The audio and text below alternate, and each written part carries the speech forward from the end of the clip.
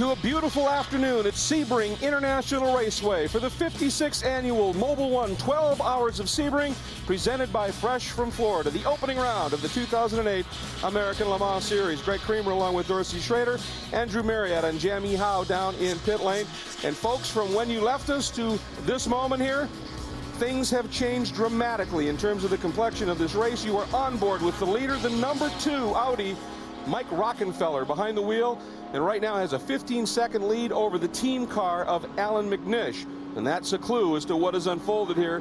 Sebring has once again, Dorsey, done better than anything else what it does best, and that's rattle things, drivers' nerves and cars. The big story is this: the Peugeot in. Pedro Lamy was experiencing shifting problems. Turned out to be a hydraulic hose was broken. They have spent a lot of time working on it. It is back out, but it is some 3 laps behind. Like I say, Sebring breaks things that you couldn't imagine it could break, they break. And that's probably the shifting mechanism on the paddle shifter. You saw the colors of the uniforms and some of the crews behind the wall watching. Audi, Corvette, yeah. Everybody's interested. And you saw they had everything covered up so they couldn't see, which makes it very hard to work on the car. But they effected a fix. 14 minutes, 59 seconds, and Stefan Sarrazin is back on track, but as I said, 3 laps down. Another off, once again in turn 10 by the number 62 Risi Ferrari. This time Jimmy Bruni behind the wheel of the car. Didn't lose much, but that turn has really provided a lot of interest, as has turn 1, the Grayson Barwell Motorsport GT2 Aston Martin, Ward Paul Drayson, a big off there, and there's substantial damage to the back of that car. They got it back into the pits, but the day may be done. Then we went back to green, and here Mark Lieb in the number 45 Flying Lizard Porsche gets around the 87 Farnbacher Lowe's Porsche of Bryce Miller and picks up second in the GT2 category. But not much later, a huge off by the 32 Barazzi Epsilon Zytek, Jean-Christophe Ravier behind the wheel, the exit of Collier Curve, and that was huge, Dorsey. Lucky boy right there. He hit sideways. That's the worst impact you could possibly have. The car doing its job, held up. And we finally got that cleared up and went back to green. So the 2 hours we've been away, there's been almost an hour of yellow, so you haven't missed that much. There are the current standings in P1, Rockenfeller, McNish, and then Stefan Sarrazin. But again, that car, the Peugeot, is in 9th overall and 3 laps back. You take a look at P2. Romain Dumas in the Penske Porsche is now leading in that one with Christian Fittipaldi in the Andretti Green. Acura sits in second. Guy Smith in the number 16 Dyson Porsche in third. In GT1, Ron Fellows over the 008 of Chapman Ducati. That is the Aston Martin with Ollie Gavin back and forth. They have had problems they've been dealing with as well. And as we take a look at the GT2 order right now, number 62 Jean Miria or Jimmy Bruni leading in the Risi Ferrari with Mark Lieb in the Flying Lizard Porsche and Bryce Miller in the Farnbacher Lowe's Porsche. Your top 3 in that category. And the lead cars in the last 2 classes have both had spins, have been off the racetrack in the last 2 laps. So things are not as easy as that turn 10. I don't know what's going on down there today, but that is a source of trouble for everyone. Well, it's caught out people in practice as well. You wonder what is going on at this point. Now let's check in with Andrew Marriott with more on the Peugeot. Yeah, the Peugeot has just stopped and done a top up here. Now, I did hear a message that it's gone behind the wall. I didn't see any activity here at all. Now, maybe it was just a plan to get the fuel in so that now they're going to have another go at this problem they've got. So this is a massive move here. The car, since it had the problem, of course, was very quick. Had that little battle with Alan McNish for a while, but we're going to try and find out more. But obviously Peugeot, they've come to Sebring. Sebring is tough, and Sebring has found the Achilles heel. And when you go behind the wall in one of these endurance races, it's admission that it's going to be too big of a fix to do out there on pit lane. They'll ask you to move it if you don't make that decision on your own. And as a result of everything that's developed, once again, here is a look once again at your overall race leader and P1 leader number 2, Mike Rockenfeller, Rocky, in the Audi, and he has been absolutely flying on a clear track. He has often been the fastest car, even when we were watching a little bit here right before we came on air when the Peugeot was trying to run down McNish. Rocky was still even quicker. He is having a great run so far. Well, this takes the pressure once again off of the Audi group. I talked about that at the beginning, that they usually can run their own pace. The Peugeot pushed it. This is the battle, however, for P2, which is going to be, I think, one heck of a good race. That's second place you're looking at presently.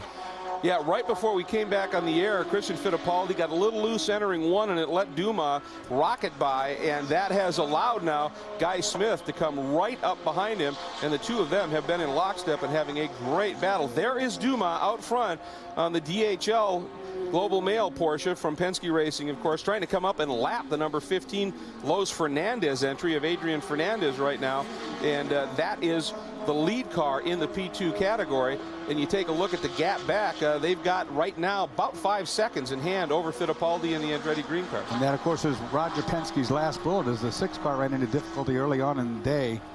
And we'll look back now at the type of a lead. There goes Dumas. Christian Fittipaldi has been really, really loose, but he's gotten back around. That's Guy Smith, yeah, right there in second. Yeah. They've been having a great scrap for this second spot, but they haven't been able to really make much of a dent in Dumas' lead at this stage. Guy Smith is driving Rob Dyson's Porsche. They've switched colors, or not colors, they switched names and numbers. One other thing, they switched something. Oh, very close there as Dumas trying to duck underneath one of the Corvettes as it turned in. And they'll learn that they can't do that because the Corvette is equal in speed in the middle of the corner to any car out there, including the P1 cars. And you don't want to hit it because it's real heavy. Yeah, well, in terms of straight line speed, they're virtually identical. So these P2 cars, they need to get a lot of their stuff done against especially the GT1 cars entering the corners, and that's where it gets very dicey. It's only the very tightest of corners around Sebring, of which there's not many, that they have an advantage whatsoever over that Corvette's cornering speed. So they learn that, or at least that they haven't run against it before. They think that they can go by real easily, and it's not going to happen. Now, as of the last couple of laps and looking at the times, Fittipaldi has been able to get into the same range as Dumas along with Smith. So he's obviously figured it out at this stage. And here is Dumas trying to get by the Los Fernandez car. And obviously Fernandez does not want to go down a lap. There's no way Fernandez is going to give this up. He'll push him off the racetrack if he needs to. He doesn't want to lose a lap. Here's turn 10. This is where all the trouble's been going on today for whatever reason. We really don't know. Slippery corner. Sebring, characteristically on a hot day, is always a very slippery racetrack. When it clouds up, it gets gripped back, but it's very warm today. It's warm, very breezy, lots of wind right now, but broken skies, and the temperature, as you said, is right up there. The humidity's come up just a little bit as well over the last few days. So that may be part of it, is that the teams really haven't seen these conditions in practice and even in the qualifying day, so they may still be guessing a little bit on that. So, but we continue to watch. Here is Dumas working to try and figure out how to get by and put the Fernandez car lap down. Here are your top 5 in P2.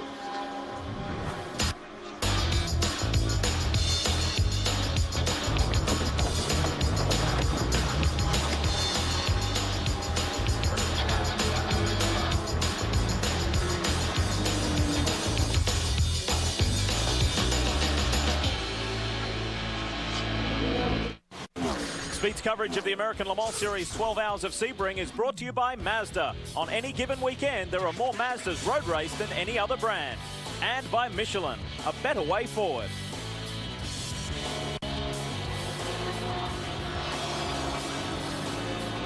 Welcome back to the Mobil 1 12 Hours of Sebring.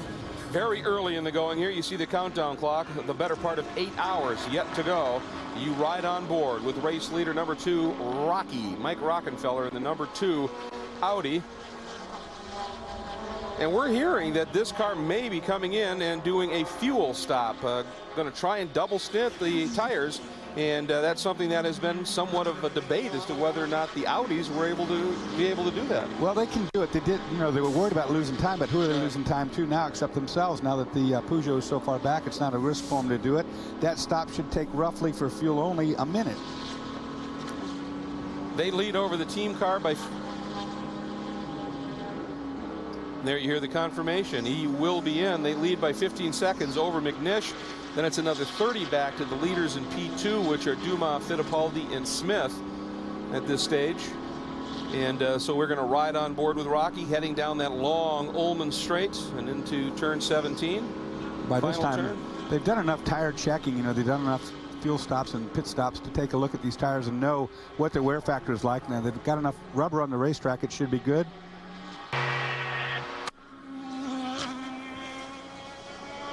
Well, I think you made a very good point. At this stage, who are they racing? Right. So you don't need to push.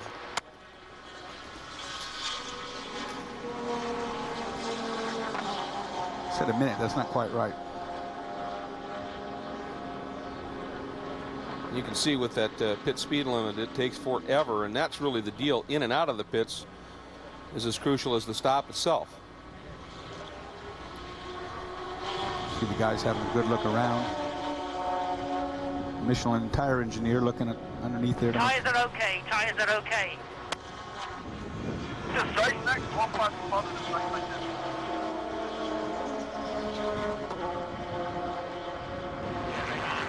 Go, go, go. And there you have it. That's how quick you can fuel up an Audi R10 diesel. Indeed. 54 seconds, and he is back on track. So it's just under a minute. Right. That's going to give up the lead, certainly, but of course the other cars are going to have to pit as well. McNish, as we had said, was not that far back at that stage, and Rocky is back underway and has been very impressive in his stint thus far. And one of the nice things, Avi, aside from saving time in the stop, you keep the same tires on. You've got heat in the tires, so you can get back to speed a little quicker. Now, we talked about who are they racing, and nobody really at this stage because of the problems with the Peugeot. Andrew? I'm with Michel Barge, who is the boss of Peugeot Sport here. Well, Sebring is a tough place, and it's found a problem. Just tell us about this pump. Yes, it's very tough, and we have to change the pump with the hydraulic system, because we got some problem with the hydraulics, so we change the pump. Now, in the pits before, you tried to fix it there, but you didn't actually change the pump. Yes, but we have some problem also, and we changed part, but it was not exactly this one, and we have still the problem with the hydraulics, so now we change the pump totally. You must have been very happy with the speed of the car, though. You led the race, and it was looking impressive. Oh yes, the car is very quick, and the car is running well, but we are here to work for the reliability of the car, and that's what we have done, and it's a job, and we work hard, and it's really in the program. How long will this change take, do you think? I think about quarter of an hour. Thank you very much, Michel. Thank you. Meanwhile, let's check in on what's going on in GT1, and it's a Corvette leading. Ron Fellows in the number 3 Corvette. That's not the surprise. The surprise may be that the other Corvette is some 8 laps back and behind the 008 Aston Martin at this point of things. And the reason is some problems for the number 4 Corvette, and Jamie Howe is standing by with Doug Fien. That's right, Greg. The number 4 Corvette was out of the race for about 18 minutes. Doug, do you have any kind of an update on that? All we heard was that there was some kind of a problem. It was in the drive line. It was the right half shaft. We broke a drive pin on that half shaft, so we had to replace that. We usually do that in about 8 minutes, but the drive time back and forth to the pit lane, and we had tried to diagnose it here in pit lane as well. So it's a total of about 18 minutes, as you said. Car should be fine now. We've never broken one before, so once again, Sebring comes up and bites you. All right, if there's any car that can get those things back out on track, it would be Corvette Racing. But down in GT2, the Drayson Barwell Aston Martin team has not been as lucky. Greg, you mentioned in the opening that they might not be back on race. Well, chances are they're not going to be, because there is an internal gearbox problem that they're unable to fix here at track. So the day ended a little too early for that team. Yeah, that was a big hit, and obviously the damage a little deeper than what it appeared at that time. And so thanks very much, Jamie. And you know, this car, it has had the odd half shaft problem. The drive pin may be new, but as he said, Sebring bites you. Remember a year or so ago they broke a drive shaft. They have never broken a drive shaft before. Carbon fiber drive shaft broke. They learned some stuff on that. They fixed it. Now they've broken a half shaft, which is an independent rear suspension, has 2 axles, as we call them over here. It's also a half shaft. It broke one of those this time, or a drive pin. They had a half shaft issue at Le Mans last year. Yeah, I mean, this is a place that breaks things, and that's why people like to come here to find out how tough and how durable their stuff is before they go to Le Mans. Well, and that's exactly why Peugeot is here, and obviously they'd like to be in the hunt and fighting for the win. That's good, but the main reason to come here was because this is the track that you will find the weak link in some component, because, as I said when we came back on, this place rattles stuff. And this is a hydraulic pump they're talking about. It has nothing to do with the engine, has nothing to do with how the thing's running. It's a hydraulic pump that actuates the shifter mechanism for the paddle shifter to get it to the next gear. So these are the little side things that go on, little software, if you will, that can fail on you, that put the car out. Good look here at the number 4 Corvette. Ollie Gavin behind the wheel right now. As he is doing what Ollie does very well. And right now, I'm sure he's just driving as hard as he can, trying to get time back as much as he can. But, you know, with the 3 cars in the class, if a problem befalls either of the other two, and the 008 Aston Martin, even though it's in front of this car in terms of the order, it is also a number of laps down. So there's really only one car that's way out there, and that's, you know, we've seen the mysteries of Sebring unfold before. Well, speaking of cars way out there, of course, Alan McNish leads this right now, the #1 Audi, and we had just heard some radio chatter that he is complaining of a rear vibration. Vibrations at Sebring are not good either, and they're going to come and look at that very shortly. We'll watch for that when it happens, but the vibration is a problem. Like I said, they don't fix themselves. There's a reason for it, and it's not always easy to find. Sometimes it can be as simple as build up on a tire, you ran wide trying to pass somebody, but if it's something else, it could be a lot more intense than that. And we now get word, we've been looking for the 008 Aston Martin, and it's behind the wall. It too is having some serious problems here at Sebring, so it's not out on the track right now, which means this car is now second in class. Well, we saw the 008 go off during commercial break and went off the racetrack and came back on. We didn't think much of it because it didn't hit anything, but you never do know. Well, that's true, and maybe it went off because something broke. That does indeed happen, so that's the issue. So we're going to step away for just a minute here at Sebring. An absolutely beautiful South Central Florida day. The crowd eating it up. Here are your 4 class leaders.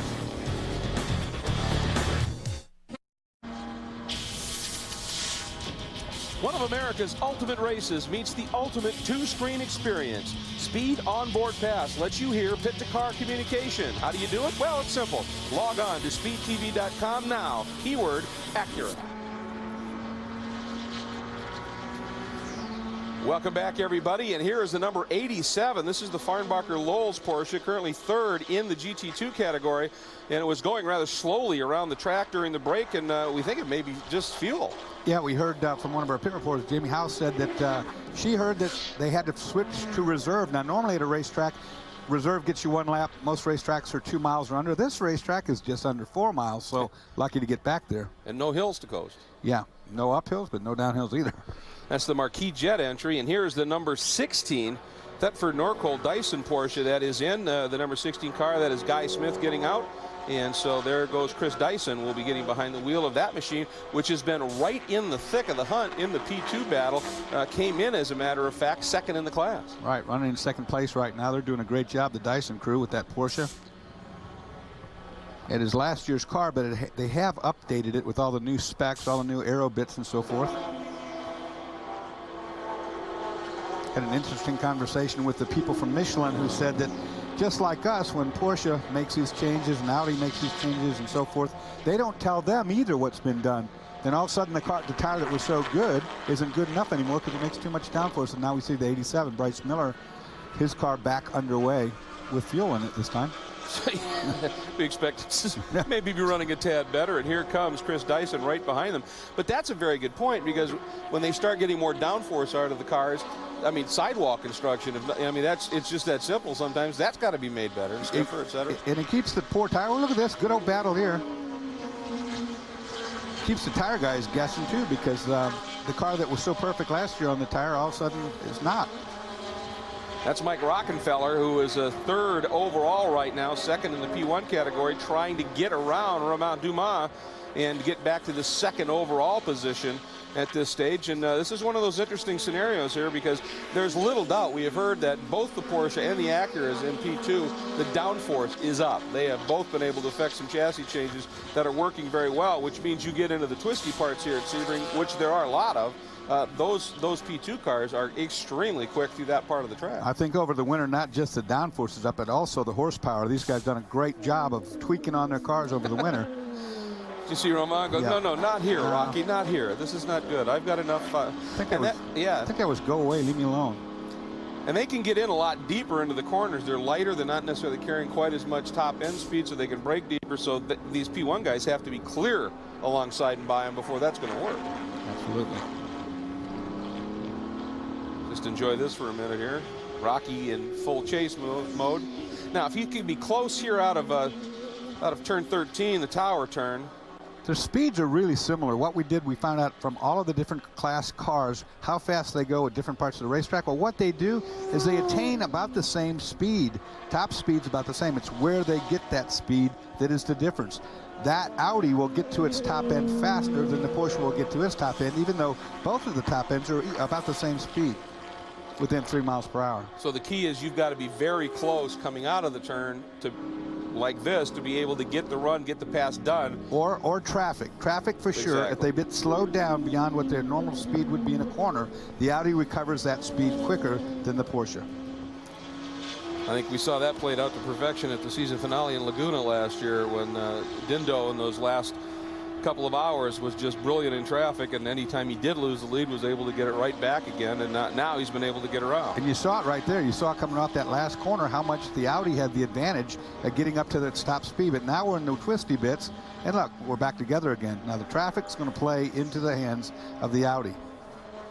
And here's Chris Dyson, who was behind the wheel of the number 16. We watched Guy Smith get out, and Andrew has found him. Yeah, I found Guy Smith. He's just calming down a bit. Your team boss, Rob Dyson, just came over and congratulated. Very strong stint. You must have been pleased with that. Yeah, no, it was, the car was very good. Obviously, with qualifying being washed out, nobody really knows where everybody stands. But I think we've always shown we've had good race pace. And, you know, we've worked hard with this RS Spider over the winter. And, you know, the car was a joy to drive. And just got a little bit stuck behind the Andretti Green car there. It's very difficult to pass with the dirty air. But it's a good race and still a long way to go. Thanks very much, Guy. Jamie. Scott Sharp, your first race in the American Le Mans Series, thick in the P2 competition. Is it what you thought it would be? That's fun. You know, I tell you, the Acura car is just fantastic. Patron and I are really excited about moving over here to Highcroft. So, but it's good. You know, traffic's been going great. We've just been chasing the car, the balance a little bit, and trying a few different things each time. You know, we fill up with some fuel and try to make the car a little bit better. How does this compare to an IRL race? I tell you, the car is fantastic on a road course. I mean, it's like the ultimate for me. So, really impressed. All right, the Audi just came into pit lane, guys. Yes, indeed, Jamie. It is Alan McNish getting out. Dindo Capello is climbing behind the wheel. Now, they had obviously assumed the lead when Rockenfeller made his stop. He'll leave now, and Rockenfeller should be out. And there is Rocky coming at us. And right there, he has gone by, and he is your new race leader. And let's check in with Andrew. Yes, I've just had to sprint down from Guy Smith to get here to keep the old man fit here. And Alan McNish has just climbed out of the car. He's debriefing with Dr. Wolfgang Ulrich at the moment. And Scott, I'm sure we'll get a word with him in a moment, but I need to get my breath back as well as him, actually. Andrew, I think you're an endurance racer, not a sprinter. And the car is down, and away goes Capello. I didn't see anything done toward vibration at the back. Maybe they're assuming a tire weight came off or something like that. I didn't see extra work being done. Well, I guess now we have to listen very closely in a few laps when Dindo gets up to speed, find out if the vibration is still there. That would be the telling thing, wouldn't it? Well, sometimes, I mean, it is a tire weight issue. Sure. I mean, this place will shake one off of there, or like you said, tire buildup is part of it. You know, but you want to find out the source of it for sure. All right, well, Andrew has caught his breath and run down Alan McNish. Yes, I certainly have, Alan. We heard on the radio you were complaining about a bit of tire vibration at the end. Yeah, we had a vibration maybe from wheel weight in the rear tyre getting dislodged or something like that. It was getting slightly worse, so it was quite opportune. I was at my pit stop window anyway. Earlier on, we saw you actually running wheel to wheel with a Peugeot. That must have been interesting. It's quite interesting. They overtook you as well. Yeah, thank you very much for reminding us of that. Seeing it in behind in the mirrors was nicer than seeing it in front. The car's obviously good. They were on a fresh tyre, having a problem in the pits earlier on. They look as if they're out of contention and reliability side. Kind of similar reasons to Le Mans, actually. Well, this is really hard work here this year, isn't it? I know the car is sort of kind of loose and you're having to really work hard. Yeah, after the pace car. Before the first pace car, the car was extremely good. And then after the pace car, had a lot of pickup. I think it's pretty windy and sandy now as well, and that made it pretty tricky for a few laps until it stabilised. Then it was not too bad for the rest. Thanks, bro. Not many people overtake you, dear. I'm not going to make sure it doesn't happen again. And if he decides something, that's pretty much how it is. By the way, we just got word the number 4 Corvette is going to get another penalty for speeding in the pit lane. Olivier Beretta now has taken over from Gavin. Don't know whether it was Gavin coming in or Beretta leaving, but I can't remember that team getting 2 penalties like that. I mean, that's just unbelievable. It kind of makes me wonder if, in fact, the pit lane speed limiter is not working in the car. Now we see the sister car, the leading Corvette, number 3, is on pit lane. And this just routine, and you know that after what's been going on with this car, who's now coming in for its penalty, that 3 car was being very circumspect as it came down pit lane. Repeat, what did you say, sorry? Now we'll have to see, is this a drive-through see or the a lights stop and flashing? go? The lights flashing means he's on the pit lane speed limiter, which in theory means... leaving the pit. You were speeding, leaving the pit. That's 2 today. Stop at the penalty box, make sure you stop, and then go. Yeah. Well, because it was, we know in the first one, it was Beretta when he came in to turn it over to Gavin. Well, it's when he was leaving the pits. You saw the second Corvette, the number 3 back there, didn't have the lights flashing when he left his pit box. That means he could exceed the speed limit. When those lights are flashing, it won't let you go beyond that pit lane speed limiter. So there was your problem with the 4 car.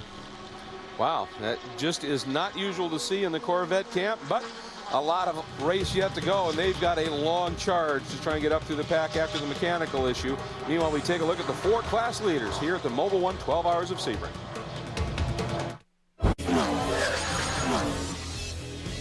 Sebring, normally you talk about turn 1 or turn 17, but Cunningham Corner has become Calamity Corner today. The Audi was off. The Risi Ferrari had an off, and it was just the beginning, Dorsey.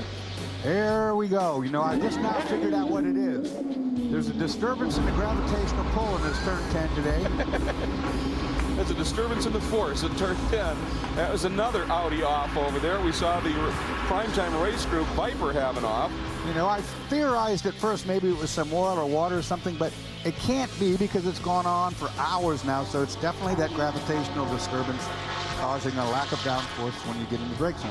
Well, that's what makes it so exciting here at the Mobil 1 12 Hours of Sebring, presented by Fresh from Florida. Great to have you all with us, and as you can see, a huge crowd here enjoying this beautiful weather. And, you know, for a person who lives in an area where they're breaking records for snowfall all time, I'm real happy to be here. Yeah, it's warm here for it. Actually, it's not that warm because I turn the heater on at night in the motor coach because it gets down into like the 70s here. I will just say this once, wah. It is beautiful here, and we are gratefully enjoying some fantastic racing at Porsche Aerocam, giving us some spectacular shots here of the action. And we are looking at, that is your leader, Mike Rockenfeller, making his way through traffic, but our P2 leader, 2nd overall in the pits. Looks like Dumas will stay on board. He had gotten in at the most recent stop. This looks fairly normal. Andrew has arrived. Yes, I have, after another sprint down the pitch. You're wearing me out, guys. Yes, they're just putting on a fresh set of Michelins here. Everything seems to be typical Penske. Great organisation. Just topping up the oil as well, I noticed, with that Mobil 1 that it uses. And this car looking in good shape. But they've got a big battle on their hands. Can Roger Penske ever win Sebring? Well, it's going to be difficult. All right, thanks very much. And Dorsey, did you see the junk they were pulling out of those radiators? Yeah, and in fact, early on we talked about when Scott Sharp came in, it was overheating. There was a bag in his, so there's a lot of debris out there. And that a spin in the Lista That's car. Didier I'm Taze. trying to see where that's at. I'm going to just guess 10, but it's not this time. No, that's the exit of Collier Curve. That's in the same 11 and 12 where the Zytek had the huge crash. And that is a place that's normally easily done flat out. So he's got some he's tweaked something. You know what? There too. He's had contact as well. You don't just spin there. Somebody has to get into you or something. Let's see what goes on. Oh no. That is very, very strange place to have a spin on your own, unless he's got a cut tire or something. I was going to say either somebody helps you or maybe something breaks. Or yeah, because I mean it's a pretty easy little corner to do flat out, but not if you have a problem, you know, a mechanical of some sort. Well, it doesn't look like any tire issue here that we're aware of, and he's able to drive it in, and the tires all look to have some air. So meanwhile, Didier Taze is going to try and limp it back into the pits. We're going to take a look at what's going on in GT2, and much as it has been for all all of last year. And last year right here at Sebring, the number 62 Risi Ferrari, Jimmy Bruni currently behind the wheel, has the lead, and has a lead that's a fairly good one right now, but that number 45 Lizard's car has been fighting his way back into it. It's second in class right now, but boy, this Ferrari is so good. You got Wolf Hensler, though, in the 45 car, so he's going to try to whittle some of that deficit away. We have a full course caution that is coming out, so maybe there is something down in that corner that that helped Didier end up off course. Well, these bits you're seeing on there to the left of the cars, on the right of the cars that are coming at you, is just basically what that is just spent rubber. But I'm hearing of a bare wall where somebody must have gotten into the tire bundles and moved them out of the way. So we'll figure this out in just a moment. That's right in that same spot.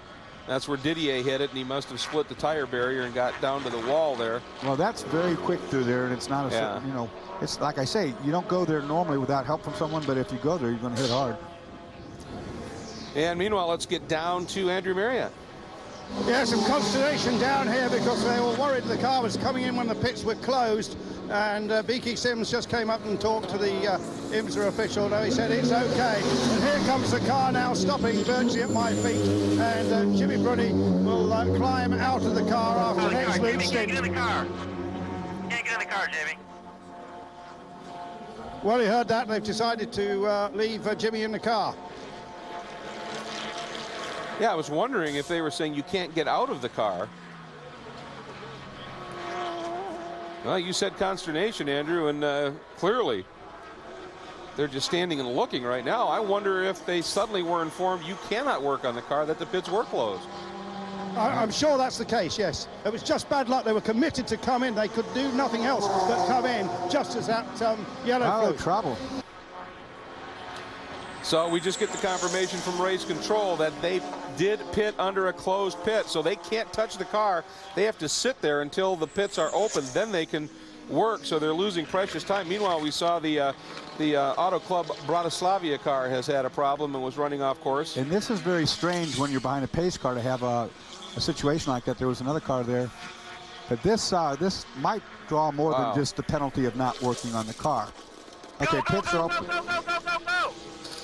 So now the pits are open, they're going to work. That was just one of those things that it's part of the fascination in endurance racing.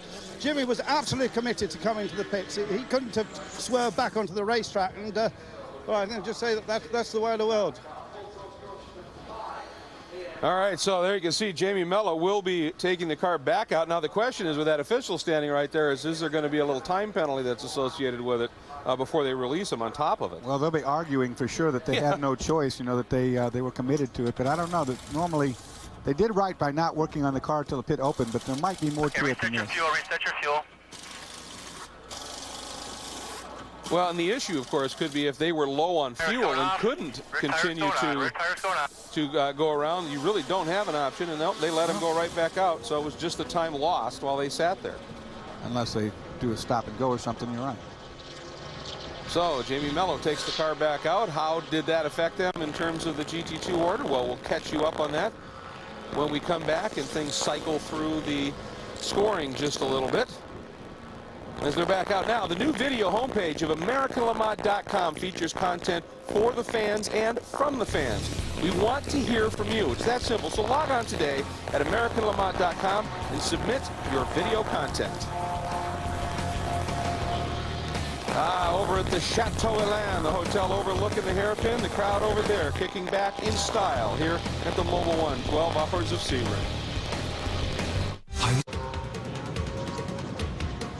Welcome back, everybody, to the Mobil 1, 12 hours of Sebring here at Sebring International Raceway.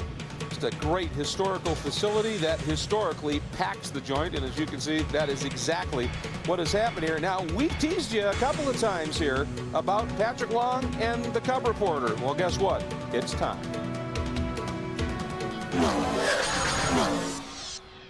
Hey, it's Patrick Long here at the 12 hours of Sebring. You guys are going to come with me down the paddock for a stroll, see what some of my friends and rivals in the paddock have to say when we give them a little bit of a pop quiz.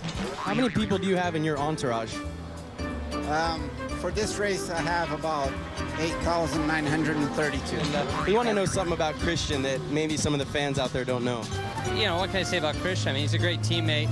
You know, obviously the fact that he doesn't shower during race week is a little bit annoying sometimes, but, you know, we get past that. We want to know, have you ever sang karaoke, and if so, what song was it?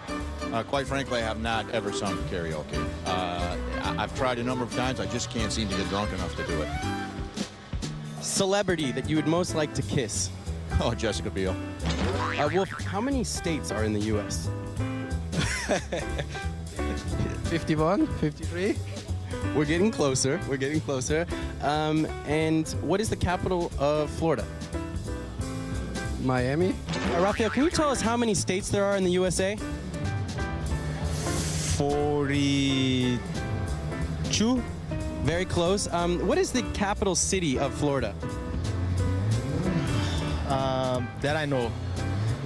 It's not Miami. I know it's not Miami. It's...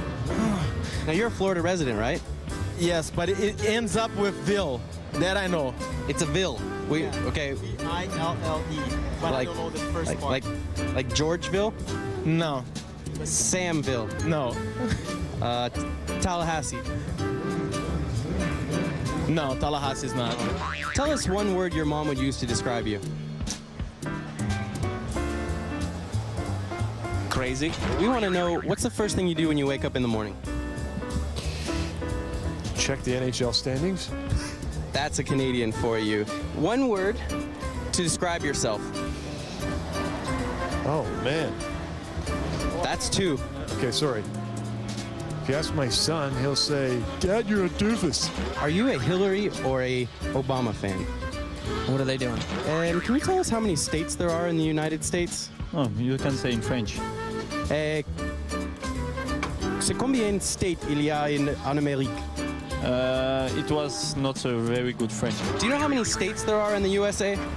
I believe it's 50. It's a strange question for a German to ask, but I think it's 53. Lower. 52. Lower. Man, 51. Go one more. I had 52. So Rafael Matos has a second chance on his quiz questions. Rafael, give us some updates. Yeah, I study a lot. So capital of Florida is Tallahassee, and U.S. has 50 states. Hey, Sasha, as you finished up one interview, we want to follow up with a little bit of a quiz. Can you tell us how many states there are in Florida? States in Florida. There's one state. Florida is a state. What a stupid question you're talking to me. And the capital of the USA is? I would say Sebring. Well, in the end, the 50-state quiz didn't go as well as I figured. We gave them some hints. Some of them got the right answer, but it took a lot longer than we figured. Guys, get studying. That was fabulous. I think that could be a Leno segment. That was absolutely exceptional. Oh, that's funny. Miami. A Ville. Ends in a Ville.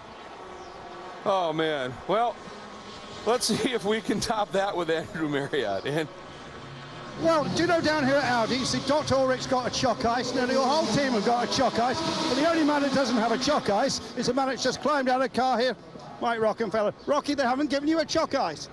I mean, you know, it's quite hot in the car. I have a little problem with my helmet. There's not a lot of air coming through, actually no air, so I'm a little sweated. But it was a good 1.5 stints, and I really enjoyed it, and I was leading the race. So it was a great race so far, and I hope at the end we are still there. How did it feel to lead Sebring? I mean, that's something great on your CV. I didn't really realize that I was leading, to be honest. I was so focused. The car is handling quite okay, but we have some issues on under braking. The car is quite unstable. As you saw, my two teammates, they went off, and I almost lost the car. So we really have to focus and keep it on the track. Long way to go. Long way to go, you say it, and we try everything to win this race. Thank you very much. You might get a chock ice when it's all over, folks. Andrew, before you go too far, one, we want to let you know that the Peugeot is back out after the fix. Could you please explain to us what a chock ice is? Let me just show you. You can just get my cameraman here. And look, what Dr. Ulrich is eating here, this is what I call a chock ice. We always have this problem that you don't understand my English, but we invented the language. That's a chock ice. Greg, where you're from, that's a brown cow. That's right. That's right. You betcha. Ice cream on a stick. Covered ice cream. Exactly. And there's the Peugeot back out. They have managed to get that hydraulic pump replaced. So hopefully this will now be able to take them right to the end. But obviously they are way, way, way down the order right now. So for them, this becomes, I think, a glorified test session, trying to learn everything they can, but a lot of racing yet to go. And they're going to stay through the end of this race and go on Monday to test even further. So, yeah, you're right. They're on a test session. All right. Well, they're still fixing the wall, so we are still under caution. So we're going to step away for just a moment, but rest assured, we'll be back. Some more great action here at Sebring.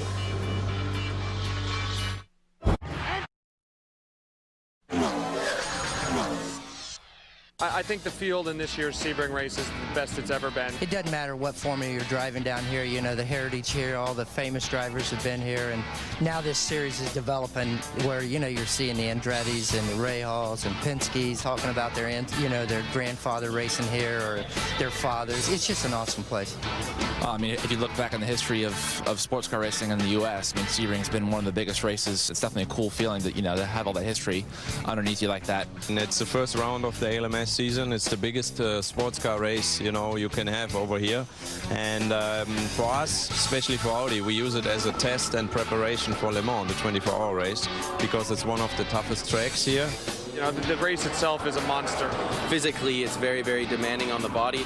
The car takes a lot of abuse.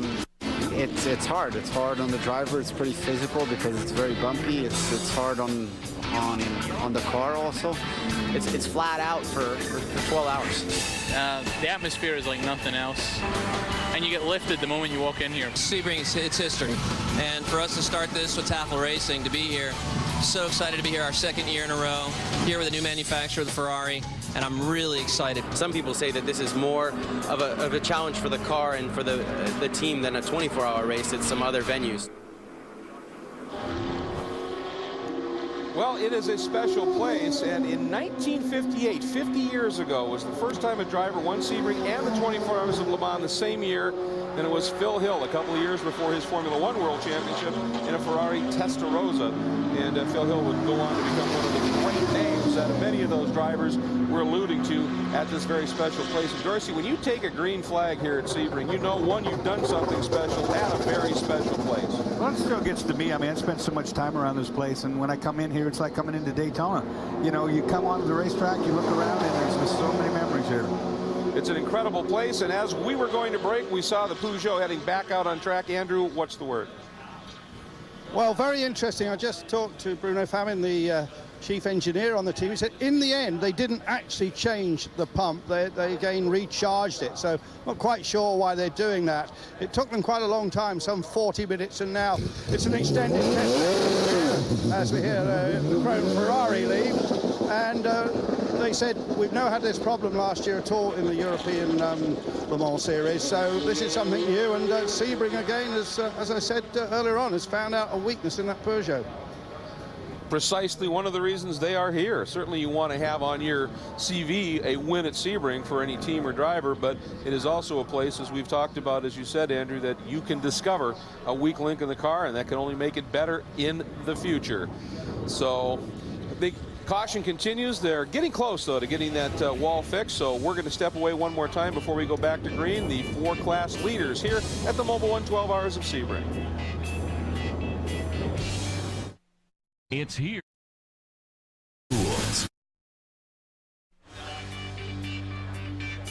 Welcome back, everybody, to the Mobil 1 12 Hours of Sebring, and we want to give you a little bit of a correction. Had a stat wrong. It was 53 years ago, and in 1955, that the first time occurred a driver won Sebring in the 24 Hours of Le Mans. In the same year, it was Mike Hawthorne in a Jag D-Type. So obviously, Phil Hill went on to have an incredible history with Sebring as well as other forms of racing, but credit goes where credit's due, and Mike Hawthorne was the man to do the double for the first time in one season. Welcome back. Now, one of the things we talk about in the off-season, changes in teams, changes in sponsors and all that, but for three drivers here in the America Le Mans Series, they got a great opportunity to get their first full season experience in the P2 class.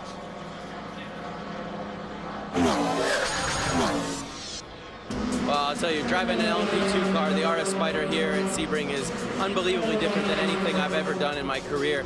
The amount of downforce and the stopping ability that this car has means that you've got to retrain your mind to really trust that this car will stick. And believe it or not, it does. It's just getting used to it and the physics of how much energy goes into your body when you're going through these corners. It's pretty breathtaking, literally and figuratively. I mean, I've just been so impressed. I mean, the cars are so technologically ahead of anything else I've driven. Super, just all the way around, super impressive, and I just can't believe the job they've done as far as the downforce, the braking ability, the engine, of course, the systems, the gearbox. It's all really impressive. It's very, very quick in the corners because of the rule package. Not so quick down the straightaways, but in the corners, it's by far the closest thing that there is out there to an Indy car and like a Formula One car. There isn't any other machinery in the world that goes as quick as these cars in the corner. And we've seen that evidence, Dorsey, and we would ask everybody when we're on board with some of these P2 cars with that shot that looks just behind the driver's head, when they go to the brakes and you see that driver absolutely submarine down into the cockpit, that's G-force. That's how deep they can get into the corners and how effective these cars are in the corners. What Scott Sharp said there was exactly my feelings when I drove the Audi R8 for the first time. I could not believe that anything on the planet could stick with that much grip. You know, braking, quite honestly, you can't see. You hit the brakes so hard that you lose vision for just that moment until the G-forces start to come back to you. You start to be able to see again. It's not describable. It's not anything like a street car is at all. I mean, it's short of crashing into something. That's the only G-forces in a street car you'll ever get near to this. Yeah, it is just remarkable, and in testing, watching them go absolutely flat out through turn one here when they were on new tires and light fuel loads, and the grip that these P2 cars generate in the turns is just absolutely phenomenal. So it's going to be fun to watch, and hopefully we'll be watching them going green here in just a few more minutes when we come back. There's a great crowd on hand, and they are enjoying things here at a beautiful day at Sebring. Here are your four class leaders. Capello, of course, leading overall as well. So we'll be right back with more from Sebring.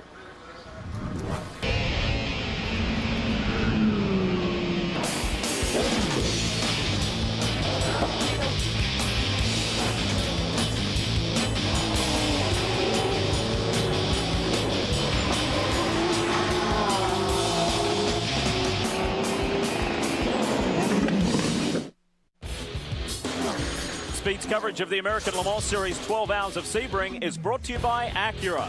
Acura, advance. Welcome back, everybody. The wall repair continues. Obviously, they're going to take their time on that to make sure it is safe. And while we await the green flag, we want to check in with Brian Till down in pit lane.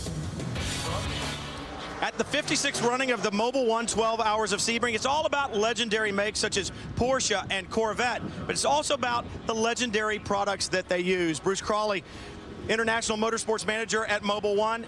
You know, a lot of people think about motor oil, but they just think about what am I going to put in my car, but it's a lot more sophisticated than that, isn't it? Yes, it is, Brian. I mean, if you take the race here today, we've got a couple of different viscosity grades out in the cars.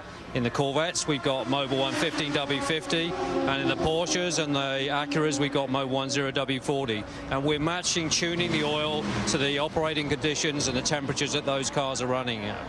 And that really is the same thing you do on your street car, is it not? And I think you guys have been in Corvette products that we've been driving on the street for a long time. Yeah, that's right. We're actually celebrating our 15th year with factory filling the Corvette. About 500,000 cars now have gone out with Mobil 1 factory filling there. In that case, for the street car, we recommend Mobil 1 5W30. Well, and we've seen in the American Le Mans Series many manufacturers taking technologies that they test on the racetrack and putting them to use on the street. And it sounds like that's what you guys are doing, but you don't just do it here in the United States.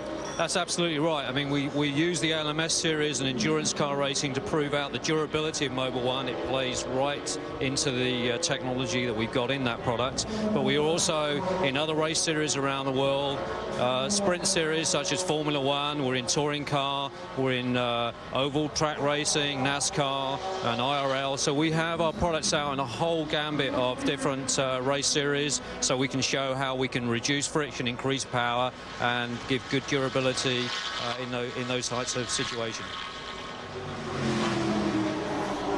All right, thanks very much. And we are continuing under the caution here, but I think we're pretty close to getting that taken care of at this stage. Watching to see for the pace car, lights are still on, but doesn't mean they might not yet go out. But we are continuing. Obviously, as I said before we went to Brian Till, it is crucial that that type of repair, Dorsey, when you have a bare wall area on the track, especially if it created what they call a leading edge, you've got to get that fixed and fixed right. Well, you see these guys hit those concrete barriers. Those concrete barriers weigh 8,500 pounds apiece. So when you move one, it's a huge amount of energy that's just been shown to you. And if you hit the end of one, of course, it would be catastrophic. They have to get this done and done properly. All right, and Andrew Marriott, I understand that we've certainly seen some open wheel racing teams have come over to the American Le Mans Series, as well as some drivers, and there's rumors of even more, perhaps. Yes, indeed. You know, Scott Atherton always says, if you only knew what I know, well, sometimes we're in front of him, I think. There's an old friend of mine called Alex Timmermans here, and he's one of the chief engineers for Forsyth, obviously worked on their program in Champ Car. They have made the decision not to go with IndyCar. And Alex tells me, yes, we are very, very keen in the ALMS. I've been up and down the pit lane all the last 3 days and seen what's going on. We really like the look of this. And he said that Jerry Forsyth always liked sports car racing, not something I knew, I must admit. And we are very seriously looking at coming here. And I'm here to try and find out what options there are. So that's an interesting story. And maybe bring some of those drivers, of course, redundant since Forsyth closed their doors for their top team. All right, well, great news indeed, and we continue to see the sort of momentum that the American Le Mans Series has. And here's the upcoming TV schedule. We will be with the IRL, the IndyCar Series, at St. Petersburg and at Long Beach. But then you'll notice the next event now is Salt Lake City, and as a result of that merger between Champ Car and the IndyCar Series, Houston has gone away and is off the schedule, so it will be Salt Lake City will be the follow-up after Long Beach. Still, however, 11 races, 11 extremely strong races, and of course we're kicking the season off right here at Sebring. And we are not the only group in terms of the American Le Mans class that has kicked things off here at Sebring. It is also has been a bit of a historic moment for one of the support series for the IMSA sanctioned group here in the American Le Mans Series. It was the season opener for the Star Mazda Championship, and it featured their first ever standing start. This happened yesterday, and a Skip Barber graduate who's worked his way up the ladder, Joel Miller, went to the early lead. There was some contretemps in the early going, and it was Ernesto Otero who had the problem with damage to the number 18. Here, Eric Freiberg, a beautiful move down the inside and moved well into the top 5. Up front, though, Joel Miller from the front was just stomping the field, opening it up big time. And Eric Freiberg, who had worked his way into a potential podium position at one point during the race, big moment there, and ended up with a big spin. Nonetheless, Joel Miller up front started off his rookie Star Mazda campaign with a huge win. We'll be right back with more from Sebring.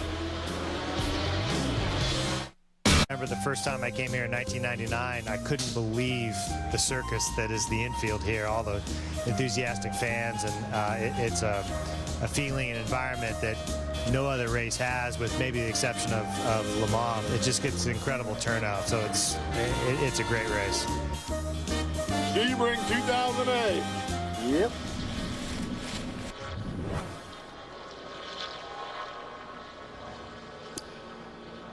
We are back, and it's another look at the great crowd on hand here at Sebring. And there believe they me, are. Some of them have some fun, and they're obviously associated with the Turn 10 disturbance. That's what that is. Exactly.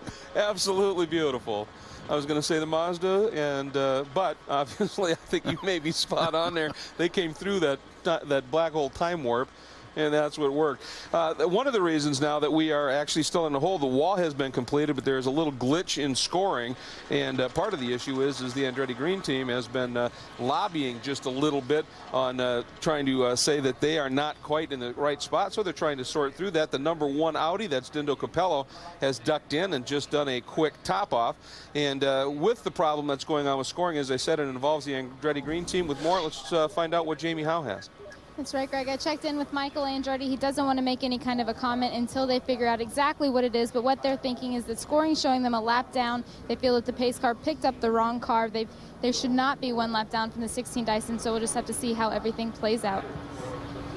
All right, and I mean, when we were following that battle very closely, the number 26 Andretti green car was right in that top 3 battle. So obviously that's what has them just a bit concerned. And obviously the folks at the American Le Mans Series right now are wanting to make sure that they have things correct as well. So going to take just a couple of extra moments here and get that sorted out. So at this point, let's give you a look at the onboard shots here, just to let you know who's carrying one and what you'll be enjoying for the rest of the race. That we're on board with the number 2 Audi of Marco Werner right now, currently 2nd overall, 2nd in the P1 category in the Audi Sport North America R10 TDI.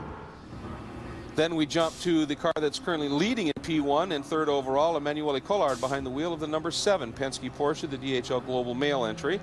Then we go to the number 9 Tequila Patron entry, Stefan Johansson behind the wheel of the Highcroft Acura. Is carrying one of the great onboard shots, one of these P2 cars that are so wicked quick. Then we go to the number 21, which is the GT2 Panos, the Advan Panos. And this car, you get to enjoy that big V8 growl as well. Yeah, that thing thunders around pretty good. You know it's coming when it does. This is the number 45 Flying Lizards Porsche, Wolf Hensler, with that very noticeable lime green helmet, carrying the onboard in that car. And then, of course, the car that is leading in the GT2 category and the defending race and series champions, Risi Competizione, Jamie Mello behind the wheel. Jamie's got his driver's suit pulled up on his arm, which means that it's pretty hot inside that car right now. He's trying to get a little fresh air. Every little bit helps, believe it or not. And we want to remind you, fan balloting for a wide variety of American Le Mans 10th anniversary activities continues on www.americanlemans.com. Our year-long celebration of 10 years of the series will always involve the most important part of the series, you, the fans. That's americanlemans.com.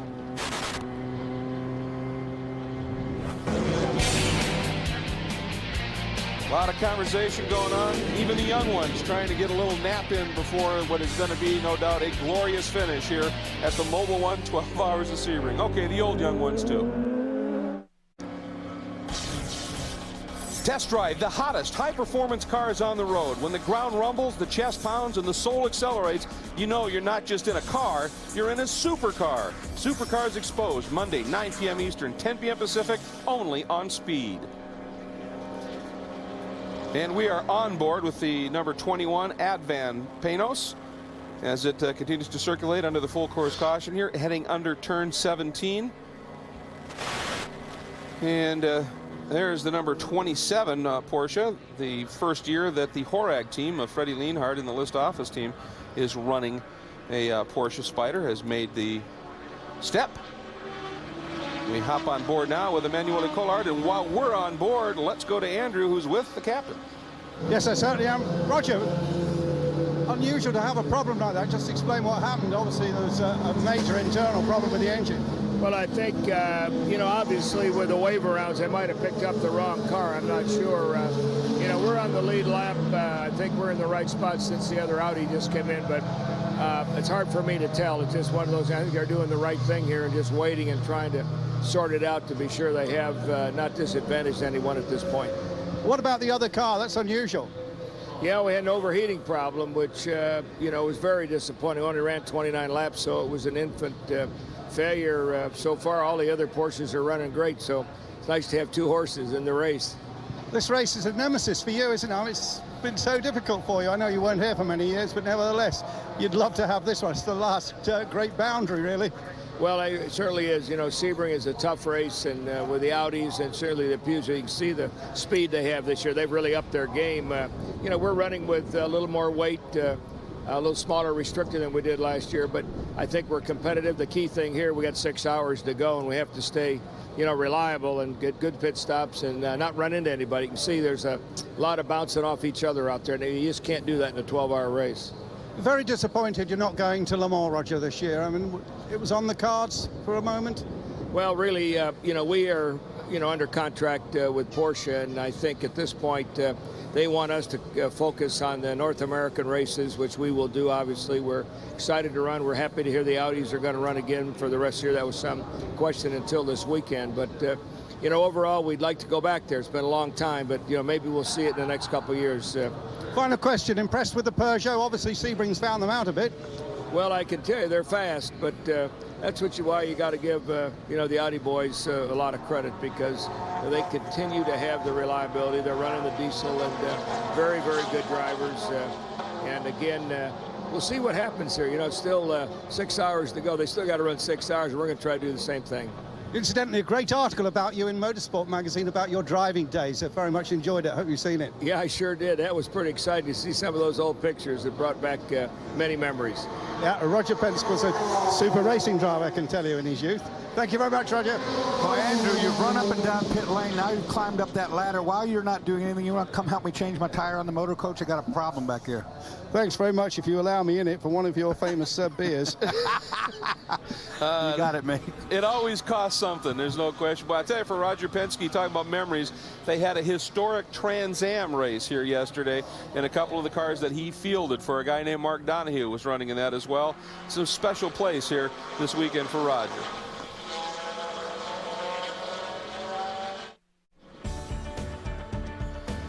Welcome back, everybody, to the 56th annual Mobil 1 12 Hours of Sebring here at beautiful and historical Sebring International Raceway.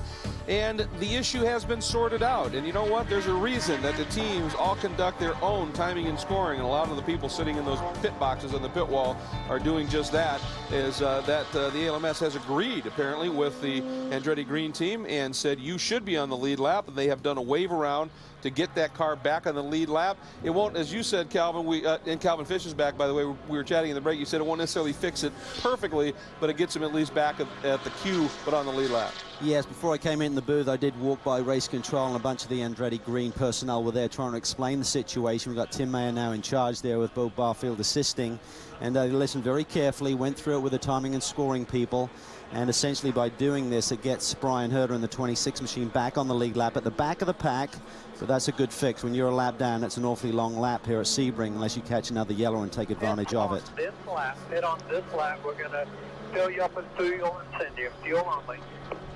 And there's the other part of the strategy. As now they have completed the wave around, we expect to be going green here within the next lap, perhaps. So we're going to start seeing some cars ducking into the pits for just what we're hearing, a little top off. Oh, and the Auto Club Bratislavia car having a problem. The left rear tire has been cut down, some issue like that, and they're just trying to get it back to the pits, and they've got a ways to go, and they're holding up everybody else. Yeah, this is not what the Andretti Green boys wanted. They got track position in terms of being on the lead lap, but they wanted to get back to the pit lane as quickly as they can. If you're at the back of the pack, it's really a freebie. You can put some tires and fuel on it, and then away you go. So this is really hurting their cause right now, because unless they get notice from race control, this car is in trouble, and they allow it to pass it. These guys are not allowed to pass under yellow unless they get signaled by the driver. Now, we have just heard that we are going to be going green next time, and race control finally informed the teams that is a car that's wounded, go ahead and go by. And if any of those guys were planning on doing a top off, that may have seriously affected them. Absolutely. Those are precious seconds that were just lost there if we are going back to green. On board with Stefan Johansson, and he's now trying to hustle around. We do get confirmation. There we are. The number 26, Brian Herta, has ducked in, topped the tanks off, and back out. And since they were at the back of the queue anyway, that's just a smart move. And let's get down. Chris Neville back in pit lane, and he's with Michael Andretti. Well, we knew there was a lot of lobbying going on, trying to sort things out. Michael, are you satisfied with the way things have shaken out now? Yeah, we got our lap back, you know, because somehow we got screwed out of a lap, and at least they looked at it and they gave it back. We lost a little track position, but that'll be all right. Well, we've got a long way to go on the track position. Now, we saw that they did not put tires on the car. Now, earlier, Christian Fittipaldi was trying a hard set of tires from Michelin. We saw them triple set the medium earlier with Marco, and then Christian went to a hard set. They've gone back to that medium. They really like that, and they said if the temperature on the track gets below 70 degrees tonight, they will go to the soft Michelins. Talking to Donnie Wilson, he really is a magician with working with the tires, working with the teams, worked with Corvette for many years, and when AGR came on board with this P2 program, Donnie Wilson, the Michelin tire engineer, was switched over to that camp, and he's one of the best in the game, so certainly on top of things. And before we go back to green, one last update with Andrew on Peugeot. Well, Nick, now we know that the Peugeot is as fast as the Audi, but maybe not as reliable. Yeah, it's a little bit disappointing, but you know, every disappointment has got a purpose in a way, because we had an hydraulic problem today, something we thought was, you know, was quite all right. You know, disappointment here could be an advantage at Le Mans because performance of the car is great. The car is quick, is very good, gentle with the tires as well. But there is that problem. But you know, you got to be positive, huh? Roll on Le Mans. Roll on Le Mans. That's right. Nicholas Manassian, one very fast driver and obviously a driver who understands the big picture. He really does, and that is the goal. This is a 2-year program for Peugeot coming into this diesel technology, and they really want to make it happen. They're going to stay over after this weekend, do a 12-15 hour test. They've got a massive program going on over in Europe at Magny-Cours on Tuesday with their development team. They have a research and development team which will in essence be the third team that will run the third car at Le Mans. All these other drivers, people like Ricardo, Zonta, Klein, all these F1 guys are going to be getting some seat time next week in preparation for Le Mans. Villeneuve. Jacques Villeneuve, will be back. Indeed. Jacques well, of course, we have had, with all of this caution, lots of pit stops, different drivers and cars. We'll update you on that. But we are back to green here at Sebring. And it was a long, long caution, so everybody is anxious to stretch the legs once again. And Marco Werner does just that. Unwinding the torque of that Audi, immediately leaps into a sizable little gap heading into turn 1. Emanuele Collard in the Penske Porsche sits second, but Chris Dyson looking very racy. Looking at Collard here and going back in the order just a little bit here. There's Dindo Capello working right behind one of the Corvettes, obviously trying to get by all of these lap cars. Obviously different positions on the track with the different classes, and try and take a run, get back up to the front of the queue. Got to be careful. I mean, everyone's just trying to get their tires up to pressure, up to temperature. Got to think about the pickup. That's the small balls of rubber that lay around the racetrack. When you're on hot tires, it picks those up, so you got to clean those off. It takes a couple of laps. Sometimes here it's rubble. Yeah, good point. And there's the 008 Aston Martin. Now they are serving it. Oh, and we've got the Reese car and the 87 Farnbacher Lowell entry. There's damage to the right side, substantial to the Farnbacher Lowell car. The question is, was there any to the Reese entry? Look at that. Boy, both right side. Oh, crabbing. Oh, and Jamie big problems for Jamie, too. Look at the wheel. This is our leader in GT2. Let's take a look at it. Coming down into the old hairpin area. There you see it looked like Mello was down on the inside of the 87 machine. Big contact there. Just absolutely rooted the right side of that Porsche, as you can see. Well, you can see Dirk Werner behind the wheel. In the right front even, you can see that the steering's not working on that Ferrari either, clearly even here. And they were two major players for this race and the championship season. Having a look at it here, Calvin, from the onboard. There he comes, just gets in way too deep. Mello's on the grass and just T-bones Werner. Now we know. As we said, you've got to be so careful. We're done. When the tires aren't up to temperature, everyone else started to stack up there into the old hairpin. Mello just got it all wrong, had to take to the grass. Werner just an innocent bystander in that one. Look at that left rear corner on that car. Are you okay, Stefan? You hear the "Are you okay, Stefan?" The reason for the question was Johansson had a quick spin as well. But let's go back to that onboard shot once again. Remember, first lap, going down through the Gurney curve. This is the old hairpin, slowing it down a little bit. This is in slow motion right here. Boom. Straight across the racetrack. Werner wouldn't even have seen him coming. Well, and clearly, I would have to guess that Jamie never expected the 27 P2 Porsche to turn in like that, but still, that was a very optimistic move. Andrew? I've just spoken to Dave Beaky Sims. He says that's it. There's too much damage. We're going to put it behind the wall and park it.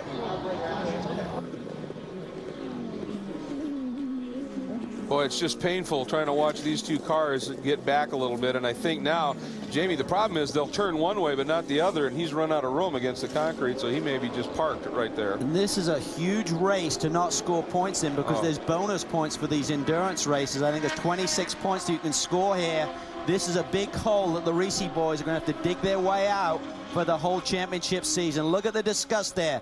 Jamie Mello had that thrilling victory going down the wire here last year. Now it looks like their day is done.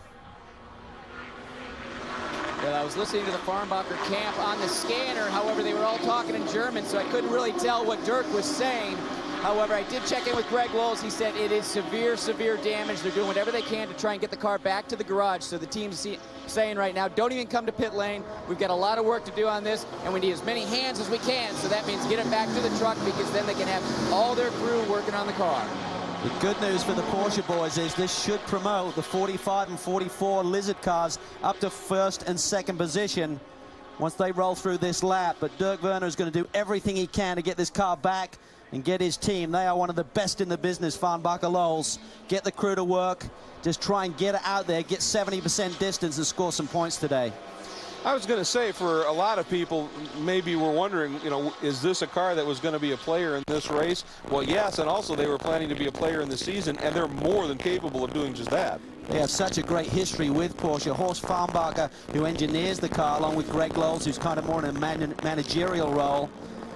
They have won numerous championships all over the world with Porsche cars, and when they came on board, and it was literally only about a month ago that they got the word, yes, we need you. We realize that Ferrari have bolstered their ranks. We need more strong Porsches, but right now things not looking good for Dirk.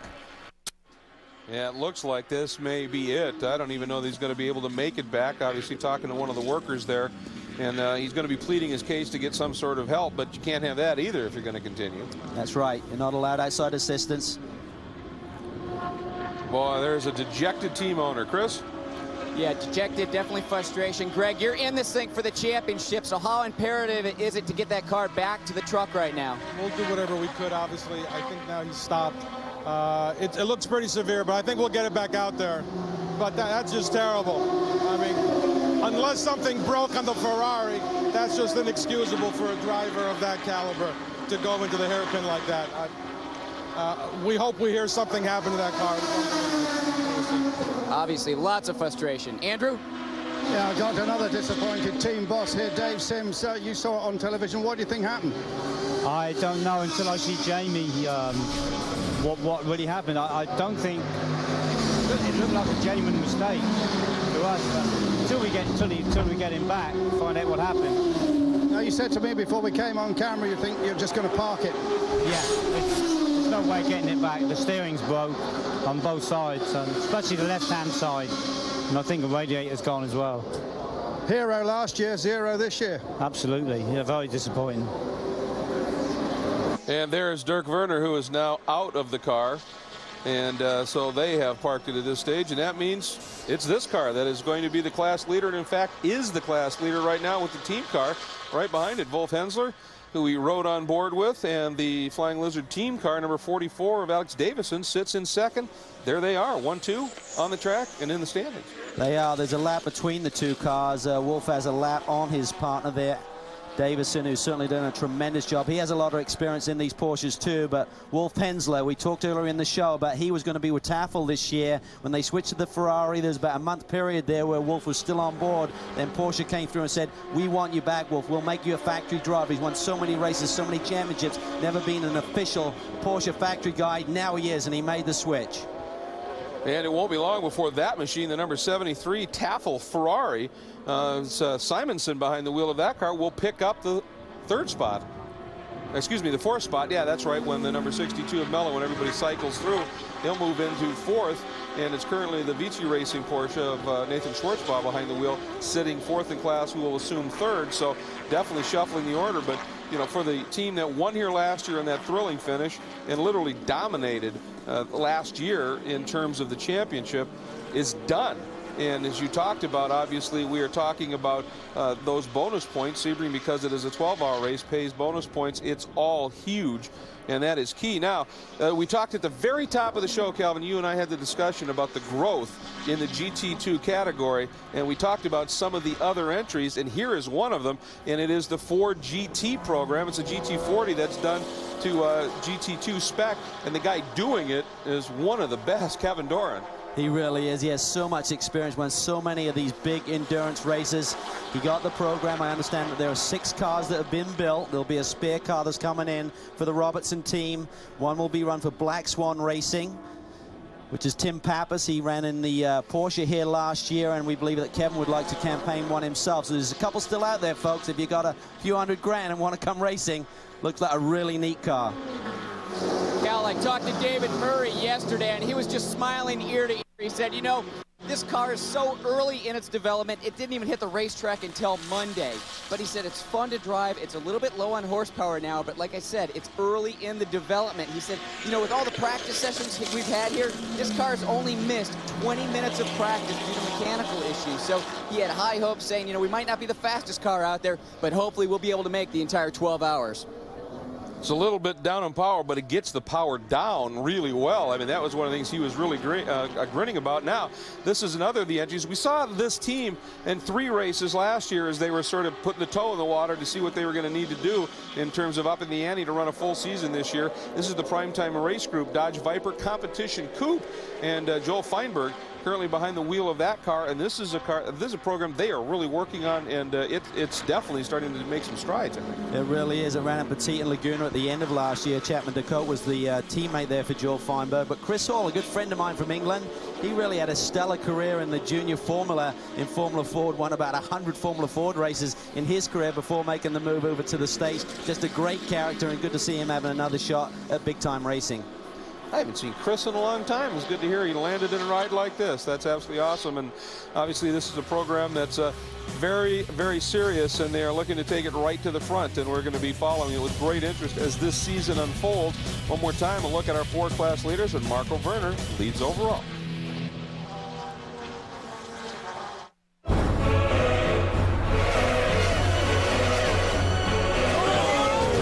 Grab your attention. Just so overcome by everything we're seeing.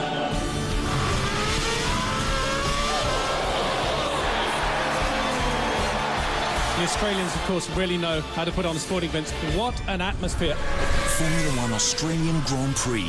Coverage continues tonight, 12 Eastern, only on Speed. Check 1 2, check 1 2. Test 1. Right about there.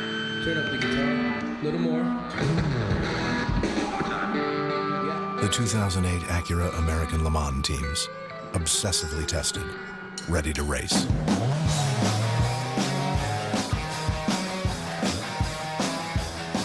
Acura, advancing performance at the track and bringing it to the road.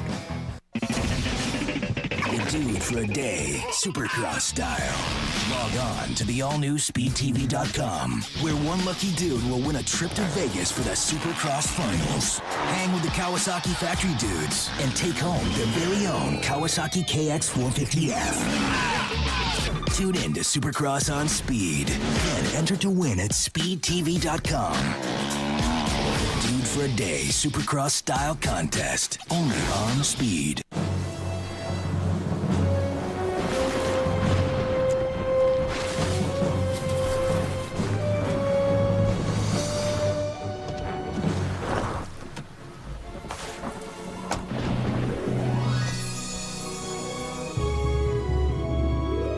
Relationships in life are more important than the one between you and your Michelin tires. Rugged, long-lasting Michelin truck tires. Michelin, a better way forward. Breaking news coming from Trucktown in Bremerton. Killer is free and back at Trucktown. Killer's taking a big bite out of the competition. Killer selection with killer prices. Like this 06 Honda Element, only $12,988 or $199 a month. And with Killer's incredible finance department, we can finance anyone. Killer! Killer! Killer! Trucktown, a name you can trust for over 24 years. Shouldn't you come around to Trucktown? When you're looking for a used car, what are you looking for? You know, you're looking for the best price. You're looking for a dealer that thoroughly inspects every car. You're looking for the best price. You're looking for a dealer that gives a warranty on every single car. You know, you're looking for the best price. You're looking for the car you want. Well, you know, that's why CarPro's the #1 seller of used cars. We clearly mark every price on every car below Blue Book. We warranty every car. We got great financing. CarPro's Used Car Tacoma. Come see us.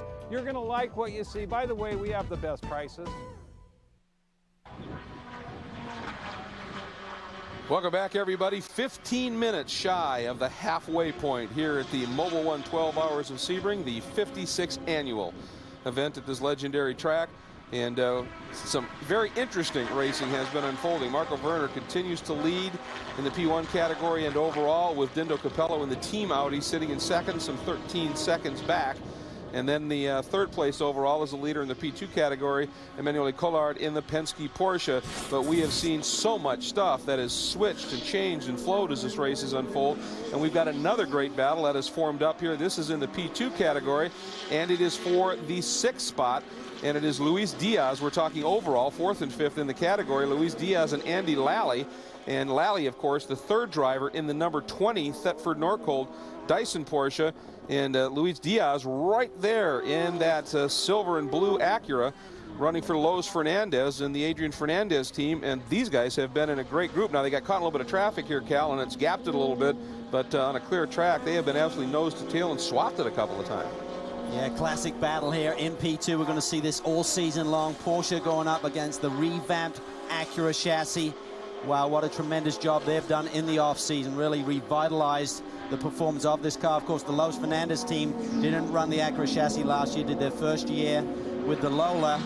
This is all new territory for them, but I think the car is so different, they're really not at a disadvantage to the other Acura teams. And of course, we have a 4th team coming mid-season with Gilles de Ferran, the ex-Indy 500, 2-time kart champion, returning to the driver's seat. That'll be very exciting to see that program, run by John Anderson, by the way, who has a stellar heritage in motorsports and in fact ran cars for Andretti Green Racing for a number of years. And that's something that I think really bears a little bit of talking about, is when you look at that Acura chassis, it looks on the outside quite similar to the car that they ran last year, that 018 chassis, but it in reality is very different, isn't it? Oh, everything has been changed. I think bar the chassis is still the same, the original Courage, which they say is a little bit heavy. That's not ideal. Steering rack's the same, the pedals, but everything else has been touched. Meanwhile, we want to go back and give you an update on what's unfolding with the number 37 Intersport. Very, very exotics. That is the Lola AER. Clint Field behind the wheel right now, and early in the going, after John Field had started it and looked as usual at the start of a race, incredibly racy, they ran into a mechanical issue, but they put on a great comeback charge. They have. John did what John does, and that is take the car to the front, even though it shouldn't really be there in terms of outright performance, but he just gets it and grabs it by the scruff of the neck. They've had all sorts of engine drama this weekend. They've in fact lost 3 motors, the AER engine, and in fact during the race today they've had a fuel pump and filter change, so you have to wonder whether it was running a bit lean all weekend long and may have been burning those motors down. They're down to the last one, but if this one goes, it doesn't matter anymore. You go home and regroup for St. Pete. And he has come back up. They are currently 11th overall, and they had dropped down to really outside of almost the top 20. So they have worked their way back, and they are one of the teams as well that is really, really supporting the greening of the American Le Mans Series. They're one of the 3 teams that are running the E85 cellulosic fuel, and that's very special. It really is, as 85% ethanol, 15% normal regular gasoline in that mix. So really one of the few teams at this point, everyone's going to head in that direction, but one of 3 teams in the race today that are running this type of fuel. So, and it's a biomass ethanol as well, so it's not just coming from just corn. Don't ask me any more than what you just did. Understand. Well, it's green. It comes from some different products as well, waste products, as opposed to just being corn-based. Right. So it opens up a whole new range of opportunities of, and it's, you know, when you talk about the carbon change-offs and the like, it takes so much more or less energy to create it than it offers when it's done. It really has a huge future. One of the effects that it does have, it runs cooler. It runs cooler, so the water temperature is lower. However, it does burn a bit more fuel, so the guys are allowed to put a few more liters in the tank to compensate for that. They want everyone to stop on the same pit window, no one to be at a disadvantage. And here's a look now at the number 20, the Thetford Norcold Dyson Porsche, second season, and that they've been running the Porsches. And in talking with a number of the members of the team and the drivers, they said that's been huge for them this year because it's the first time in 3 years they've shown up for a season with the same car. Obviously, they've been, you know, worked on in the season, but it's not a whole new package. They keep switching chassis, switching classes, and now they've really found home back with Porsche. Of course, they had so much success back in the 80s, Dyson Racing, so it was really like a homecoming for them last year, returning to the Porsche brand. And they've got the revamped car. All of the updates are on this chassis, and they've done a lot of work with the 7-post shaker testing.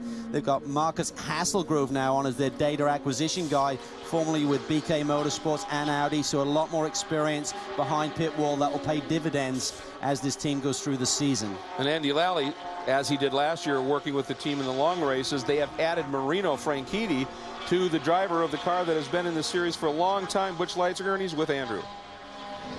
Butch, Sebring's brought you a lot of heartache over the years. Looking pretty good today, though. Well, the car's actually working pretty well. Andy and Marino are doing a great job, and we had a few dramas early on with the fuel ring, but that we seem to have that sorted out, so it's probably a good thing to get it over with in the beginning. Now, it's a hot day. Is it really taking its toll? Is the day taking its toll on you with the heat? Well, unfortunately, no. Actually, the Porsche is a very easy car to drive. We don't get too hot in the cockpit, unlike some of the closed cockpit cars. And, yeah, actually, it can be 95 as far as I care, and the car seems to handle it. Now, I've got to tell you, old teammate James Weaver, I was down at Brands Hatch the other day, and there he was, sat in an old Lola T70, so he hasn't completely given up. Well, I talked to him after he drove that, and he said that he forgot how to do everything. He couldn't shift gear, and he couldn't brake, but I would wager that he's probably lying to me, but he claims that he didn't really have a desire to get back in it. We certainly miss James, but you've got some great new teammates. Oh, yeah, Marino and Andy Lally are doing a fantastic job. Both of them have just jumped right in and just done everything we've asked of. It's a pity Andy Wallace couldn't be here, because he struggled with the car while we didn't have the great setup on it, and now that we really have the car running well, he's not able to enjoy it. But it's he's got his own stuff going on, but we're all getting along real well. That's great. Thanks very much, Butch. Thank you. You know, a lot of teams are teams, but if you talk about the team that feels like family, it's Dyson. It really does, but it's gone through a big transition to lose James Weaver one year and Andy Wallace the next. I mean, but great young guns coming in Marino Franchitti, and certainly Guy Smith has done a great job. He really fits in very well with Chris Dyson. They get along well, and that's important. It's not just the speed, it's the chemistry between the whole group. And James Weaver certainly always brought some good humor to the team, and we know that is a strong suit for Marino. So he'll probably fit in very nicely. So we're going to step away as we are quickly approaching the halfway point here at Sebring.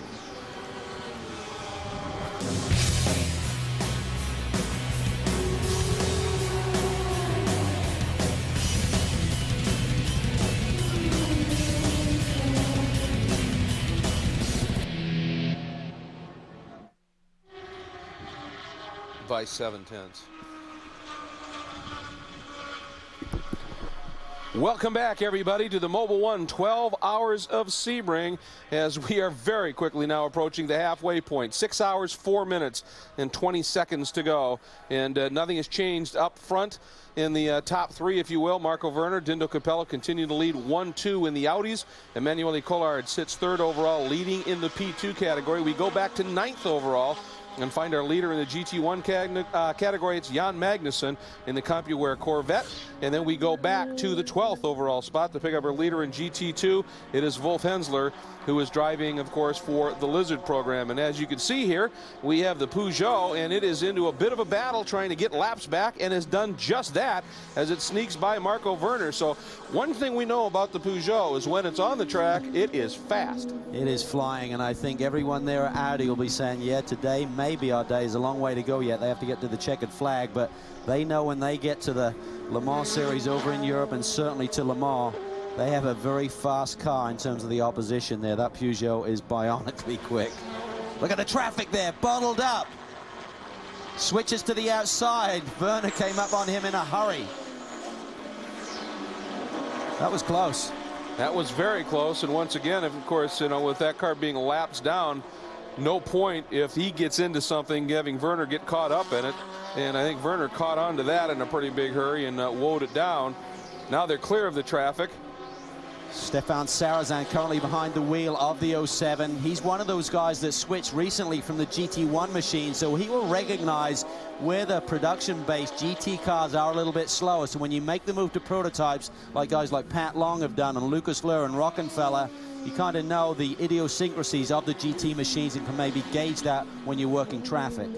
Sarazen in winter testing, as I understand, was the guy who set the quick time in that car. So obviously he's made the adjustment from the GT1 cars rather nicely.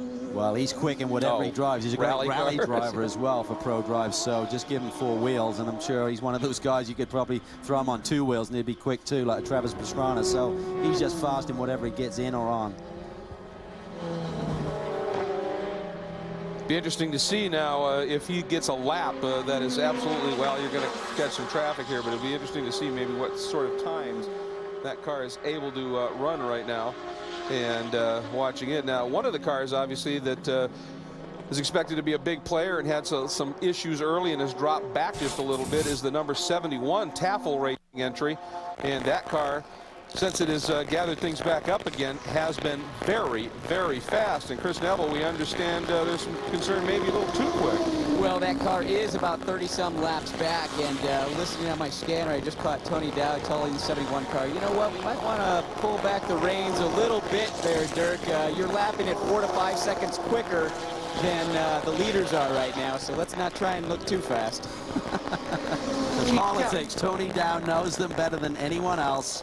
And certainly the officials look closely at the performance balancing of the race cars within the various categories. They realized Ferrari were the dominant car last year, and suddenly Dirk was running laps, you know, a good chunk quicker than the rest of the field, the leaders included, which are the Porsches. So don't give the game away here. Just want to ease our way back into this, score some points. We don't need any penalties thrown our way before the season is too old. I was going to say that could be strike 2 for the simple reason that in qualifying Mello put and pull 7/10 quicker than anybody else, or excuse me, the Risi car went 7/10 quicker than anybody else. So that Ferrari already has shown it's wicked quick. It really is. It was the dominant car last year.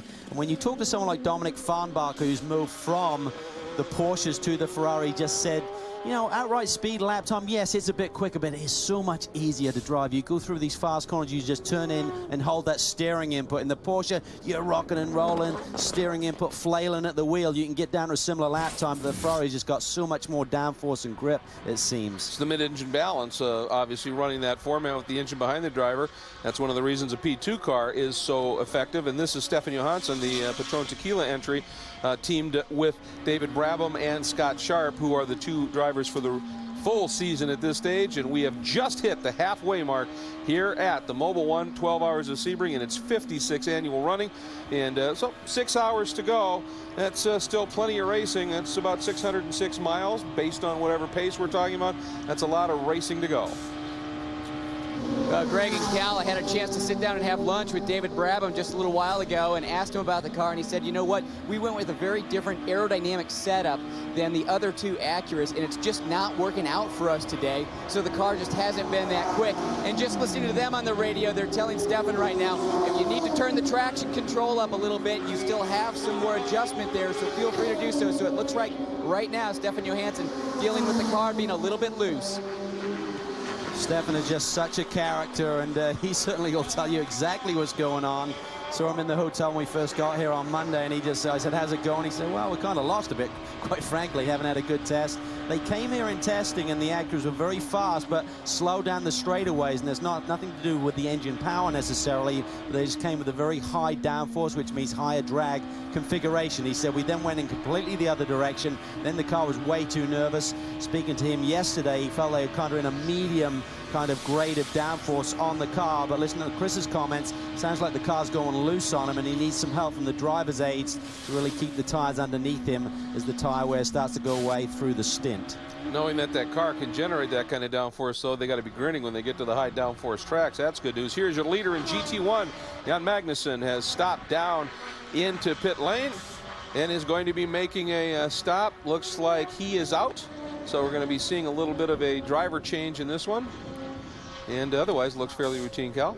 It really does, and these boys are the best in the business. They've won that Klein Tool pit stop competition so many years. They really work hard during the week. It's not just race weekends when they practice this. During the week, they'll rehearse during the evening hours and stay late. The guys work out. They have to do everything they can to stay in shape and just really analyze every aspect of one of these tire changes, because precious tenths here can really give them a victory at Le Mans when they're up against the likes of ProDrive. And in fact, ProDrive used to watch these Corvette boys and how they did it. How were they beating us out of the pits constantly? Just came down, analyzed. Now the ProDrive guys are very good as well. They'll run the Aston Martins at Le Mans this year. Well, when they win the Klein Tools Pit Crew Challenge, that pays a fairly significant chunk of money. And each year that they've won it, they put money into a gym. Haven't they in the shop for training? Those wheels aren't light. When you start lugging those over the wall and running around, I mean, you got to be fit, and the boys really worked hard at that. Led by Danny Binks, of course, and his crew. Great bunch of guys. Flowery Branch George's Johnny O'Connell behind the wheel of that machine. And what we want to do, of course, we've been following what's going on in P2. And one of the cars we haven't been able to talk a lot about is the Mazda. Brian Till, you've got more? Well, Greg, we talked about the Mazda at the beginning of the show and all the efforts that the crew put in after the practice crash the other day, John. But you guys haven't even been able to turn a wheel today. What's the problem? Well, Brian, we did not make the grid today. We found a leak in the upper part of the fuel cell. Fortunately, we did find it because it could have caused a real bad situation out on the circuit. But, you know, it's bittersweet. It was a huge roller coaster ride all weekend. But the crew's real positive. We had a very emotional meeting after we were out of the race. We knew we weren't going to be able to compete. And I think it really brought everyone together today. A lot of emotional support from BP, from Castrol, from Yokohama. I mean, everyone was there supporting us the whole way. I was impressed at how hard the guys worked to get that car back together. All night. A lot of us were with them all night, and they did the same kind of effort that Ben was putting in during qualifying. And if Ben's watching, he should know that he was doing his job. And we're real proud of him, the whole team, BK Motorsports, and we're going to go after it at St. Pete. Tell you what, guys, that's the kind of motorsports manager you want. He says, hey, you crashed the car, but you were doing your job when it happened. You can't talk about support like that, guys. That's awesome. That's choking Brian up. I mean, yeah, that's very special to hear. They didn't believe in Brian like they believe in Ben. Ooh, that hurts. Let's take a look again at what happened. This was some video they were able to find, Cal. It was huge. Second lap of qualifying. Brian and Chris Neville were down there watching this. They said he came in the first lap, looked fine. That lap came in. The car was loose. Here is in slow-mo. He just got loose, tagged the inside left front. That sent the car airborne and rolled over and into the tire barriers. Ben's a very lucky boy that he walked away from that one, and the crew did work tirelessly. They put a new tub underneath all of the parts that they could salvage and the spares they had in the truck. But unfortunately, one of the parts of the tub is the fuel cell, and they'd actually loaned that to John Field at one point last year, hadn't replaced it, and they had to pull a fuel cell out of that crashed car. It took about 6 hours just to take that fuel cell out and put it back in. It may have been fractured in some way, and consequently the leak today. So that's very unfortunate for that team to go through all of that hard work and not see the green flag, let alone the checkered flag here today. Yeah, when he kissed that wall on the inside with that left front corner, it looked like it in the video, when you really analyze it, it flexed that nose just a little bit, just enough that at that speed, the air caught up underneath there and up he went. And there's massive speed down there. The P2s are hitting about 165 at turn in. Some of the guys were flat through there. You get a lot of scrub, but still about 135 at apex. So that is a massive crash, and young Ben is very fortunate to walk away from that one. It could have been a disaster, but they'll rebound. That's a strong little group. They're really making some changes, switch to the Yokohama tires. They're very pleased with that move for the season, developing the tires. They're going to come with better stuff as the season progresses, and they learn about what a P2 car needs. And I think this team is going to get some solid results this year. Well, Brian was talking about having a team manager like Doonan. Tell you what, you want to manufacture a Mazda behind you. Their reach into motorsports and its support is just phenomenal.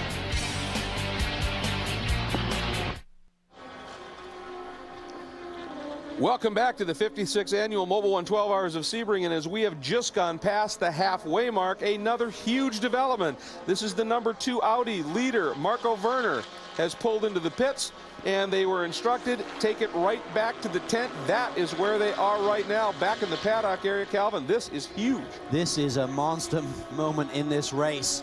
Marco Werner was not getting the power. Let's take another look at what happened out on the racetrack. No power, it's like Mix 9. So no power in Mix 9.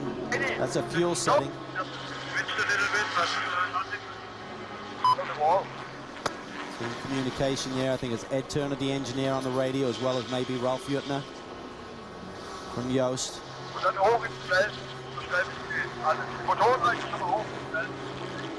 Sounds like Ralf Juttner. Yes, ja, direkt ins Feld. Marco, we go directly to the 10. We go directly to the 10. Okay? Directly to the 10. That's Ed Turner, the engineer, young English mechanic. He worked for Eddie Jordan back when I raced Formula 3 over in Europe. Back in the early 80s, come a long way. Had his first Le Mans win last year. He was so excited. He watched Joe Hausner get so many victories for Audi. He got his first last year with Werner as one of the drivers. We're going to have a look here from the onboard. He's coming up on the Aston Martin, and listen.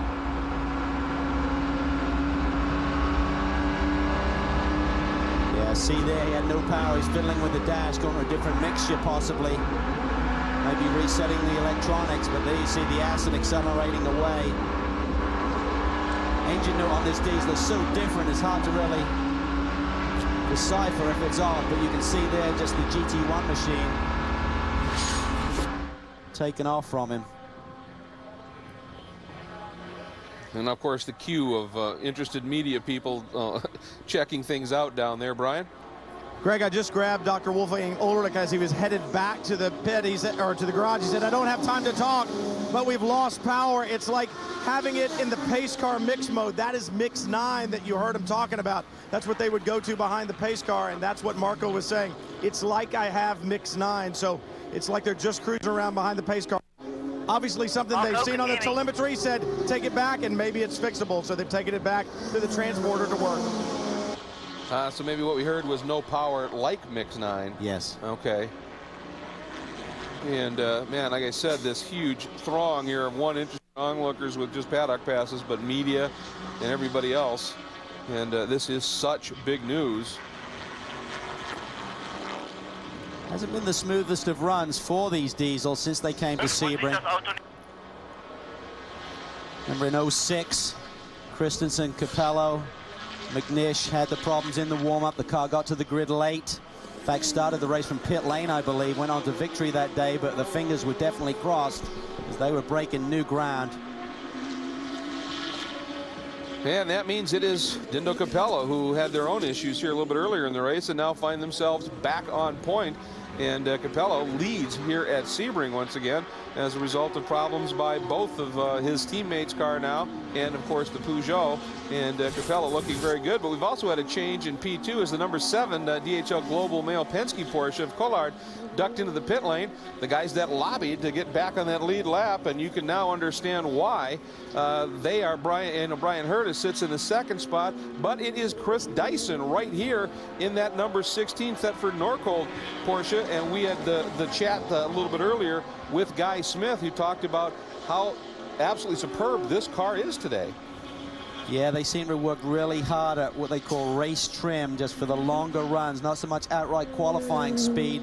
Certainly in race trim, they felt that they had a good race car, good balance. You don't want the balance to change much as the tire and the fuel load goes away. And here we see Chris Dyson down that long back straightaway. Looked like he may have been slowing down a little bit. Fully up to speed? That's strange. Yeah, I'm not sure. We'll have to keep an eye on that. As I said, now Brian Herta has the Andretti Green XM Satellite Acura in 3rd overall, 2nd in class, and not far behind. And boy, you're right. It looks like Chris is really struggling to get by some of these GT2 machines here. I mean, there's not a big difference in top speed between the GT2 cars and the P2 cars. More cornering and braking ability, but I don't know. We'll have to wait and see. He looks fine now. He's cleared that traffic, but for a while there, he didn't seem to accelerate up on them as quickly as we would think. Now, we'll definitely keep an eye on that. His last lap was a 51.6, a 1 minute 51.6. That's a good time. So, yeah, fairly competitive there. Oh, and look at this. Tom Christensen looks like he may be getting ready for his first appearance behind the wheel here, and that means that 16 could be leading overall. So the 4th time Sebring winner is getting ready. Well, Greg, I was just scanning their radios, and what I heard the crew say is if the nose is ready, we will bring him in early. So obviously the one car struggling, I would say, with some type of a balance issue. I don't know if they've had some contact throughout the day, just taking some of those fins, or perhaps as you heard them say full service. I don't know if perhaps the balance has changed as the track has changed, and they'll change that front nose to change the aerodynamic balance. But any way you look at it, they're willing to bring the one car in early to get that change done. He's in pit lane, Brian. You're right. They can change the nose to change the aero balance. The car is loose or pushing. typically they'll either have more dive planes, or in fact, if they want to increase the front downforce, they'll have more louvers that are open. More louvers means that the air can escape and not lift the front of the nose as much. So they play with that at Le Mans. You'll see it almost closed off for straight line speed. Here they're looking for downforce. You can just see right on top of the fenders there. Right in that area, hard to catch as he's turned into his pit box. Right there, that's what we're talking about. They can change the nose with as many louvers. That changes the amount of downforce on the front. Right? Calvin, I'm looking at the car, and I was looking at the louvers that's on the nose, on the wall, and the dive planes, as you spoke about as well, and I don't see any difference. That doesn't mean there's not any, because obviously the tolerances on these machines are so minimal that even 1/1000th of an inch or so will have a tremendous effect on the amount of downforce that it has. But right now, the two noses seem to be identical. The first one coming off as the crew goes to work changing the tires as well, and the next nose coming off pit wall, and it'll go on. They've got these new fasteners on the front that they made on the R10, which make this change very easy. You see the two socket wrenches up front, it snaps into place, and then it closes down on two pins that go into the monocoque. Christensen behind the wheel, just for the service. Crew members reaching into the radiators to pull any debris out that they can, making sure that this R10 power plant does not overheat, and I'm sure they're going to be especially wary now that they've had the problems on the 2 car, whatever problem that may be. See the crew giving him the signal to fire it up, and he's away. What's also cool, when they actually snug the new nose up, it electronically pulls it into position. They locate it on the pins, then it electronically actually sucks it onto the race car. Very cool technology. 1 minute, 37.5 seconds to do that entire stop and change the nose. That is pretty quick. And maybe if there was no change to the aero, as we can see it, maybe there's just something wrong underneath that we couldn't see, and that was what precipitated the nose change. Meanwhile, Marco Werner sits dejectedly in the Audi tent back in the paddock area, hoping to be able to get back in. Now 4 laps down.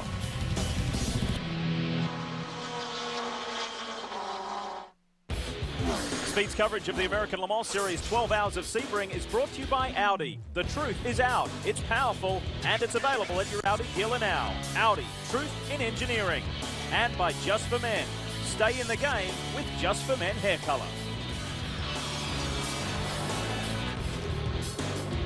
We are back, everybody, here to Sebring, and as the day is unfolding, it is just getting nicer and nicer. The clouds are breaking even more, sort of popcorn clouds right now. Lots of blue sky. The number 9, the Petron Tequila Highcroft car is in. Chris? And Stefan Johansson handing over to David Brabham. Now, Johansson was very vocal on the radio for about the past 10 laps, saying there's a huge vibration at the front end of the car. We need to make sure we change tires. The team said they thought it was pickup, but boy, he was out there for a long time to have pickup creating that type of vibration, unless there was actually something in the wheels. So it's going to be interesting to pay attention to David and see if there's anything else wrong. See the tail end there. Oh, missed it. Too late once again. A little late on the draw, as they say, Greg, but one of those vanes is broken at the tail end there. We saw some right rear damage, and it's right down in this area. Missed it again. There we go. Witness a remarkable journey that moves at the speed of sound. There we go, right in there. This little vane right in there has a problem. But it's still hanging in there, but it will not be given the amount of downforce in the tail of the car, so possibly loosen the car up a little bit. Not too much. Shouldn't feel it too dramatically when the guys are driving, but ideally that should be fixed in position. Came in the overall lead. Something's going okay there. Yeah, the Porsche, this is a great battle. What's really exciting, Greg, we're going to see this all season long. Last year, the Penske's dominated in P2, but now we've got all of the Acuras. The Dyson boys have turning things around as well, Chris. Their GT leader is in. The Wolf is out. Bergmeister getting behind the wheel. This team really just trying to go through the motions right now. I just talked with Tommy Sadler, who runs the whole organization, and he said, you know what? We've got a nice lead. We're just taking our time. I told the boys, let's just knock the edge off. Let's go out there, do 205s, 206s, and stay out of trouble. They had problems with the 45 car earlier, or the 46 car earlier, so right now this is really the rabbit in the hat here. These guys need to rely on this car to go after their first win here at Sebring, and Bergmeister is down and away. All right, and he is out. The Wolf and the Lizards. Yes. Yeah, sounds like a British pub. Hungry like the wolf. Doesn't it? Well, we have seen obviously some great racing here in the last few years with the GT2 category. And again, we had talked at the top of the show that it is a category that is realizing some substantial growth. And the future looks mighty bright there as well. Brian? Well, that's right, Greg. We talk about the growth of the GT2 series, and coming back is going to be a make that we have seen in the past, a make that has won championships, and that make is BMW. Martin Berkman, who's head of BMW Motorsports in North America. Martin, I guess the question is, why are you coming back right now, and why the American Le Mans Series? Well, for us, it's logical to come back. Right now, we have launched the M3 street car. We've always raced M3s here in America.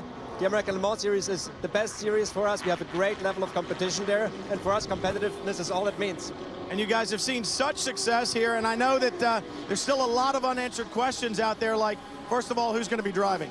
Well, first we're going to build the car, and once we're done building and testing it, for the test we will use Jörg Müller, who's a very well-known driver here. At the testing stage, it's very important to keep variance at a low level so you can make quick progress and be competitive in this field. The final drivers will be decided later. So Calvin Fish, one of our announcers, still has a chance. Calvin is always on our short list. Yeah. Oh, yeah, he's definitely on the short list, all right. But also need to note, 2009 is what we talked about, seeing the BMW in competition, but there have been some rumors that we may even see it before then. Could we see it at Petit, perhaps?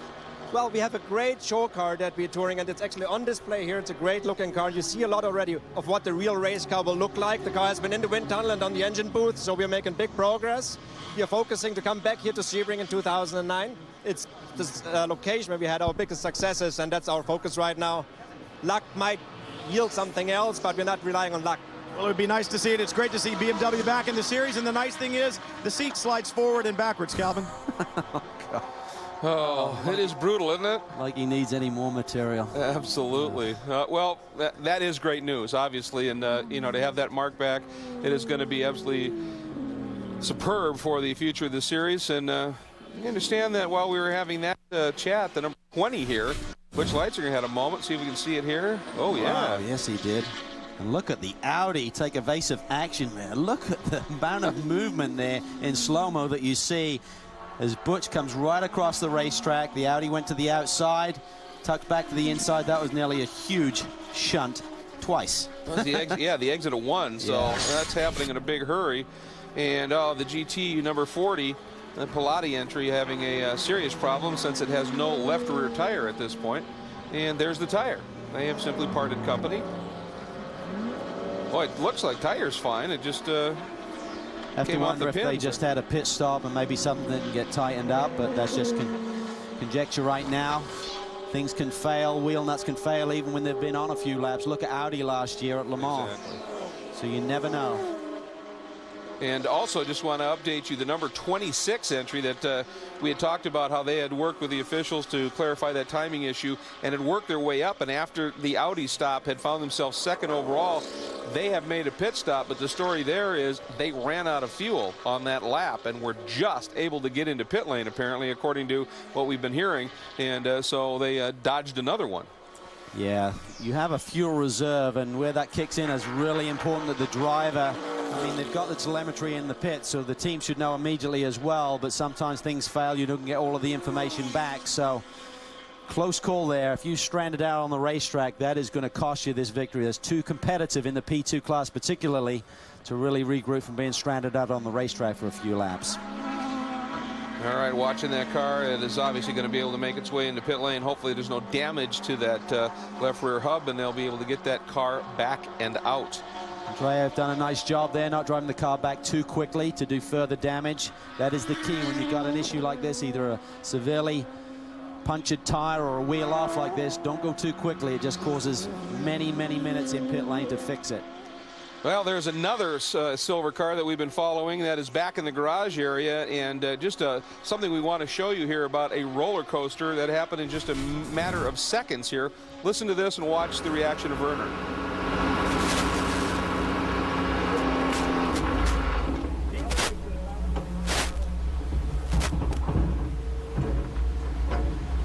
They thought they were fine. It's a turbocharger issue we're hearing now, Calvin, so that is a little bit longer of a fix, obviously, than they were hoping. Werner very dejected But they've still got this very effective bullet in the gun, the number 1 of Tom Christensen, that is sitting in the second spot overall, leading in P1 with the number 7 Penske Porsche out front overall right now. We'd ask you to check out AmericanLeMans.com and all of its new video homepage that includes exclusive content from the series and its new partner, SpeedTV.com. The most comprehensive coverage in series history, both on and off the race, at AmericanLeMans.com. And as things sit right now, it is the Penske Porsche out front in P2 and overall. Here are the other 3 leaders as well.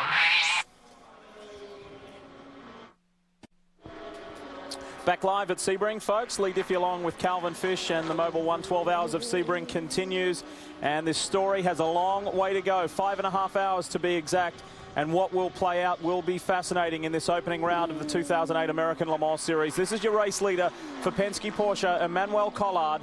And Tom Christensen is in second. It's a P2 car leading from a prototype 1 car. And last time around, the last 2 laps, in fact, Cal, they have run identical lap times. There's a 29-second margin first to second. There's nothing between them running in the different classes. Now, the edge goes to the P2 machines because they will be able to go a little bit further on fuel, probably about 3 laps more. So the Audi boys estimated over the course of 12 hours, if it was green flag running, in fact, the Penske would have to stop 3 less times. So that is very significant when you're dealing with these endurance races. So even though Penske only has 1 bullet left in his gun, it's a very quick one. And Audi right now, they only have 1, 2. As well, with Werner still under the tent. Let's give you a snapshot of what the top 10 looks like, and I'll highlight the other classes as well. Johnny O'Connell is the lead GT1 car. He's 8th overall, and Jörg Bergmeister still leads GT2. He's 12th overall. But behind Collard and Christensen, it's Guy Smith for Dyson Racing in 3rd. Brian Herter for Andretti Green 4th. Fernandez is 5th. Leitzinger is 6th. Brabham is 7th. I mentioned O'Connell. Then Jan Lammers is in 9th, and Marco Werner, still stationary, holds down the 10th and final position there. So it's a good mix of cars in the top 10, but boy, there are a lot of P2 cars at the pointy end. There really are, and of the top 6 in the P2 category, we have the 4 Acuras there, 3 Acuras, excuse me, and 3 Porsches. So even mix right now between the Porsches and the Acura, and this is a fascinating battle as Collard slices his way through traffic down at the old hairpin. Nice clean move, got so much experience now in these various types of sports cars. Kind of a quiet man outside of the race car, but boy, does he get the job done when he puts the helmet on. He has won class before here at Sebring. An extremely talented driver. Open wheel in the junior categories, then turned to sports cars and has made quite the career out of it, that's for sure. Chris Neville posed the question to Michael Andretti earlier in this broadcast, can you win overall? And he said, I don't see why not. We're going to give it a go. They almost did it last year, and I'm talking about, when I say they, I mean this car, the XM Satellite Acura, and a prototype 2 car almost won overall. At one stage within the last hour, Brian Herter, Dario Franchitti and Tony Kanaan were within 30 seconds of the lead Audi. So it almost happened last year. We could see it happen this year, the way things are going. And Dindo Capello said on the grid also, he said, we're not just battling Peugeot today. The P2 cars will be quick. Of the racetracks that are on the American Le Mans schedule this year, Audi believes that there are only 4 that will favor the P1 machines. The others will favor P2s, but this is one that they thought they should win. But the way things are going, you need a fast race car and you need uninterrupted race 2 with not a lot of yellows. Otherwise, the advantage you have just keeps going away. And then it plays back into the P2's favor with their increased fuel mileage, less pit stops. That could be crucial towards the end of the race. If you've got about an hour to go, they may be able to get to the checkered flag without a splash of fuel. The Audi may need one. The tyres, as you can imagine, have been worked overtime here today at Sebring. And with more on that, a Michelin tyre tip. Here's Brian Till. Lee, where Audi may be going for their 9th win in a row here at Sebring, Michelin is going for their 10th win in a row. And what they do is they supply their teams with 5 different tires, 3 different compounds in dry and 2 different compounds in the rain tires over here. Now, there's basically a soft, a medium, and a hard in the dry tire, and then an intermediate compound and a very wet compound on the rain tires. Last year here, with the various conditions that we had, the winning team used all 5 tires. Now, it's important to use and choose the compounds the way the weather dictates and the way the track conditions dictates. We've already seen it today. Remember the number 2 Audi that struggled early on with balance? Well, they changed compounds of tires and the balance came back. So while the teams look for victory on the track, so does Michelin, and they do it by providing the teams with 5 different tires to use. And a Michelin shot Audi returns to the lane and the racetrack.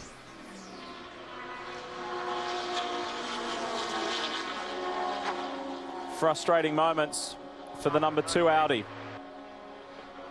Now, once you're behind the wall, the procedure, the protocol, you must go back to your respective box, stop, and they're going to execute a driver change. So here comes Lucas Luhr. Werner out, Luhr in. The reason they do that is because the car has to fire up under its own power, so you couldn't go back to the tent, use auxiliary power to get the engine fired up and then just cruise out of the pit lane. That could get you a victory at the end of one of these races. So what you have to do is come back and prove to the officials that the car will fire up under its own power in your own pit box there. So servicing taking place. Lucas Luhr, boy, what a break he got here last year. Had a very disappointing year in DTM. He said he just really didn't like that form of racing. He's in fact at Petit Le Mans running for White Lightning in GT2. When Pirro had his big shunt, was declared unfit to race come race day, threw Lucas Luhr in the car in the warm-up. He's immediately quick, and boy, was he laying down fast race laps within about 5 minutes of the race. So he adapted very quickly and proved to Audi that he should be back in sports cars rather than tin tops. This is a really significant year for Lucas Luhr. He has made a name worldwide for racing Porsches and, more to the point, GT cars. He's a multi-time American Le Mans Series GT2 champion, an FIA champion. He's won Sebring, he's won Le Mans, he's won them all.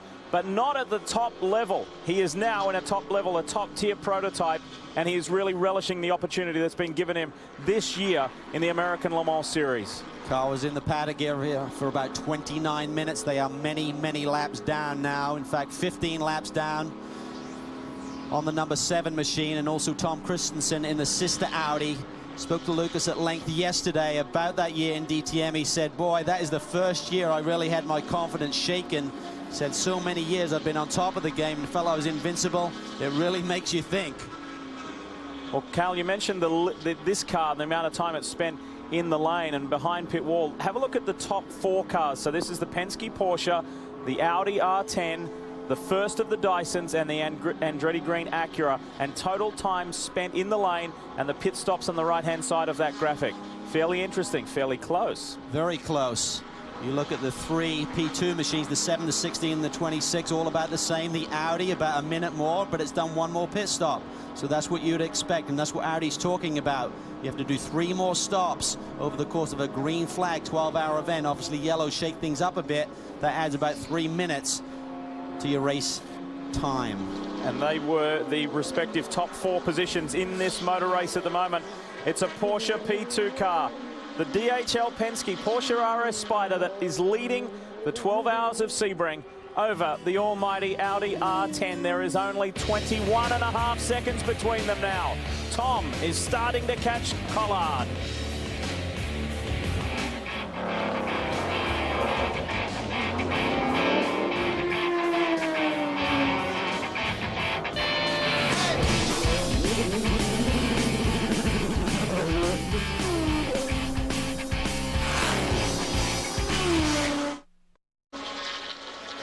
We are back at the ever-improving Sebring International Racetrack. We have a new 10,000 square foot admission building and guest shop. There's 3 new corporate suites, 2 new hospitality buildings at Turn 1. There's a gallery of legends now that will house the Hall of Fame. There's a lot going on. If you're familiar with the hotel here, which was the Chateau Elan and now the Sheraton 4 Points, they've done a $7 million expansion. So lots happening away from the racing side of things, so to speak, Cal. There really is, but this is a very busy weekend, Lee, for a lot of guys. A lot of these drivers are going to head over to Europe, do more testing. Some of them are going to stay over on Monday, Tuesday, but you're also busy, mate. I know tomorrow you're going to have an early start out of the hotel heading back to Charlotte. You got the speed report tomorrow night, but a lot of questions have been asked about that move that you made last weekend during the speed report. Here we see the final stages. Here it is in slow-mo. Would you care to explain yourself, mate? Well, I can explain it very simply because a story that we had in the speed report, and that guy beside me, my mate, Adam Alexander, he hung me out to dry because Casey Kane did the new television commercial where he was doing that kind of move. Adam and I agreed that we would have a bit of fun if there was enough time at the end of the show. And I had time on my hands. And in the end, he was going to say, on behalf of Lee Diffie, or should I say Casey Kane, I'm Adam Alexander. And he burnt me. He just burnt me, plain and simple. Elio Castro-Neves, you are not. Maybe Jerry Springer. That was ugly. Now, was that a comeback because the gentleman from BMW said that you were on the short list? Was that some kind of said payback? you had to take it on the chin. See, there you go. Let's get back to the business at hand, and the Frenchman, Emmanuel Collard, leads this motor race. However, the Penske team, Tim Cindric, will be on the radio saying, all right, you got someone about to join you. It's still a fair way back, but Tom Christensen, the 7-time Le Mans winner, is coming.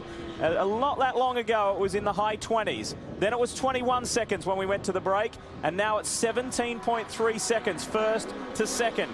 Yes, if you've joined us late, the Peugeot, it is out on track, but it is no longer battling for the lead of this race or for Sebring top honours.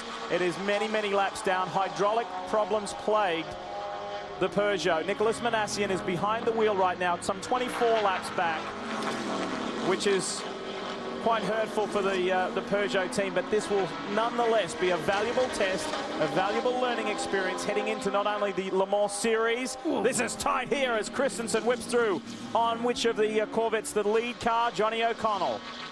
It'll be a valuable test, valuable lesson learned, not only for the Le Mans Series, but the 24 hours of Le Mans coming up. You'll see it right here on Speed in June. Just keep putting the miles on the machine. Here we see the 44 car, Seth Nyman behind the wheel. Believe that's down in turn 1.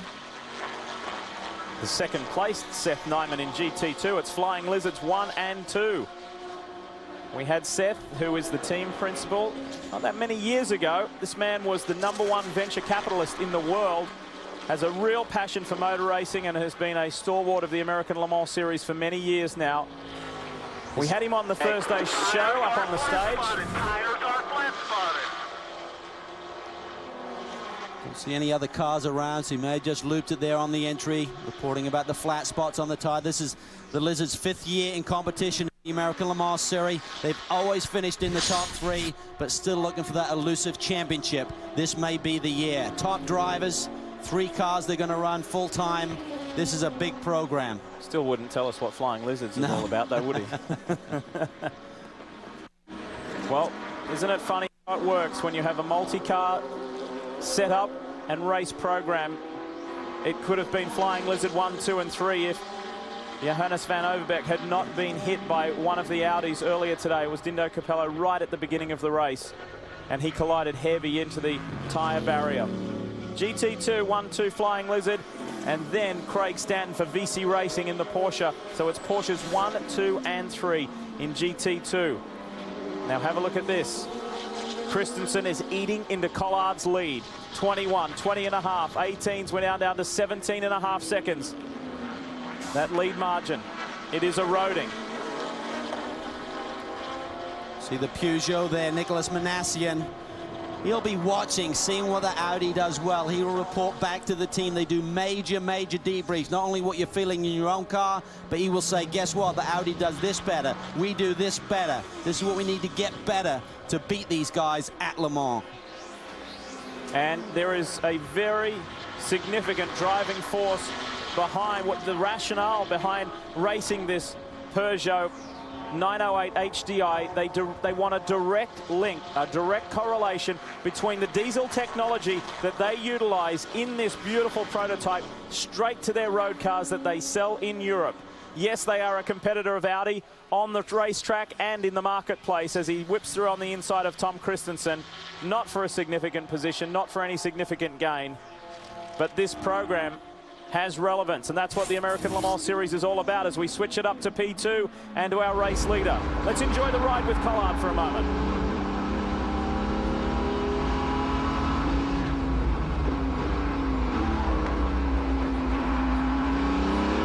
Timo Bernhard also sharing that car with Manny Collard. Timo, I know you just got out of it a little while ago. Track conditions, they seem to have changed all week long. What's it like right now? Yeah, the track keeps changing all week, like you said, and now it's very windy. I did the first double stint And for me, I always had to adapt. Every couple of laps, the wind was blowing for another side. It felt to me like that. And also, especially in the quick corner 17-1 and 16 going onto the back straight, it's very windy and it affects the aero car a lot. I think with the LMP, for sure, it's more, you feel it a lot more than with the GT car. 8 wins last year, 6 of them overall. When you started beating the P1 cars last year overall, did you ever look forward to Sebring and say, I think we can do it there too, and think that at the halfway mark you'd be ahead? I have so much respect of this race, and actually I only won it once in class with 7 attempts, so I know what I talk about. So for me, this, I have a lot of respect. We want to win LMP2. I want to stay on the road. I will get points, and if possible, yes, for sure we want to win the class, and if more, for sure we would take it. But at the moment, it's still it's right after halftime, so we still have to focus and keep the same pace that we have right now. Well, you can tell how difficult this race is. You can hear it in Timo's voice. He's won it before. He's won Le Mans. He's won all the big ones, but he said, I respect this place. Isn't it great to see the guys who we got to know in the American Le Mans Series in GT racing, stepping it up to prototype level and just performing beautifully. He won here back in 04, won Sebring GT2 with his good friend and teammate Sasha Masson, who was, of course, in the 6 Penske car that was being plagued by problems earlier today. But that's what Roger Penske said earlier. That's why we have 2 cars. One experiences problems. We've still got another one left out there. What's remarkable is that Timo has been a Porsche factory driver since May of 1999. Incredible to believe that he has been there that long and is still so young. You never get tired of seeing the closing speeds, the passing speeds between the prototype and GT cars. That's what sports car racing is all about. Multi-class racing, a variety of speeds, and a sea of manufacturers. Needless to say, the great depth of talent from all around the world. The following is Porsche headed to an overall victory in the Mobil 1 12 Hours of Sebring. We wind the clocks back to 1988, the last time the German Mark won overall, and it was the 2 very likable and legendary characters, Hans Stuck and Klaus Ludwig, in a Porsche 962. And it's appropriate we mention Stucky because Hans was inducted into the Sebring Hall of Fame here just yesterday, along with racing greats Roger Penske, Derek Bell. We enjoyed a quick chat with Derek yesterday, David Cowart, and from the manufacturing side of things, Audi, due to their enormous success, including, of course, the 8 consecutive overall victories here at Sebring. So some wonderful names. Enjoyed a moment. And we were talking to Derek Bell yesterday, and allegedly Roger Penske said to him, boy, they must be scraping the bottom of the barrel if they've got to us. And Derek said, no, I think it just means we're getting old. Yeah, but great guys, and they certainly are deserved of that award here. But isn't it amazing how one car within a 2-car team can seem to have the momentum and the little bit of luck? I mean, the 7 car just couldn't do anything wrong last year, going on a romp mid-season and clinching that Drivers' Championship for Timo and Romain. And here today, once again, the 6 car seems to have come up a little bit short. So the 7 car, the regular driver pairing, backed up by Manu Collard here. He has to be careful through this traffic. He works it nicely. Joining us in the speed booth right now from SpeedTV.com is the sports car racing editor, Marshall Pruitt. Marshall, before we get down to the business at hand, you enjoying what you're seeing so far? Absolutely. I wish I was downstairs. It has been good so far. Let's talk more about SpeedTV.com and the special relationship and the business partnership between SpeedTV.com and the American Le Mans Series this year. Exactly. The American Le Mans Series came to us and said, you know, we're really trying to grow and expand our audience and help get to them the message that we're doing something very unique here. Most technologically advanced cars, alternate fuels, just really something special. And we'd like to think, at least on SpeedTV.com, we have the same kind of unique offerings for our fans to watch. So it's a really great marriage between the 2 properties.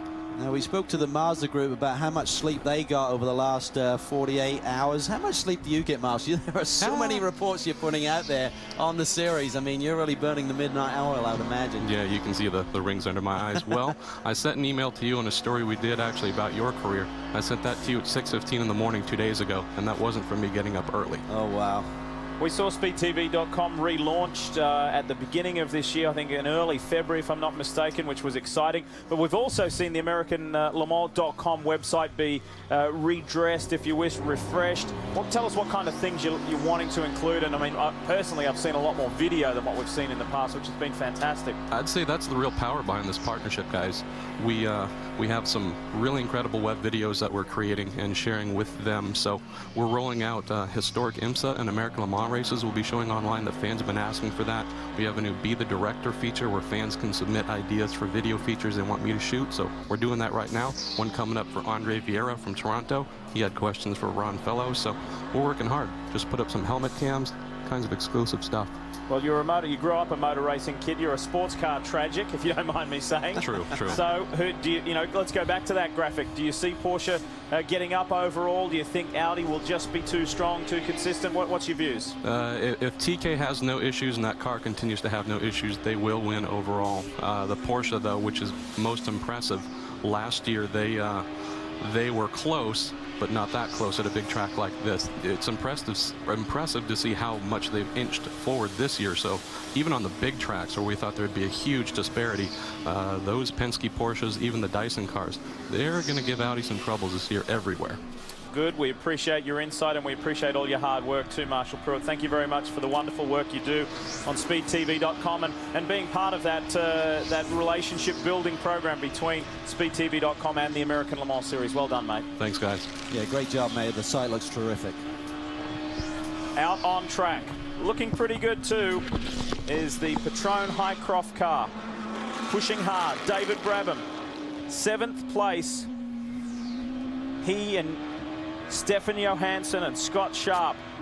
And just think about how that team has grown, how Duncan Dayton, team principal, how his life has changed from enjoying his historic racing and the occasional drive with the Intersport team to just being full on here. We'll get back to that in just a moment. Brian, tell us more about Corvette. Ollie Gavin taking over from Max Pappas in the number 4. They had those driveline problems early on, set them back several laps. That does not take the spark out of this team. They know that anything can happen at any time. It did to them. Why couldn't it happen to somebody else? You still have to make it to the finish to win this race, and that's exactly what they're trying to do. Right now, it's a routine stop. See the crew going to work, cleaning out the grill on front. A lot of debris. And Ollie Gavin back underway. Getting back to Duncan Dayton, I mean, he is such a great racer. In fact, was one of the co-drivers here last year with the Acura program alongside Stefan Johansson and David Brabham. But he is a great racer in his own right. He's going to be racing again. He had that neck injury last year, which he's now getting over. He'll be racing Easter Monday at Thruxton over in England. And then at Monaco in the vintage racing there. He's a 6-time winner at Monaco, something that I think even Ayrton Senna will struggle with that record. So both Corvettes, C6Rs, still trucking along nicely. Johnny O'Connell is the lead car. We go back and talk prototypes. We talk Andretti Green Racing. And more about the 26. Brian Herter, part of that inaugural season, and very excited. And his career just rejuvenated. Has been a very loyal employee of Andretti Green Racing, the founder of the Stars of Karting program, a really keen fisherman, but he's fishing for victory here. That wonderful debut a year ago when they won, maybe by surprise. They put all the hard work in, and I don't think they were expecting that win to come that soon. Lead car in GT1. Ron Fellows jumping in behind the wheel. This is the slowest of the driver changes, it seems. Jan Magnussen gets in very quick. Ron, they have to adjust the belts a little bit for, and if it goes wrong, it can really delay them. We saw them rehearsing during the course of the week, and they had one stop they rehearsed, and that was very, very slow. So things can go wrong even when they're used to doing it as many times as Johnny O'Connell and Ron Fellows and now Jan Magnussen have. But this crew led by Danny Binks. Danny Binks actually ran an HSR race here at Sebring a few weeks ago as one of the very first C6R's race cars. It's on what they call the scale tile from Michelin, which are a very hard rubber, but he ran a 206, which is pretty respectable. Yeah, absolutely. And he just loves his racing. Really is a great guy. We can't lose sight of the importance of the 3 car being out in front because Johnny O'Connell is heading for that all-important record of a 7th win, which would be a record. It would be historic, but we're not going to get ahead of ourselves. We'll talk more about that when the nighttime hours arrive. Let's hear from Marco Andretti. Well, he's going to get back behind the wheel as soon as Brian Herta is done with this stint. Marco, you had a great opening of this race. You did 3 stints. You were in the lead. Right now, the car's about a minute and a half back. Is there anything wrong with the 26 car? We lost the pace. We don't really know the reason yet, but you know, all we could do is go out and try to find it again. You know, we're on the risk of going a lap down now, which would not be pretty. But you know, hopefully we can avoid that. You know, it'd be nice to get a yellow and then start over, but you know, the Penske, the Porsche right now is the one to beat. I mean, they're flying, and you know, that's what we need to try and do. Your grandfather's won this race 3 times. What would it mean for you to get a victory here? Oh yeah, it'd be unbelievable, you know. But for the whole team and myself, it would be awesome, you know. But there is a long way to go. But we're falling back here. We got to get it going again. You can tell this man wants to get back behind the wheel of the car. After his 2nd stint, the team said, "Marco, you want to get out?" He said, "No way, guys. I'm having a ball." Brian? Johnny O'Connell just climbed out of the Corvette. Another good run for you guys. Running P1 right now, and I know that's important to you. Is it too early to talk about 7? Yeah, it's a long 7, that's one of my favorite drinks, Seagram 7. You know what? We got a great Corvette. You know, everyone at Chevrolet does an amazing job, and you know, the team's doing a good job. The Michelin tires, I tell you what, they're really being challenged today. I'm sure that, you know, the guys in the booth are talking about it. But in all my years here, I can't remember turn 10 or turn 11 being as slippery as it is right now. It's really difficult, but you know, everyone for the most part right now is behaving themselves, and you know, Corvette racing just, you know, keeps chipping away. Well, they call it Corvette Racing Team, but it's really more like Corvette Racing Family.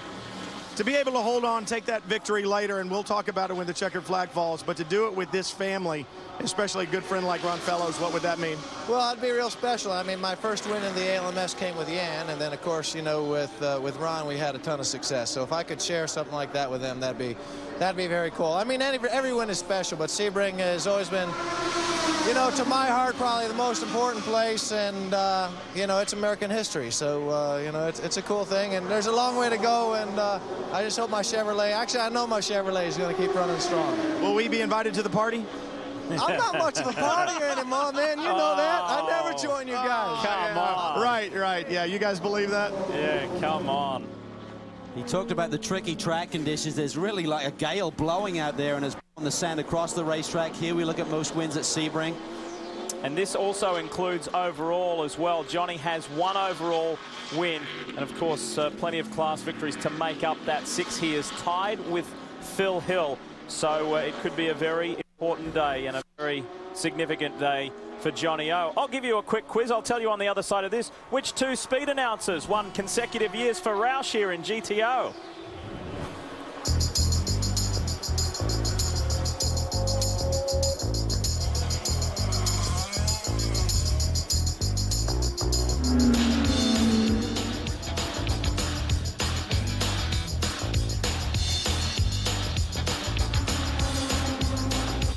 Say that high school heroes are usually made on the field, but here on speed they'll be made in the shop class. Lots more coming from Drag Race High. Here on speed, Tom Christensen is in the lane.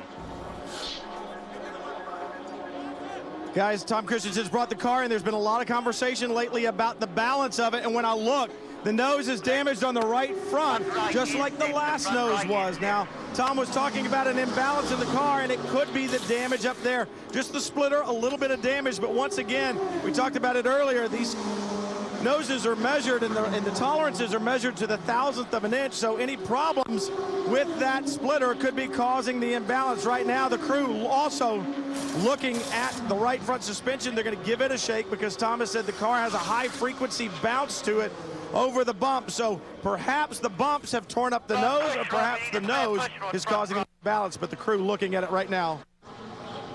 29 laps on this last load of fuel. They found something, Brian. They're working and there. It looks like they're looking on the right front now. That right front. Push rod.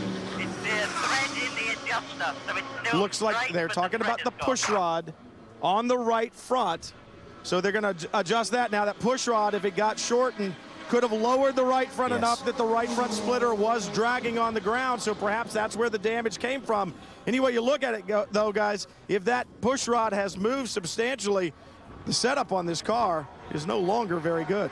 They may have a measurement, though, Brian, on the thread, or they may have a mark where they can go back to or see how far the nut has moved.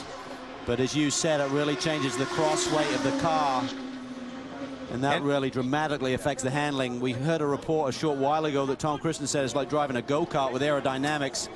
And he was not very happy in the car, even though they kept the pressure on and closed the gap down to the 7 car. And Calvin, what they've done is they've taken a spare push rod. All of their spare parts are set up ahead of time to be the exact length that the ones are on the car. So while the one on the car has backed off, they're not going to take the time to change it. They've measured the one on pit wall and will adjust the one on the car to the proper length, and then they will set the screw and tighten it back down. So that's what they're doing right now on the right front of this car. But all the while they sit here, the rest of the cars, especially the number 7 Penske Porsche, are on the racetrack. And while Tom Christensen sits idle in pit lane, the man who he shared a win, one of his 7 at Le Mans in Bentley, Guy Smith, inherits the lead of this motor race for Dyson Racing. What a day they're having. Over the years, we've talked about problems. We know how strong Dyson can be, but now we're finally starting to see it. Chris Dyson told me earlier this week, he said, you know what, Lee, this is the first time in 4 seasons we have had the same tyre, chassis, engine combination going into a new season. Finally, we don't have to learn something new about a new component, whether it be a new tyre manufacturer, a new chassis, a new engine, whatever it might be. We can build on what we learned. Yes, we got the aerodynamic tweaks, the upgrades from Porsche heading into the 08 season, but we had consistency in our team, in the car. Of course, yes, there were some driver rotations and changes, but he said it felt so good to build. They did some damper work with Sachs and did a lot of hard work over the winter, as Guy Smith mentioned earlier to Andrew Marriott. So Dyson are feeling pretty pumped up about their chances in 08. I think he and Guy are really starting to gel and become that strong driver combination. We've seen so many of them over the years. Certainly James Weaver and Butch had so much success when they could drive the same race car. They thought the same way. They knew what the other guy was thinking. They had the same terminology when it came to setup and working with the engineers, and that just takes time. And they're now bearing the fruits. I said to Guy Smith, how much did that Le Mans win do for your career? And he said, you cannot believe it.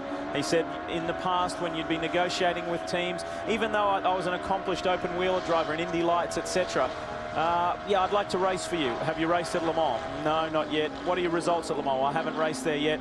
What are your results at Le Mans? Oh, I won. Okay, we want you in the team. That's the big one. That's the one they all want. And, of course, Guy had that beautiful victory alongside Tom Christensen. Pit on this lap, please. Pit on this lap. Get ready for a driver change. That's the communication to Brian Herter from Andretti Green Racing. And Marco Andretti, as you just saw, is standing by. They are on the lead lap, but they're in danger of going down. And Marco Andretti told us they need to find pace. Very impressed with how the whole team handled that snafu that happened under the caution, and also how the stewards handled it in taking the time to fix that situation a couple of hours ago and getting these boys back on the lead lap when there was a problem under the caution period in terms of picking up the leader and everyone else getting the wave by. Look at the calm. Just going about it very methodically. Incidentally, that Audi stop for Christensen was in excess of 3 minutes, so it was quite costly. Marco strapping in for the second time today. Chris, tell us more. You can see Brian Herta strapping Marco into the car. Now, looking at the times that all these drivers have been doing, Herta and Fittipaldi have had a very difficult time getting below that minute 50 mark where Marco Andretti was running down in 48s and 49s early in this event. So it's going to be interesting to see if once they put Marco back behind the wheel, if he can get this car back into those 49, 48 area and put some pressure back up on the Penske Porsches and see if just really losing the handle was more or less the drivers. They didn't make any adjustments to the car, put 4 new Michelins on, staying with that medium compound, and Marco's back out. Well, he just seems to have adapted to this race car beautifully. Just got the hammer down immediately in the simulation run that they did with the Acura boys. He was very fast. That gave the team the confidence to put him in alongside Brian and Christian. He'll run the full campaign, and he has not put a foot wrong. He had a little off right at this point on the racetrack on lap 1 when the Audi slowed up and everyone else got wide. But boy, he got the hammer down and got the car to the front of this race. And as Chris said, it'll be interesting to see if he can lower the lap times down into that 48-49 range. Patron Highcroft Acura is on pit road. It's in the top 10 overall. It's in the top 6 overall. You see there, no tyres at the ready. This is fuel only. Robin Hill on the radio, team manager there. What a great guy. Has so much experience, worked with Team Ganassi for so many years, had a lot of success with the likes of Alex Zanardi. Been around the block a few times, but he just loves racing and just so much experience. And that's what Highcroft are now building, is a great race team.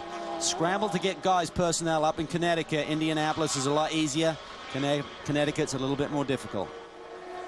Adrian Fernandez bringing the Lowe's Acura to pit lane. He's going to stay behind the wheel, so just doing fuel and tires on this stop. Now, this team checked in with them a little bit ago, and they're really high spirits. They saw that off that Luis had early in the event, put them a ways back, and they've been catching. They've been moving forward, and they were catching the 26 car, so they were very happy about that. I looked at Adrian's times just a minute ago, and he was running 49s. So this team is definitely able to keep it below that minute 50 mark. And Adrian having a good stint. Team looking to get back out there and hopefully put a little bit of pressure on those Porsches and try and stay in front of the Andretti team with this pit stop. They were, of course, part of that 3 Acura team 12-hour simulation several weeks ago here at Sebring.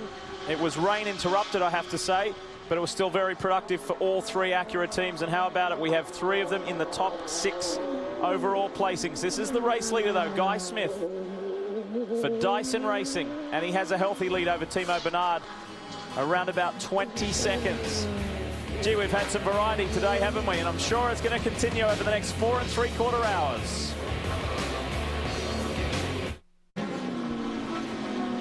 Dyson Racing leads the Mobil 1 12 Hours of Sebring at the hands of Englishman Guy Smith, his co-driver, his teammate Chris Dyson, son of Rob, and an integral part in this team for their 2nd year running the Porsche RS Spiders. And what a day. This car at the time of pitting was running 3rd, Brian.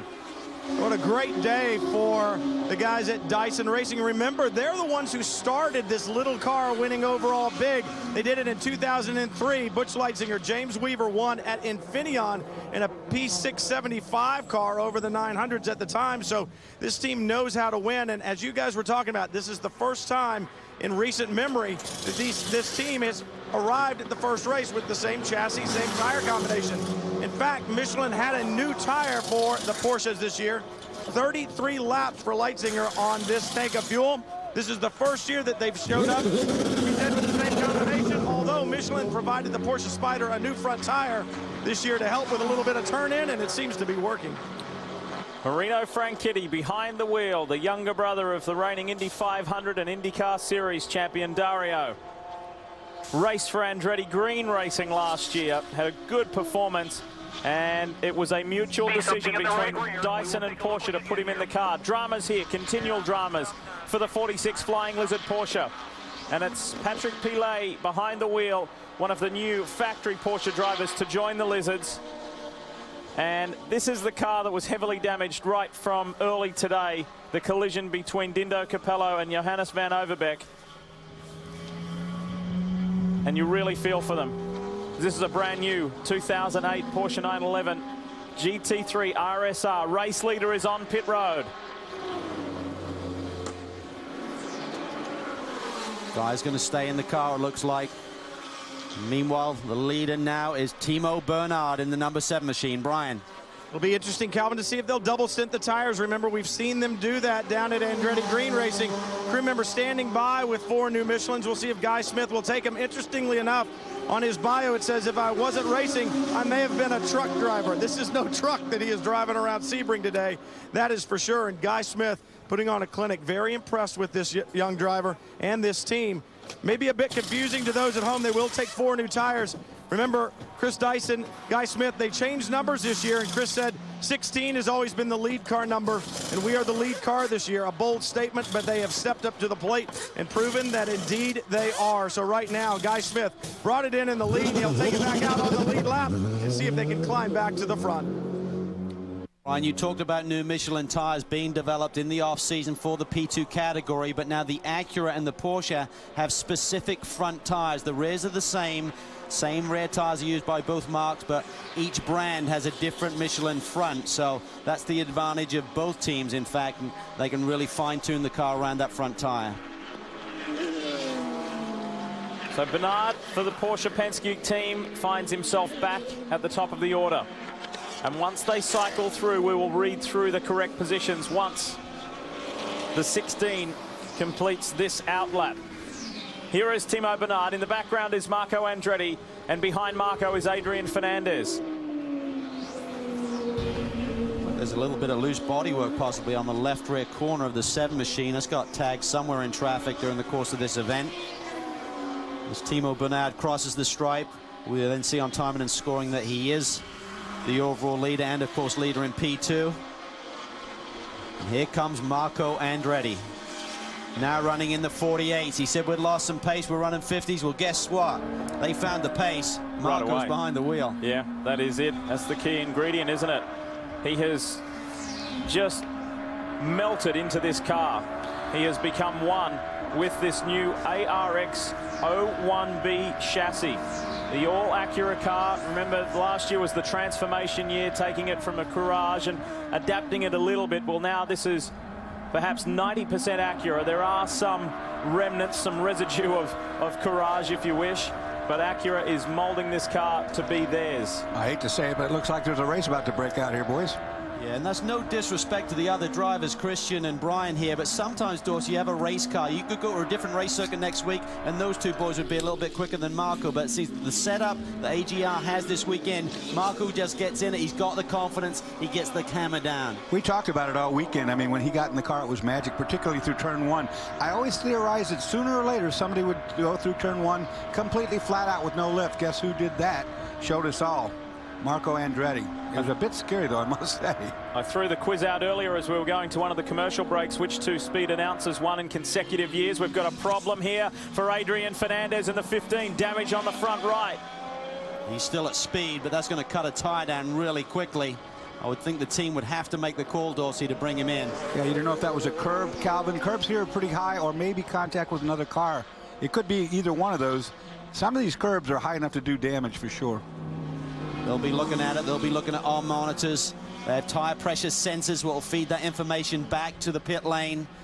And, of course, they have the driver that will give the feel as to what it's doing, and if he feel it actually hitting that wheel when he's got full steering lock.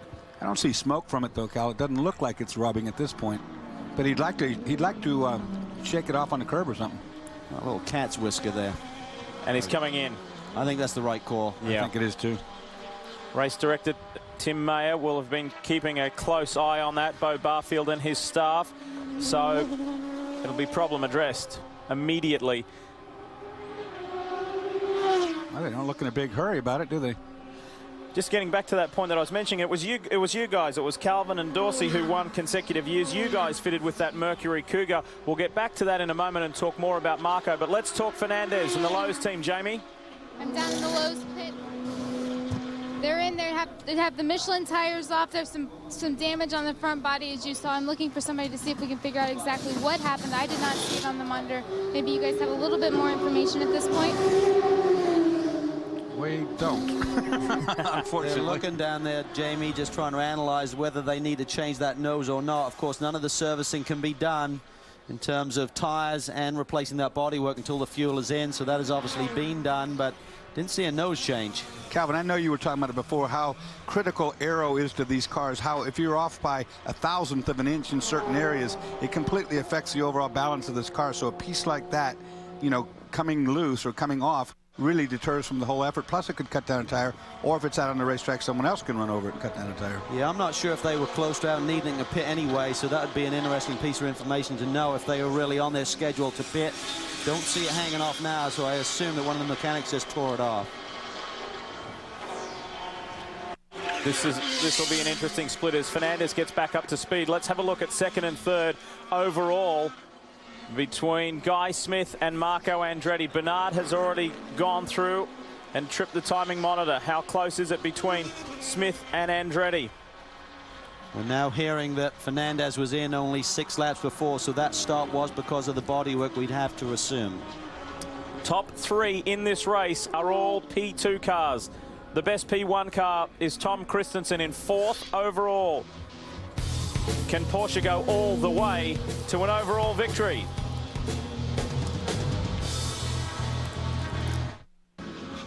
You're watching Speed's live and exclusive coverage of round 1 of the American Le Mans Series for 2008. This is the Mobil 1 12 Hours of Sebring, presented by Fresh from Florida. And have a look at this. Damage on the rear end of the XM Satellite Andretti Green Acura. You can see it quite plainly when the car goes away from you on the left rear side. The bodywork has been damaged, and you see it flopping around. That's not a good thing to have happen, because sooner or later, whatever it is, will fatigue and break. See it wiggling back there. The whole back end is broke at the rear fender, just over in front of that tail light. Well, that wasn't like that when Herder brought the car in. It was not like that, Dorsey. You know, and we heard Marco saying that the handling's gone away from the car. Now this at the back end is significant downforce that's lost, because the air coming over that hump, if you will, that rear fender, that air is supposed to channel down and get to the back where it gives it downforce. Right now it's broken off in front of the tail light.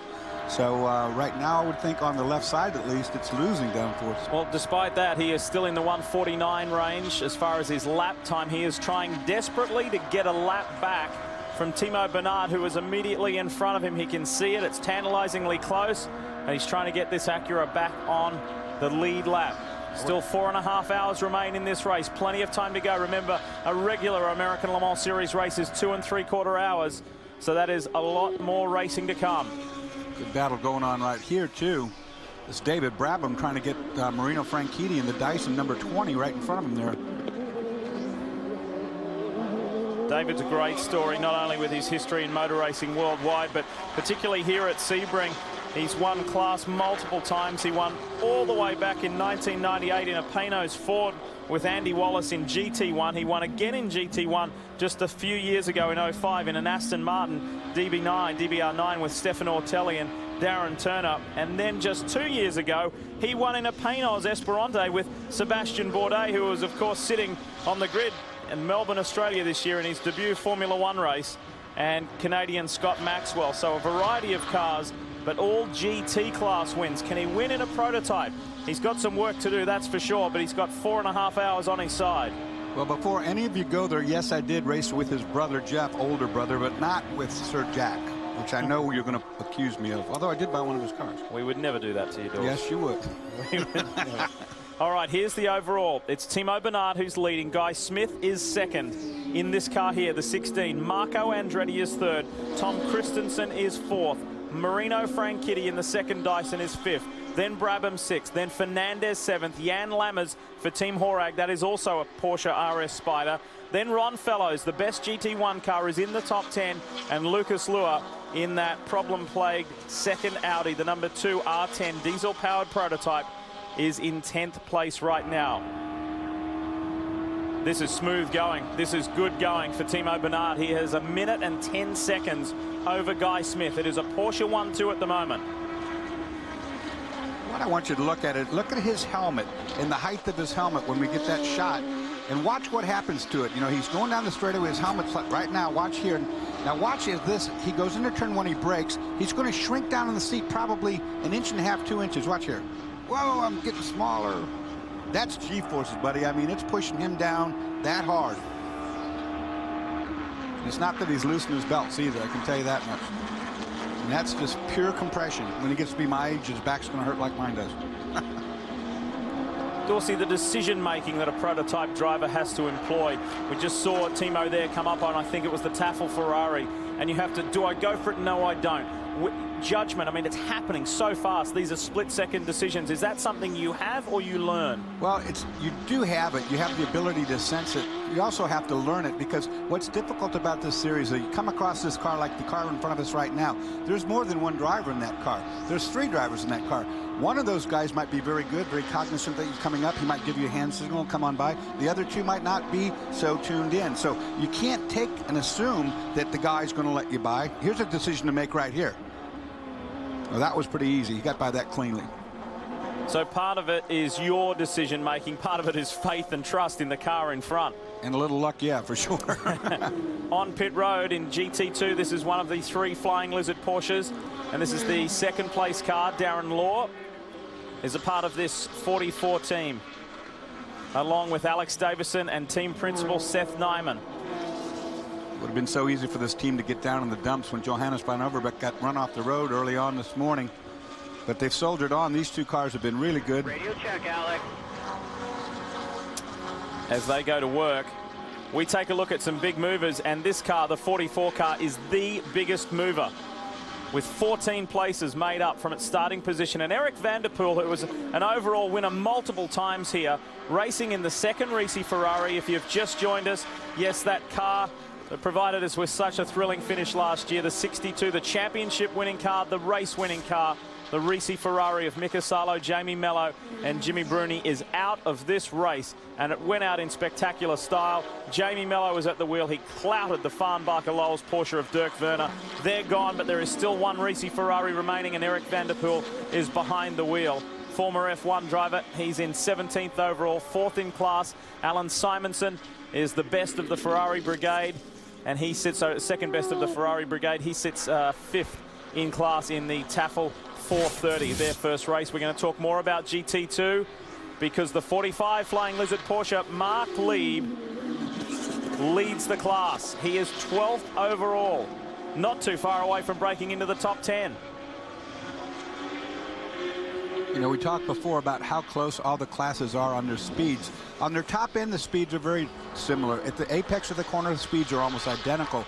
But they're not identical when it comes to how fast they get to the speed, and B, the braking. And what happened way back there with Jamie Mello is that one of the prototype cars got in front of him, and then he braked at his level, and Jamie Mello's car isn't able to stop at the same level. As a result of that, Mello goes to the inside, and he ends up with a dive bomb hit on the Porsche. But it was really caused by the prototype car braking harder than he could brake in front of him. This is a wonderful story. This car here, the 5, the VC Racing Porsche, new to American Le Mans Series competition. This is the Ray Hall Letterman Porsche last year that we saw Ralph Kellener's and Tom Milner Jr. campaign. Craig Stanton saying that he's just about to run low on fuel. He'll be pitting shortly. He is 3rd in class, first time out with Nathan Schwartzbar and Uwe Alzen, who's a legendary Porsche racer.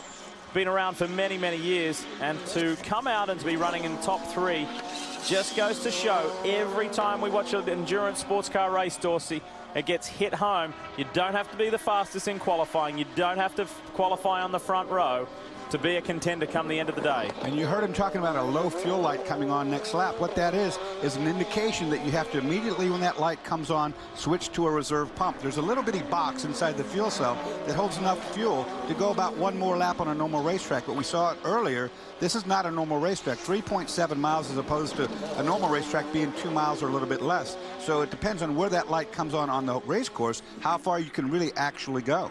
Eric van der Poel here making life a little challenging for Adrian Fernandez as Adrian finally gets by. News breaking about this car here, the green Risi Ferrari. Whoa, look at this. Marco Andretti running at such a fierce pace. He has caught the race leader, Timo Bernard. This is not a positional move, but it is very critical to get a lap back for the Andretti Green Racing team. Boy, but he attempted that at the old tower turn, and there's not room to go side by side there. He needs to think about that a little bit, because he's got the speed, but you don't want to jeopardize your situation. That is a tight area for one car. This is a kid who not only has unbelievable racing family heritage, but he is a gutsy driver. Almost won the Indianapolis 500 on debut. We all remember that. Those closing final seconds. It was really gripping television and great motor racing. It didn't quite go his way. He's entering his 3rd season in IndyCar Series racing, and Kim Green, co-team owner, said to me it was so valuable to put Dario and Tony Kanaan in this car last year alongside Brian Herder. Of course, they won. That was extra valuable. But he said it really propelled them into their IndyCar Series season.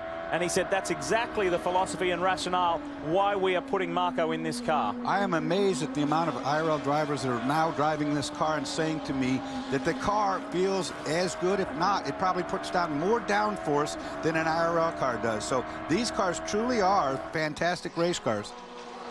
Fit on this lap, fit on this lap. We have very high water temperatures. Fit on this lap. So while these guys go at it, it's not for position, but it is for Andretti to get back on the lead lap. There is someone coming hard and there is someone coming fast, and it's Tom Christensen. He is catching this lead trio of P2 prototypes. Christensen is the top dog as far as P1 is concerned. Of course, we heard someone going to have to pit this lap with high water temps. Remember, Scott Sharp had that same problem, and they had a bag in the radiator they picked up out of the infield somewhere. Fit on this lap. I think that is the car we're riding on board with. We're going to have to pit this lap. Marco. We had Marshall Pruitt up here from SpeedTV.com earlier. I want to talk to you about AmericanLeMans.com and the new video homepage of the website. It features content for the fans and from the fans. That's what it's all about. It's about you guys. We want to hear from you. Log on today at AmericanLeMans.com.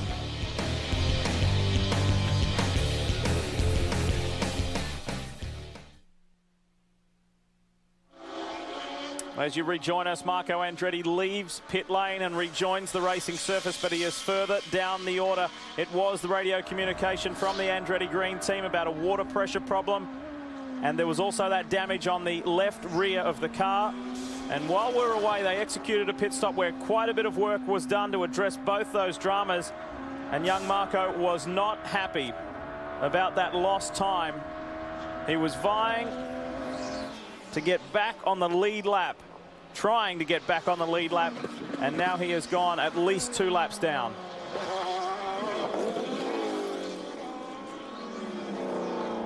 I don't think they had any choice about what they did there. I mean, it was overheating, so they found something. They added water to the radiator system. In the meantime, they fixed that rear end by replacing it with a new one. Both of those could have been terminal situations that could not be ignored.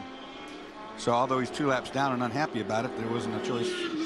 Really, I don't see. Well, what they did is they put the whole rear wing assembly. They just changed that out very effectively. The whole rear end, see, it looks new. It is new, and that was one of the things they worked on, the quick change and accessibility of that. If you remember St. Pete last year, when Marino Franchitti clouded the wall and damaged that rear wing, it really cost them a prominent position in the race. So they've addressed that. That's one of the many things that Acura has worked on during the off-season. Jamie, tell us more from Andretti Green. Well, Liam, down here with Kim Green. Kim, we saw Marco come in to replace that rear bodywork. What else was wrong with the car at that time? Well, we're looking at a fuel issues. I think we're getting some buildup over the radiators, so we're getting a little bit of some temperature stuff that we had to look at. But we're worried about that rear tail section coming apart. So we thought it'd be still a long way to go in this race. So we thought we better change it while we had the chance before it became a problem and before IMSA decided to call us in. So I guess we aired on the safety side. Marco's doing a great job. The team did a great job getting that done. So I think we can still be in it at the end. You guys won this race last year. Do you think that's still in the cards for you today? What was that? You guys won this race last year. Do you think you can do it again today? Well, I mean, we're certainly going to be trying. I think we've got the team and the drivers to do it. The opposition aren't making it easy on us. So it must be very exciting for the fans. I'm sure it's going to come down to the wire. I asked Michael Andretti the other day, of course, open wheel racing is all about strategy. Do you think that you learned more about strategy and about sports car racing strategy here last year and throughout 2008? And he said, well, yes and no. He said, I think it was our strategy that got us the win here last year, whereas some of the other teams coming in learning the American Le Mans Series said they definitely learned about traffic and multi-class racing. Let's take you back just a few moments ago while we're away in commercial and have a listen to this. That's some bodywork damage back there. We'll fix it at the same time.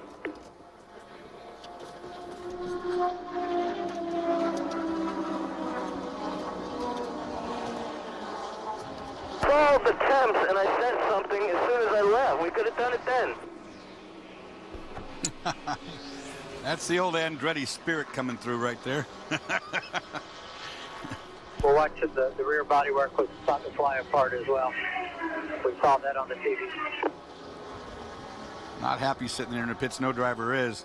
Of course, Marco thinks they could have fixed it while I was sitting there last time, and maybe they could or maybe they couldn't, but it's irrelevant. The car had to come in. Still a mystery as to what happened to that rear bodywork, rear assembly, but it's fixed, and Marco's on his way playing catch-up. So it's Timo Bernard who still leads this race over Guy Smith. It's P2 in the top 2 positions.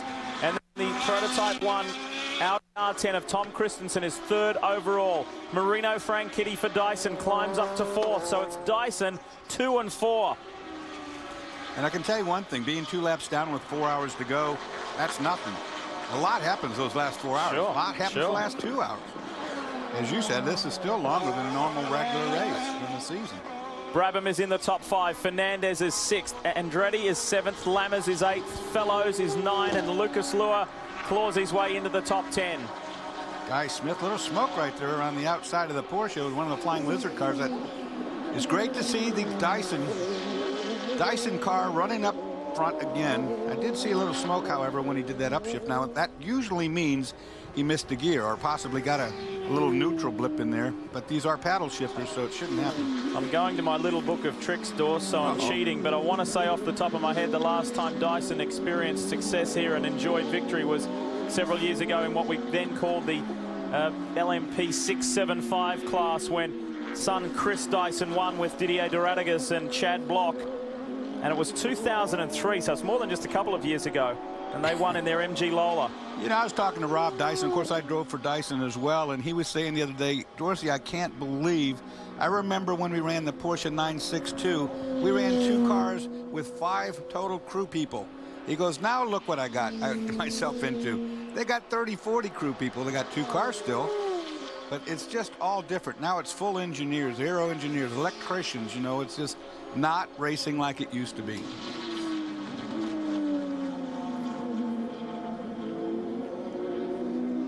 Now, we've just got a report that car 5, and there it is there on the right-hand side, just tucking in behind Guy Smith, the car that has had a wonderful run here today at Sebring. It's running 3rd in the GT2 class, will be called in to the penalty box, and perhaps it's because Nathan Schwartzbar sped on pit road after taking over from Craig Stanton. And it almost always, Lee, is speeding on pit out. When you get the driver change, the driver's so keen to go, he forgets to turn on the speed limiter, and as soon as he launches, he takes off, and he's not on the map that will hold the speed down. Next thing you know, trouble. Whoa, we're hearing reports. He didn't just speed a little bit, he sped Dorsey Schrader style on the way down to the Keys, 25 miles an hour over. That is not by a little bit, so that will hurt. They're the kind of things that niggle at you and frustrate you when you're in such a prominent position. So he'll get a stop and go and a citation probably. Jamie, can Craig Stanton tell us more? He can, Lee. Craig, as you got out of the car, you knew you were going to get a stop and go penalty for the speeding on pit lane. What happened? You know, Uwe Olsen got in, and it was a routine stop. We serviced the car, changed Kumo tires, and continued on. And what he did is he pushed the wrong button. We have a steering wheel with many, buttons and switches and gauges and whatnot, and so we pushed the drink button as opposed to the pit lane's limiter speed.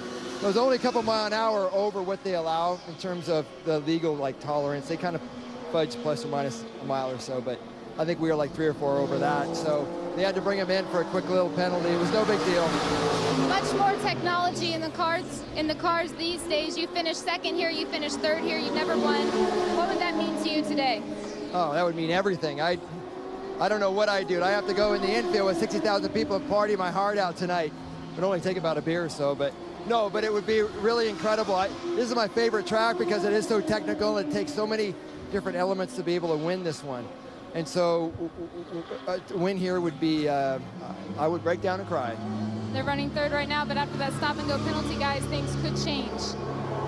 Now that was interesting because Craig said Uwe Alsen stepped into the car, but what happens is each driver has their own plug when they get into the car for their own scoring purposes. And on our official scoring screen, it says Nathan Schwartzbar. So a little bit of confusion there as to who it is, but each driver knows where their plug is that they have to insert. So anyway, the VC Porsche serves that penalty. And that plug you're talking about is a second plug connected to the helmet that the driver normally would wear. Yeah. You have one plug in for your communication with the pits, and you have the second plug in, which trips that little indicator to say who's in there. And here's the deal. If it was Uwe Alsen, and he's been around for many, many years, he's extremely experienced, he should know better. But if it is Schwartzbar, he's young, so we'll cut him a break. Youthful exuberance. Well, in any event, whoever was in there did not turn on the speed limiter and sped right up to 25 miles an hour over the speed limit. Hey, Tom? Dorsey. Yeah. I just checked. We're going to give him a little break. It was 25K over, not 25 miles and over. So I just checked with Dick Martin down here. He said, no, if it was that bad, we would have locked him up and taken him away. So, yeah, he was still speeding, but not quite 25 miles an hour. All right. No. Meanwhile, Tom Christensen is powering on, and he has got a lap back from Timo Bedard. Check this out. This is coming onto the back straightaway, the longest straightaway here at Sebring. Gets a good launch off there. This is where he has the advantage. Top end by about 8 miles an hour or so. Look at that. The Porsche gets up to its terminal speed, doesn't have anything left. The Audi keeps on chugging. That was quite a graphic display, and I want to go back just quickly before we go to commercial break. Something that was mentioned in the official Audi press release about them competing full-time in the American Le Mans Series this year.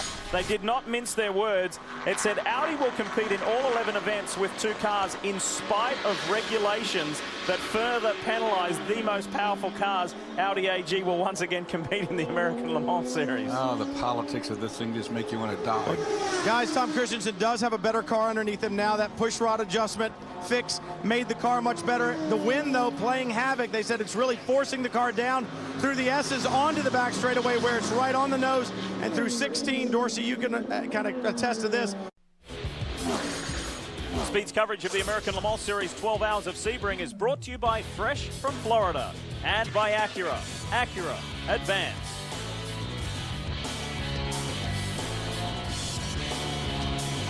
It is a very warm, incredibly windy spring day here in Florida in Sebring.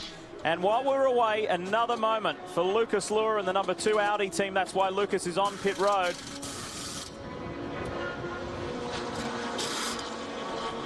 Yes, he certainly is on pit road, but they're also waiting for the number 1 Audi to come in, and hopefully the 2 car will get away from us before the 1 does come in. And yeah, that car's just about to drop off the jack. So a bit of a problem with the right rear. No, they've given the thumbs up, and the number 2 car is taken back onto the racetrack by Lucas Luhr as we wait for the number 1 car. I think that's only about 30 seconds away. Alan McNish is waiting.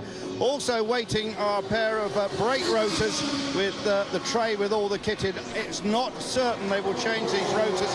They're going to check first. The man from Brembo Brakes is down here, and he is going to check that.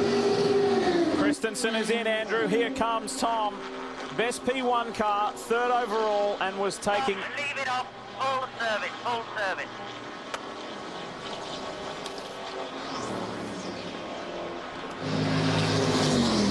So Tom Christensen is climbing out. Alan McNish will climb in. And you heard them say full service, and those brake rotor discs are at the ready.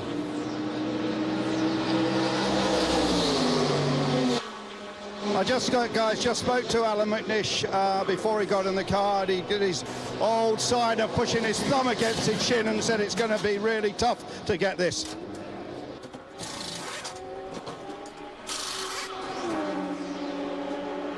Front ducts, clean the front ducts as well. We need it.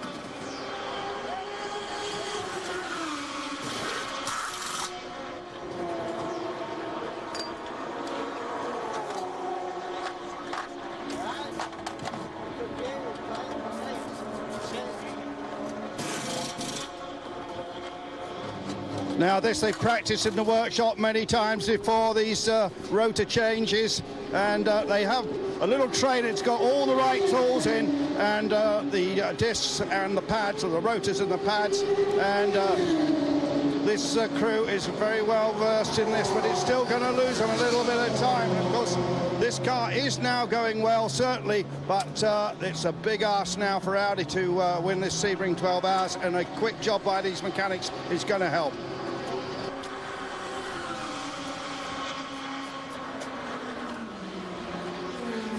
The piece they're pulling off right there, you're watching them, is a piece that's put on there to direct air over the top of the rotor to help cool it. And that left front that you were looking at, that particular rotor is the one that wears the most on the entire car due to the nature of the amount of corners, right hand, left hand. It's a shroud that goes over and hooks to a hose, and it helps cool that carbon rotor. And as Alan McNish sits idle in that cockpit, his car is now 2 laps down. This will be quite some comeback. Now, this takes longer than what I would have expected it to take. I would have thought they'd be done by now. So obviously much more to it than that we thought. There is a sense of Dorsey. Go ahead, Andrew. Yeah, remember how much heat there is around here. These guys have got to work in gloves. It's not as easy as working without them. The man closest to me here on the right front, he's just pulling those pads out, and you can see they smoke as they come out. So the 2 pads are out there. They're going to go back in now. As I said, they practiced this many times. Usually the calipers there just to open the area to get the new pads in, and just dusting it down with another glove. And this is taking, as you said, Dorsey, a little time. And I'm sure Alan McNish has been in this situation before. He looks calm, but think what he's feeling inside. And just using those calipers again to push the bells apart to get this in, and this is not going the way it should. There's no question doubt about this. The one on the left front is coming off now, so I don't know if there's any bragging rights when it's all over between these various mechanics, but certainly the guy working on the right front is ahead of the guy on the left front, and this is taking quite a time, as you can see. Well, those rotors are roughly twice as hot as your oven at home can get if you turn it on complete broil. That's an indicator for you.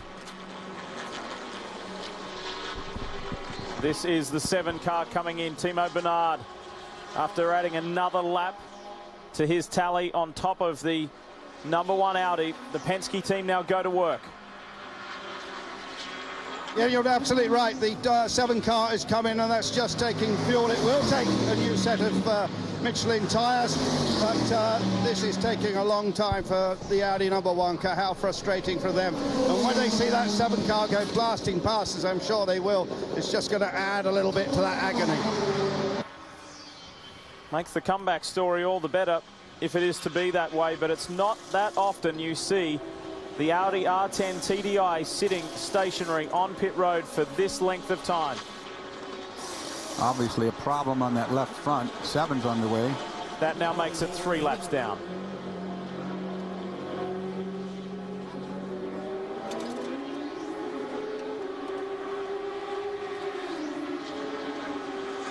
And the Penske Porsche just keeps getting better. 31 laps that last time round on that last fuel load. Well, whatever this problem is, I can dare say it won't happen at Le Mans, because whatever they find is wrong here will be fixed. The day started out with a thrilling battle, a thrilling duel between Peugeot and Audi. Sadly, much earlier in the day, the Peugeot went away. Look at this. The battle between 2 Porsche teams, Dyson and Penske, for the front of this motor race. Guy Smith took advantage of the Penske coming out on the colder tires. He's got more momentum. He goes right by. Now the race is on. Now what Guy Smith needs is a yellow right now. That's what he needs, because that Penske has 1 pit stop up on him, and it's just right behind him. So obviously when he gets his pit stop, he's going to be in trouble. And at last that job is done. 2 new front rotors. The Bodywork goes on now, and this car is going to be blasting back out, and Alan McNish has a huge amount of work to do. The little man from Dumfries is really going to have to be the Flying Scotsman now. Dr. Wolfgang Ulrich in the background, the director of motorsport for Audi, had his stopwatch on, checking how long. Well, they dropped from 3rd overall to 7th overall and are 3.5 laps down on the leader of this race, Guy Smith. The work for Alan McNish, the multi-time American Le Mans Series champion, Sebring winner, Le Mans 24 winner, begins a massive task right now. And a front brake change on a 12-hour race is a predictable. It's something that you would think you were going to do.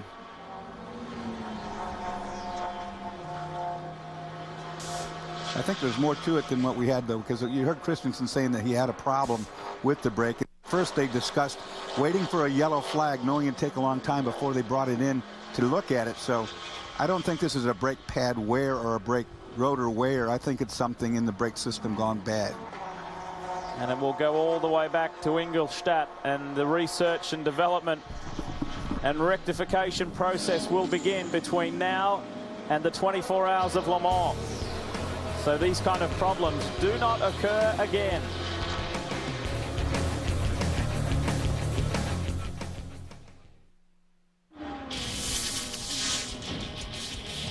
Need to direct you to speedtv.com if you would like to get your hands on any of the fabulous speed swag we have. The keyword is just that. It's swag, and the Speed Swag store is here.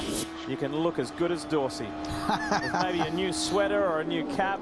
Shouldn't be too hard. Whatever you like. We're back, and Guy Smith leads the way for Dyson once again. What a fabulous turnout for this team from Poughkeepsie, New York. It is 1 and 3. Their 2 Porsche RS Spyders are 1st and 3rd overall in this race. The 9 Patron Highcroft car is on pit road. 5th overall. Tell us more, Jamie. It looks like a routine stop, Lee. They've just put the fuel in the car. It's up on the jacks for a brand new set of Michelin tires. No driver change, and they will be back underway. I think all 3 Acura teams will be very encouraged by what has transpired here today, and there's still 3 3/4 hours remaining in this motor race. We've been talking a lot about Audi. Andrew, what have you got?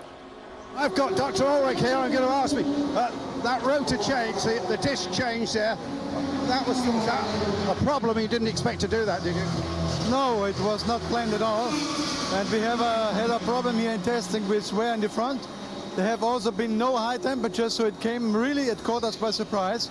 And we had to change the 2 front discs, and basically the car is not made for that, because the car is made and organized that we can run 24 hours in Le Mans with these discs, and here they didn't even make 10 hours.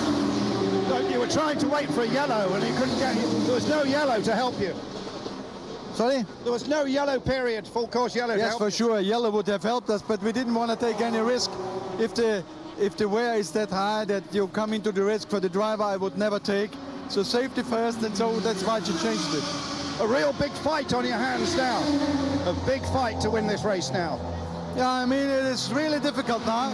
We had so many unpredictable things and things we have never had before. But that's racing, and we try to cope it. Thank you. We talk about how tough Sebring is over, say, Le Mans. Those rotors can go 24 hours Le Mans, no problem. They didn't even make half that distance here at Sebring. And you heard Dr. Ulrich say completely unexpected. We did see something in testing, but dramas there. Problems here too for Payno's team PTG. And this car with Joey Hand behind the wheel is currently in 11th in class. Jamie? That's right, Lee, and they've been in pit lane for an awfully long time. The crew is not exactly sure what's wrong. They do have a misfire. They're going through all of the possible reasons that they could have this problem. This has been a rough day for this team. They blew the rear diff early in the race. They've lost a lot of time, and they're still trying to figure it out. Well, the Payno's Esperante has gone all the way to victory lane here at Sebring International Raceway, and who better to tell us more and to introduce right now at the beginning of this 10th anniversary season of the American Le Mans Series, the man behind it all, the founder of this series, the man who owns this racetrack, Dr. Don Paynos. Great to see you again, Don. Thanks, Lee. Dorsey, good to see you. You as well. We're playing to a full house again. That's great to see at Sebring. I've been around so long. It's great to see this thing fill up like this. Exactly, and I think the Sebring staff and Trey Stevenson gets all the credit. It'll be another record this weekend, and we've been setting records ever since the 50th anniversary. And if you'll notice, we've even started to use up the back straight with accommodations back there on the back straight. So first year for that. You're always very very modest and humble. You always spread the acknowledgement and the adulation to your staff and other people, but you must sit back and there must be a wonderful feeling of pride and accomplishment when you look around, not only to see the crowd, but the improvements that have gone down here at this facility, the hotel in which didn't you build that hotel in something like 90 days? Someone said you couldn't do it and you said, watch me, you got it ready for the 2000, 12 hours, and now they've put on a 43-room, $7 million expansion. There's so much that has gone on, Don. Right. Well, we broke ground in 2000 in December. We wanted to start earlier, but we had some environmental issues. And it was open for the race, except for the kitchen. It was all ready. And this year, we broke ground in November. We got a head start on them by a month. And, of course, we put in a 4,500 square foot ballroom, which took a little more time. But it's a great addition, and I think, you know, it's just for the town of Sebring, too, not just the racing. There's a place now to hold weddings. You can get good banquets, and we're looking forward to seeing not just our race fans, but the local community use it. Well, various motor racing, various disciplines of motor racing, they go through ebbs and flows. Of course, the news du jour is the merger of the Champ Car World Series and IndyCar Series, which I think everyone's breathed a sigh of relief. But look at the health of the category that you created, the racing series that you founded. That must be heartwarming. Yeah, it's amazing. I mean, I had an idea that there was a lot of fans out there, and if you started to treat them right and gave them good competitive racing with pretty stable rules, that they'd start coming back, and they have. And it's amazing what a few good restrooms, cleaning up tracks, and exciting racing will do for those people that love this sport.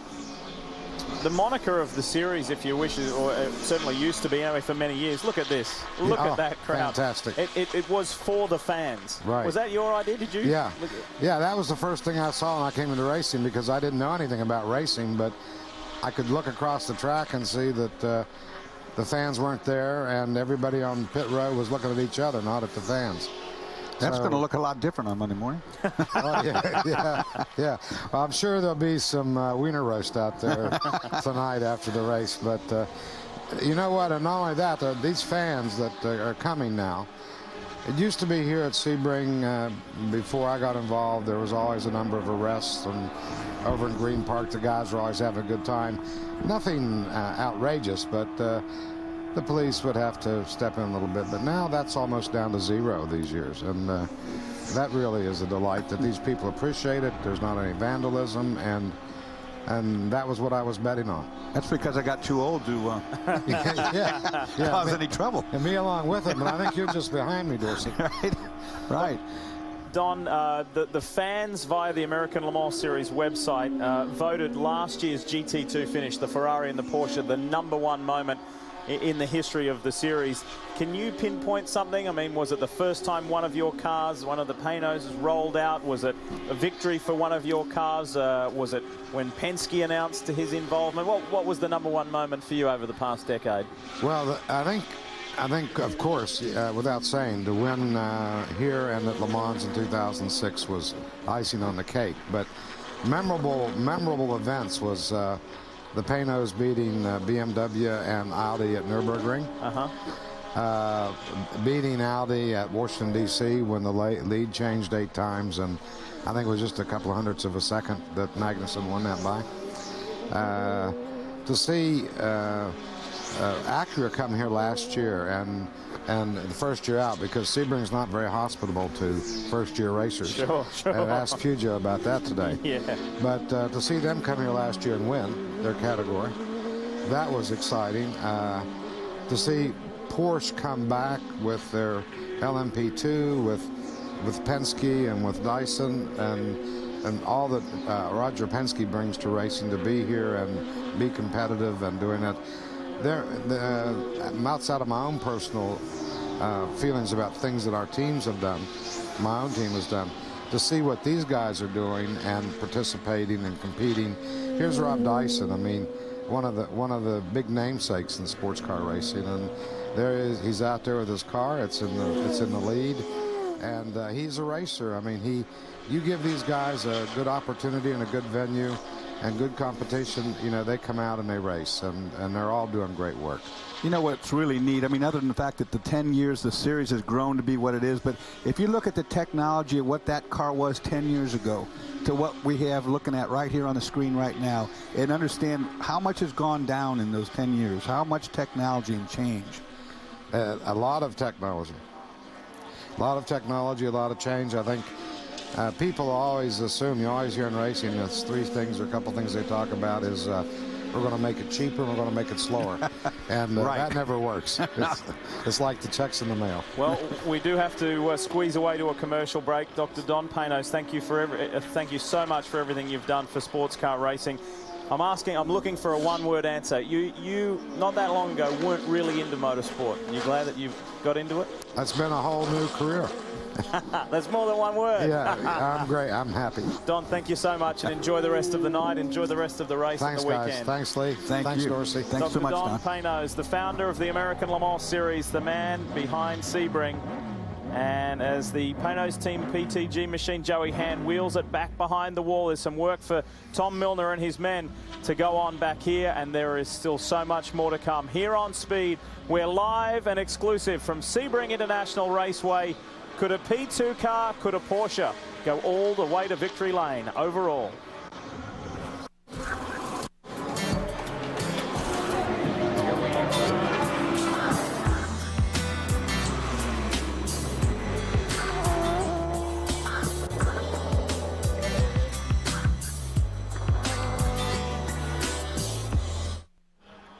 Just a tick over 3.5 hours remaining in the 56th Mobil 1 12 Hours of Sebring. It's the opening event in the 08 American Le Mans Series, and new race leader. It's a familiar position for Timo Bernard of the Penske Porsche team. Just a solid performance. Dramas for the sister car, the 6, right from the very first stint with Sasha Masson. An overheating problem, but it has been almost a faultless run for the 7. Of course, Guy Smith had to come in and get fuel, and that was one tank of fuel he wished would never have run out. The interesting thing here is that it's making it challenging, making it a little more difficult, Dorsey, for people like, say, for instance, Guy Smith, who needs to come back, Chris Dyson, who's now in the car, Marco Andretti, who's playing catch-up, and Alan McNish. Is the absence of cautions in this last couple of hours. Yeah, that really hurts you around here with a 3.7-mile racetrack. If there are not any cautions, it's very hard to try to race yourself back from a lap down here. It's almost near impossible to do. And right now, all the cars are running very smoothly. A lot of the cars that were suspect to maybe break have broken, so they're no longer a factor in that area. Well, wanting to push Porsche all the way, not only Audi for overall honours, but the Acura boys. There's 3 teams represented here with Patron Highcroft, Andretti Green, who we ride on board with now, and Lowe's Fernandez. There's no doubt they have stepped up their game considerably and are really going to take the fight. But they're looking further along the line. They're looking further abroad. This program is only going to grow, and Jamie can tell us more about that. That's right, Lee. Jill DeFerrin down here now. Jill, we know you're going to run an Acura later on in the season. Can you tell us any updates from earlier in the year? Sure. The preparations are going very well. I mean, we already have a shop in Indianapolis, and you know, under refurbishment, shall I say? But we've already moved in. The car should be arriving here in America probably before the end of the month. You know, which will be good. And we already have 13 people working for us, so we're going full steam ahead. And the plan is still to try to debut before mid-season. Now, you've won the Indianapolis 500. You've raced. You helped Honda with the Formula One program. How is all of that experience going to help you with the American Le Mans Series program? Well, I think every experience that I've had up to date has prepared me to make this step. You know. Not only my experience as a driver, I've had the good fortune to drive for some of the best teams in the business. One of them is leading the race right now. And but even after I stopped driving, working in the media with you guys and also being sporting director of the Honda F1 team. I think all those experiences, you know, made me into who I am today, and hopefully I'll be able to put this to good use. Now, there have been rumors that your program with Acura will be a development P1 car. Can you give us any more insight? I think right now we're pretty busy just putting everything together. This is not your first American Le Mans Series event, but it is your first time visiting the Mobil 1, 12 hours of Sebring. What do you think? I think it's fantastic. You know, even yesterday I ventured out into the infield just to get a feel for the atmosphere. I love it. All right, that's Gilles de Ferran. He will be bringing an Acura later on in the American Le Mans Series schedule. It's great news, and it's really terrific news. He's one of the most liked drivers in motor racing, Gilles de Ferran, an Indy 500 champion, two-time kart champion. And you heard him say there after he spent his time over in the UK with Honda F1 Racing as their sporting director and kind of mentor, ambassador, did a great job over there. But now it's back to racing. It'll be terrific to have him in the program. And the hot rumor is that he will work allegedly, maybe with Robert Clark, formerly of HPD, who stepped down from the top spot to really focus on an LMP1 program to get Acura to Le Mans. Well, it's been a really encouraging day for Dyson Racing. Let's hear from their team principal. Yeah, Rob, all that money you spent with Porsche, it's worth it now. Well, we'll see, won't we? No, the guys at Porsche have been great. They've been very supportive of our efforts. We've always gotten a fair shake out of them, not only now, but in the past. And we've been able to put it together this year. This is the first year in 3 years that we're running the same car we ran last year. And I think that's helped a little bit. If nothing else, we know what dials to turn and that kind of thing. But there's a lot of racing left, and this thing is far, far from over. Yeah, you've had many heartaches here at Sebring before. The emotions must be running pretty high right now. Well, like I said, we got a long way to go, and we'll just see. This is a very demanding race and a very demanding racetrack. Incredibly hard on equipment, incredibly hard on the drivers. And my hat's off to all these guys that are doing it. And, you know, we'll just have to see how it all turns out. I'm cautiously optimistic, and an emphasis on the cautiously. You must be very proud of the job your son Chris has done here. Yeah, I think he's getting a real good race car driver. I will tell you, he's grown every year, every race he's doing better. He's a great setup guy. He does a terrific job setting the cars up. But then again, he learned from a master. He learned from James Weaver. And, you know, James was the master, and Chris really learned working with James Weaver. Was that the key? When do you think he really break through and could call himself a professional race car driver? Well, I think James did it. I think that James's training and James's disciplines, all the things that James put him through, the learning and all of the experience that he's had from that. And Chris never forgets. He's got a remarkable mind to remember stuff. He was a far better student than I was as well, and using James and absorbing all of what he had to say, and also his great athleticism. He's in great shape. He's 30 years old. That helps, believe me.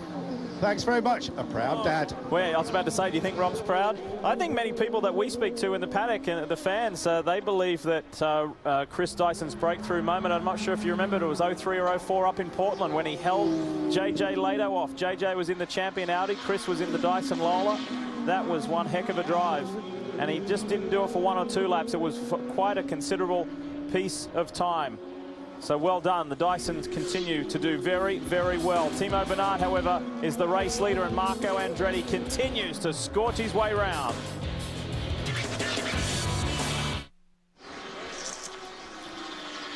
Hi, everybody. Welcome back to the 56th annual Mobil 1 12 Hours of Sebring, presented by Fresh from Florida. Greg Creamer back in the chair along with Dorsey Schrader.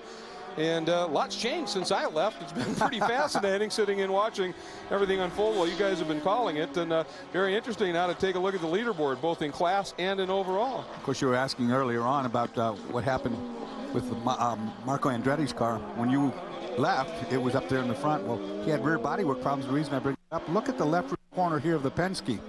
because the left rear is starting to shake around on this car too. It doesn't look like it was damaged the same way Marco's Acura was in that was a crash that had done that. But the lower part of this wing, or this bodywork, is flopping around a little bit too. See it there? No, it's definitely, it's definitely got a downward slope to it that's not supposed to have. And all these little arrow bits, although they look insignificant, are not.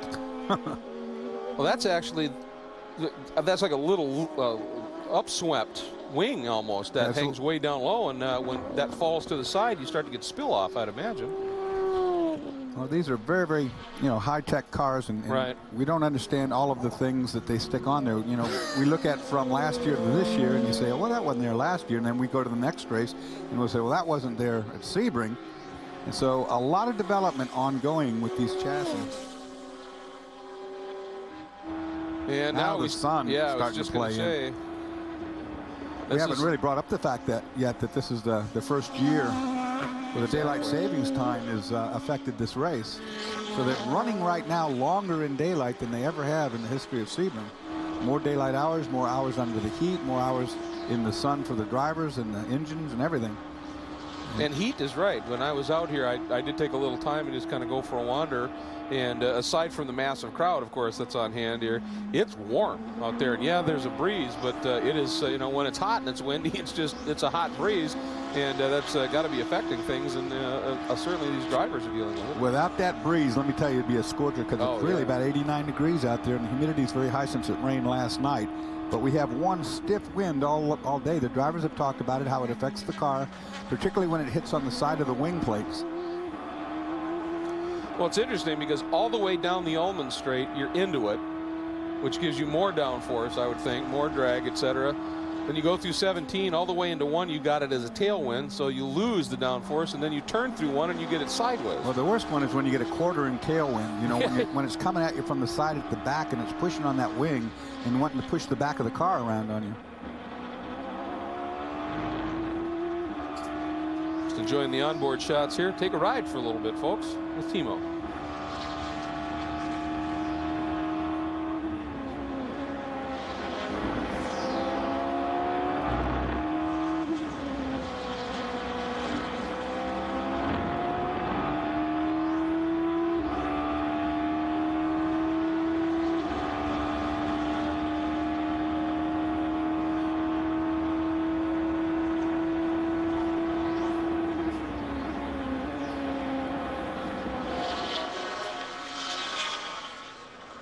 Well, as we hop on board to the helicopter and give you a look here, and while Dr. Don Panos was talking, everybody was chatting about this crowd. Like I said, I was just out in it a little bit, and it is immense, and they are having a great time. It is a huge crowd here, and certainly they're here to watch great racing, and ALMS does that better than anybody else without question.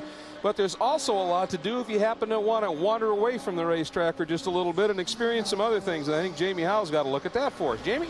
That's right, Greg. There are a number of things to experience down here in what's called the Sebring Mall. You can buy prints of your favorite car as it's on track. You can go down just a couple steps further, and there's a cigar stand across the street. You could buy a sausage, wings, French fries.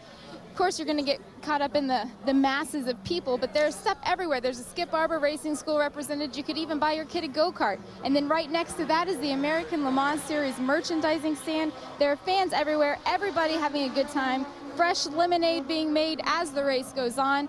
But the best part, guys, at the end of it is the ice cream stand. As soon as you get down there, you just get the vanilla, they mix in your favorite flavors, and you go out and you finish watching the race. Well, one of the phenomena which is Sebring is cruising. And what these spectators do is that they can get in their car and they can drive from this side of the racetrack that we're on, across a bridge, into the infield, around the infield. And so it's people watching, if you will. They watch the race cars for a while. There's the crossover bridge. It gets you from the inside to the outside. Even limos here, so some important people looking around on the inside. That inside part over here is called Green Park, and that is a lot of fun over there. To the left, yeah, to the left here, Green Park. Look at the people. It is, yeah, if you want to go and really enjoy a race weekend, Green Park is a destination to at least check out. I spent a lot of time over there. That's a good time. This is the most campers and big motorhomes, though, I've ever seen. The racetrack is lined inside and outside. The entire 3.7 miles. You have to rent these slips to get in here. But, man, what a great way to watch the race off the top of one of those buses looking down on this racetrack.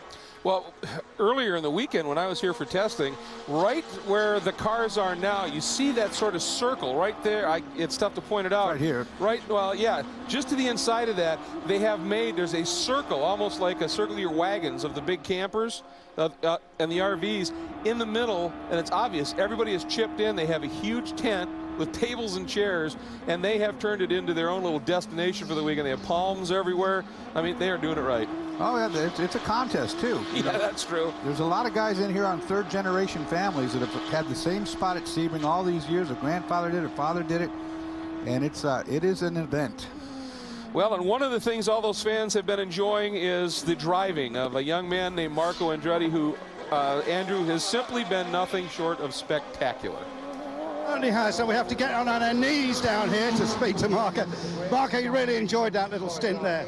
Yeah, I mean, I'm having fun driving, but it's a shame that we're not challenging for the victory yet. I mean, it's all we can do is keep pushing. I mean, you know, our pace seems to be, you know, right there. We're having a little bit of an overheating problem, so sometimes the car doesn't downshift, and I have to reset buttons and stuff like that. So, and every pit stop's a bit long because we have to, you know, make sure it's filled with water and stuff. So, I don't know. I mean, it's you know, it's a bit of a challenge today for the XM Solid Radio crew.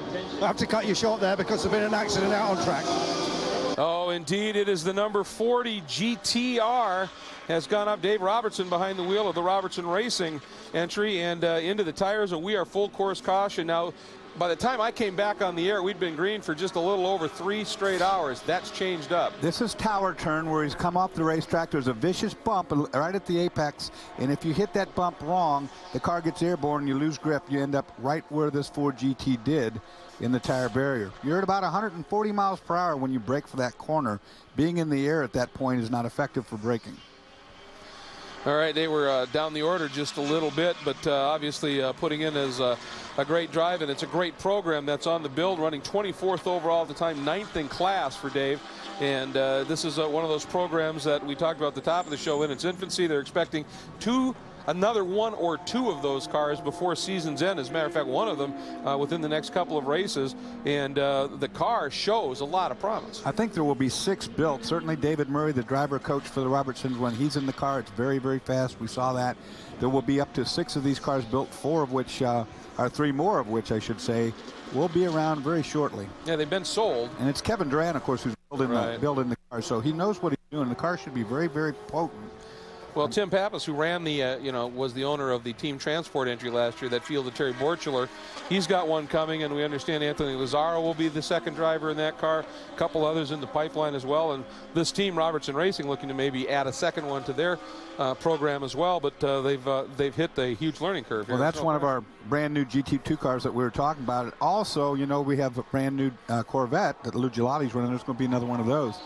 Now, for some people, Greg, this caution was needed for sure, because we haven't had any cautions. Before you came back on the air, Lee and I were talking about the fact that the reason some of these guys are laps down and can't get their laps back is because we have not had cautions to break this up. So we'll see how it plays out.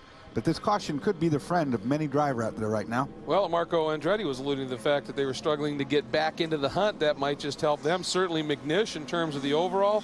So this is a huge development, as you pointed out, for a number of teams, and perhaps something that, and Timo Bernhard, with what you were talking about with Chris Dyson and Guy Smith's great run, but the pit stop scenario, they were minute 36 behind when this caution came out. That's going to evaporate as well. Good news for a lot of drivers and teams here that needed it, and obviously for those that didn't want it, a little bit of frustration, but that's Sebring for you. Well, we are under caution, so we're going to take a moment to take care of a little bit of business as the pace car gathers up the field. Timo Bernhard leads overall.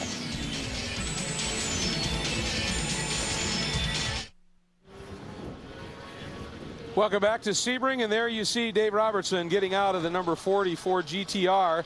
They literally had to get the car pulled away from the tires just so that he could get out of the car. He's chatting with everybody over there. Obviously got in there pretty deep, and it's good to see him out and about. And you can see Dave's a pretty big boy to be getting in that little Ford GT door, much less try when the thing's up in the tire wall with that side. Obviously, anytime you have any kind of an impact, you always have them checked out, and that's what they're going to do. Smart move. They'll get the car in the back of the rollback, and hopefully we'll be able to get this cleaned up. We'll have to see if they have to do anything substantial over there to that tire wall. It looks like the tires did exactly what they're supposed to do, and if they just compressed a little bit, we should be okay. And we just got word, boy, I'll tell you, it's been one of those days for the number 9 Patron entry of Highcroft Racing. When we go back to green, they are going to have a stop and go for, guess what, speeding in pit lane. Meanwhile, the overall race leader, the P2 leader, has made a pit stop. The number 7 Penske Porsche. Out went Timo Bernhard, in is Emanuele Collard, and Bernhard is with Andrew. Yeah, Timo, you look remarkably fresh. Yeah, I mean, but it was not so easy, I can tell you. No, but the car ran great. It's not easy to run against the low sun, but I think the car worked well. And now, yeah, we just have to do the last few hours. But like I said, this race is very special, and you can never think it's over. You always have to push. You always have to stay focused. How do you control your emotions at this time? Oh well, it's still a long time to go, so we will take it easy and we will see how it ends up. But it's not that easy. What about the racetrack itself? You said about the sun coming down, but there's quite a bit of rubber out there. It's the racetrack's really difficult now. Yeah, the race. It's not my 7th time here in that race, and I never experienced a racetrack to be that difficult with a changing wind all the time. I mean, your head is constantly in motion, so that's very hard. And also with the low sun, and I think the track doesn't have that grip at the moment, so it's very hard to drive, I can tell you. Well, all that Porsche fitness training has done you well, because you look as fresh as a daisy. Oh, thank you very much. I take that as a compliment. It is. Yeah, they do some serious training as a group with that team. And I'll tell you, one of the things, Darcy, that we've been talking about the effect of this wind on the car, but these open cockpit cars, you tend to forget maybe a little bit about the effect on the driver. He's talking about buffeting. Of course, as you're going straight on, they have a little windscreen that throws the wind up over the top of your helmet. But when that wind comes around from the side, there's no protection. There's no side windows. So it hits your helmet. It does two things. It lifts the helmet, tries to suck it off the top of your head, and then it starts shaking back and forth quite violently sometimes, and that wears your neck muscles out pretty quickly. There's a look now back in the pack where Collard was able to rejoin, and that's always usually the case here. We continue under caution as they're removing that vehicle over there, Dave Robertson's car, and of course going to be working on that tire barrier. Doesn't look like it'll take too long. We'll hope that's the case. And right there you see Collard cleaning off a little bit of the windscreen. Now, you know, when this series was created, it was called For the Fans, and fan balloting for a wide variety of American Le Mans 10th anniversary activities continues on AmericanLeMans.com. The year-long celebration of 10 years of the series will always involve you, the fans. That's AmericanLeMans.com. Now, we are anticipating that the now overall race leader and P2 leader Chris Dyson will be in. In fact, they are in. And going fuel right now, we'll see if they're going to. Doesn't look like they are doing anything with tires. They were in somewhat recently. Andrew. I think you're absolutely right. Just a little bit of an oil top up the fuel. And yeah, Pete Weston says go, go, go. And off that Porsche races down the pit road. Not over the speed limit, of course. And we'll be back on the racetrack. Dyson looking so strong, emotions running high here. Well, they just tuned that up a little bit. All they did, put fuel and oil in it. They left Chris in. Of course, it just got tires. Wasn't in that long ago. So now it's back on the same strategy with the same fuel as the Penske car. And they're getting a little bit better fuel mileage as well, and so that may play out very importantly here as we get a little bit deeper into what's quickly approaching the final 3 hours of this 56th annual Mobil 1 12 Hours of Sebring.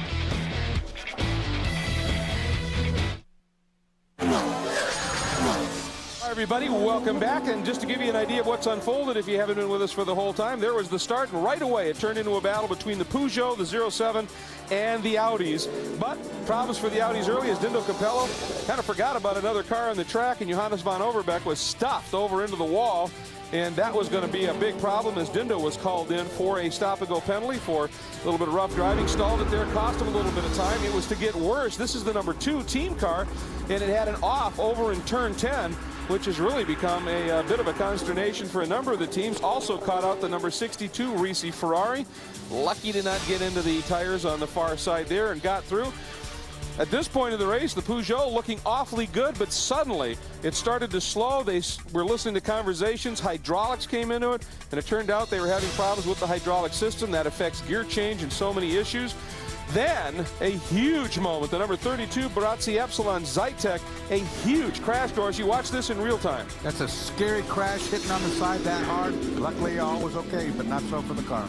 And that precipitated a very long caution to fix that guardrail. Shortly thereafter, going green, the number 27 Porsche got into the problem in the same spot. That precipitated an even longer caution to fix some things. Then on the restart, Jamie Mello just went way too deep, too fast, and clubbed the number 87 Lowell Farnbacher Porsche, which had been running very well as well. Both cars were done as a result of the contact. Then Marco Werner, we heard talk on the radio, problems with power. He pitted, they looked at it. The next thing we heard was wreck to the tent, right to the tent. And there was the frustration as they realized this one was going to take a while, and it indeed did. Then everything looking pretty good at that point for the number 1 Audi, Tom Christensen. Suddenly had problems, came in, had a bent push rod, and then on top of that, they also had to do a full rotor change. And it took a long time there. The number 16 Dyson Porsche drove by, picked up the overall lead. They continued to scramble. Finally, the car down off the jacks and back underway. And from this point on, that car has been very quick and has been making up time. The problem is it was a number of laps back. So there's where we are pretty much at this point. The overall leader, the number 7 Penske Porsche. Welcome back, everybody. And we are now just a couple of minutes over the final 3 hours of this one. And one of the topics we've been talking about this year that has been really, really special. It started last year in a way and has really taken on some steam is the greening of the American Le Mans Series. Working with special fuels that are much more in tune with the environment and the like. And Jamie Howe has a little bit more on some of the goings on in that arena. That's right, Greg. In January, the American Le Mans Series announced at the North American International Auto Show that they would be the global leader in green racing with 3 different cars, 3 different teams actually running on cellulosic E85 ethanol fuel enriched with 85% ethanol, 15% gasoline. One thing that EPIC, the Ethanol Promotion Information Council, is doing at all 11 races of the American Le Mans Series is bringing this display. Fans who come to the event can walk around, figure out exactly how the ethanol is produced. It starts with the grain receiving, ends up with the fuel. But did you know that one product that is produced from the production of ethanol is carbon dioxide that is used in your soft drinks? So if you want to know anything else about the ethanol that's used in the American Le Mans Series, you can go to AmericanLeMans.com and just make sure you watch the American Le Mans Series races and see how exactly this E85 ethanol develops throughout the season in the American Le Mans Series. I want to know how they can make it for $1.25 a gallon. That's what I want to know. That's impressive. Well, one of the things is that cellulosic E85 is biomass, which is not just corn, it's waste products. So it's an opportunity to really do some special things and make it work. And it is finding a home here in the American Le Mans Series. Very innovative. This series has always been, and now taking the lead in that category as well. We'll be right back. Welcome back, everybody. Look at the crowd about to watch these phenomenal machines come around and pick up the green flag. Just under 3 hours of racing left. We're just past the 3/4 mark. The pace car makes the move to pit lane. Emanuele Collard drops the hammer. The Penske Porsche on the throttle. And here we go. Back to green flag racing. We have completed almost 950 miles thus far. And again, just a little less than 3 hours of racing yet to go. Look at the Peugeot way to the wall. Now way to the other trying to get the angle for the corner. They are just absolutely in full chat mode, and there's no reason not to be at this point. They are going after it. Here we go. Scott Sharp, as you remember, had a penalty coming as soon as they went back to green. Speeding in the pit lane, stop and go. And Scott Sharp, first year in this series, and he is after it right now. Look at the Peugeot. He wants a lap back. This is smart. On a restart like that is a good way if you've got the fastest car, which the Peugeot clearly is. It's a good way to get your lap back. I mean, he's way, way down, but you never give up, do you? Well, you can't, absolutely. Meanwhile, there's the leader, Emanuele Collard, in the DHL Global Mail Penske Porsche. Second spot right there is number 16, Chris Dyson. And this, folks, is the battle for the overall lead, as well as in P2. And Collard at the drop of the green timed it right about the apex of turn 17 and was able to get the margin up. Now we'll see whether Chris Dyson is going to have anything to go after him with.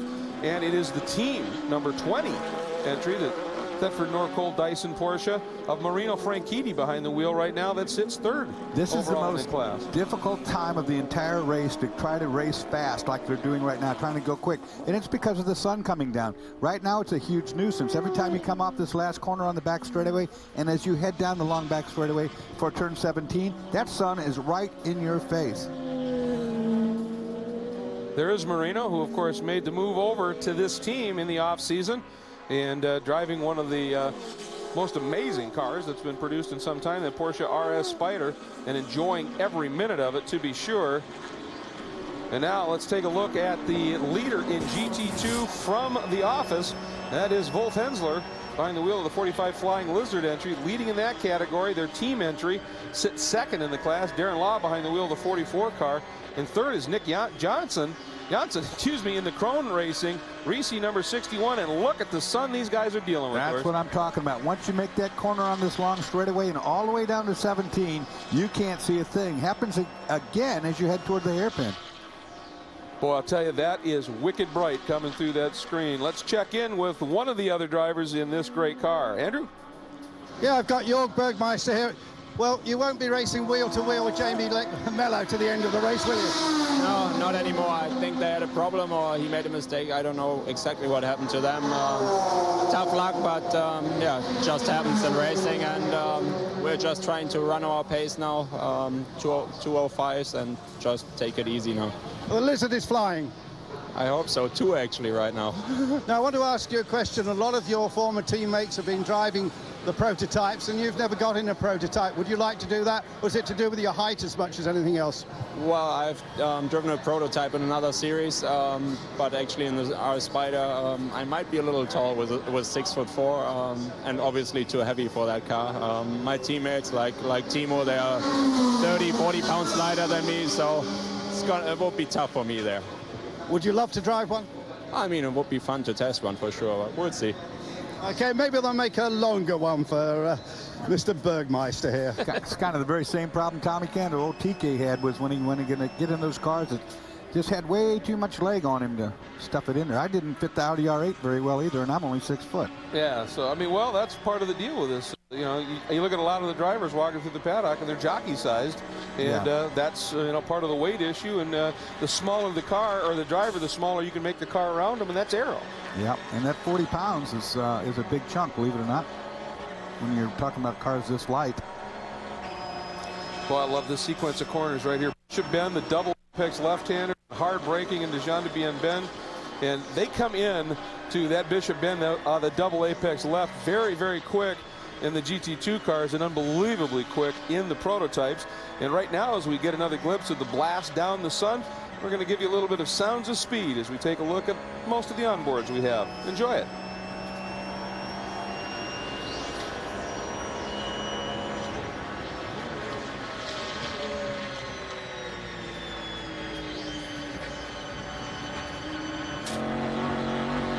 Hop on board with the number 21 Panos, which is behind the wall for a little bit, and now it is back out, and it is a glorious sound indeed. Listen to that V8. That's that old thumper V8 going on down there.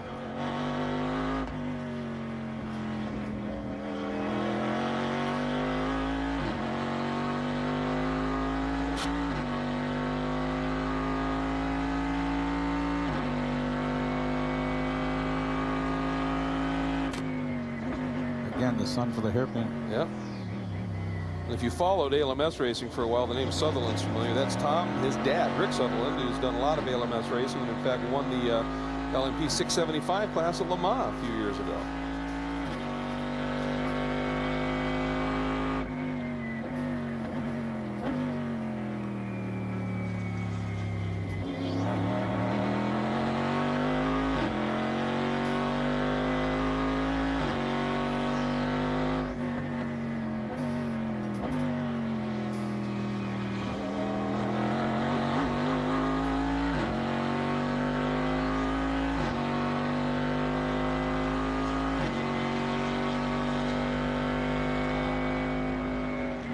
Viper's got some straight line, doesn't it? Both of them did a good job through there, believe it or not. I don't know who's getting passed right here by one of the two cars.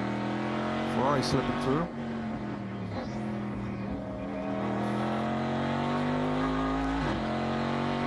All right, now we're going to take you from GT2 to P2 in the number 9 Patron Highcroft Acura. Scott Sharp, the pilot, first season in the ALMS. Let's see what 10,500 RPM sounds like.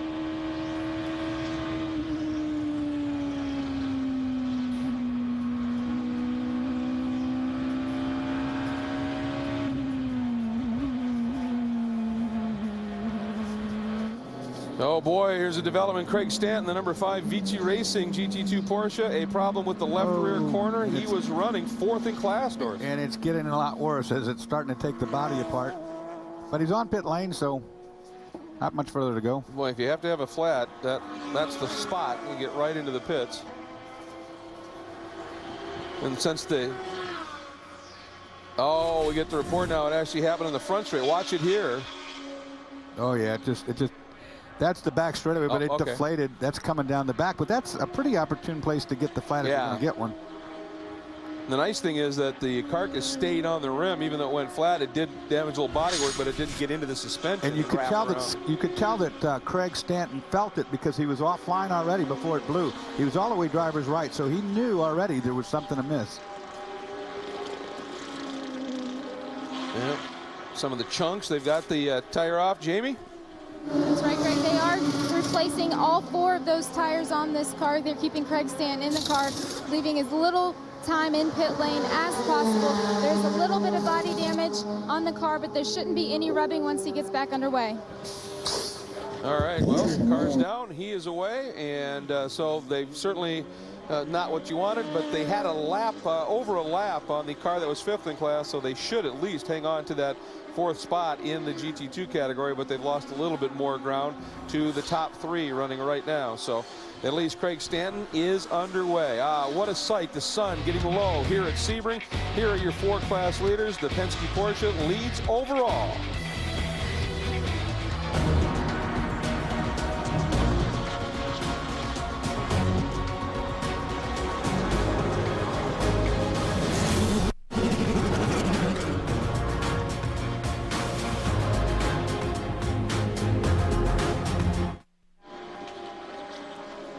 A very special time at an endurance race at a very special place. Sebring International Raceway, sun low in the sky.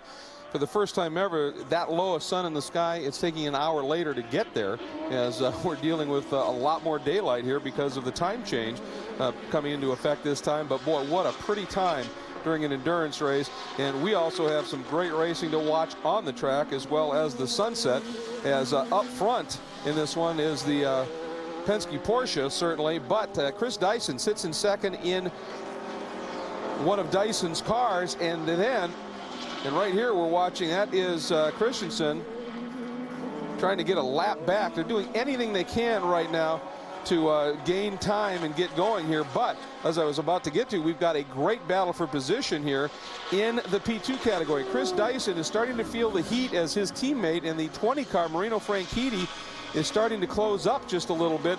But for Franchitti, the issue is he's looking in the mirrors and seeing nothing but lows on the nose of the Lowe's Fernandez Acura. They are within 3/10 of each other. There it is, the battle, and that is for 3rd in class, 3rd overall, Doris.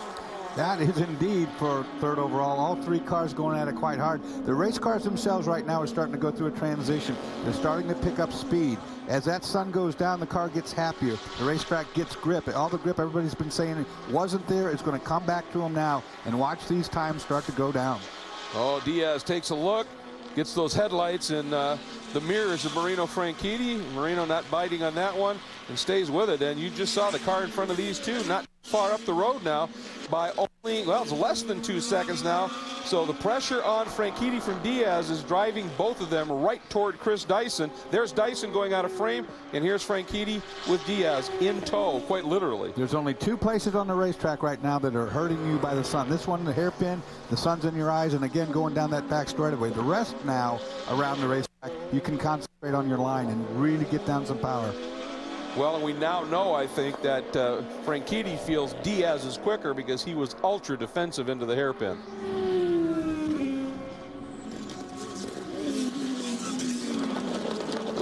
lock up there. 10. That's that turn 10 that we've had trouble with all day long. No grip over there. It will get better, but for whatever reason, this year is not a good racetrack at turn 10. No. There was a risky maneuver.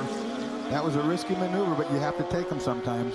Well, and it gave him a couple of car lengths gap back to Diaz, and Diaz had been all over him, and that might just make enough of a difference that he's not going to get driven by here on the back straight. And Marino Franchitti, kind of an interesting story. You know, I mean, Dario's brother has kind of been in Dario's shadow. Every time Marino's come and raced in the American Le Mans Series, he did it in a Viper a number of years ago in the early parts, was quick. Every time he's driven, he's been quick, but last year was when he really got the opportunity when Andretti Green brought him in for about 2/3 of the season. And I think he really sort of let people know, Dorsey, at St. Petersburg when he had that awesome start and then an incredible drive. Oh, he's a little bulldog, no question about it. He wants to get up there in the front, and it's fun to watch him drive. He's fiery.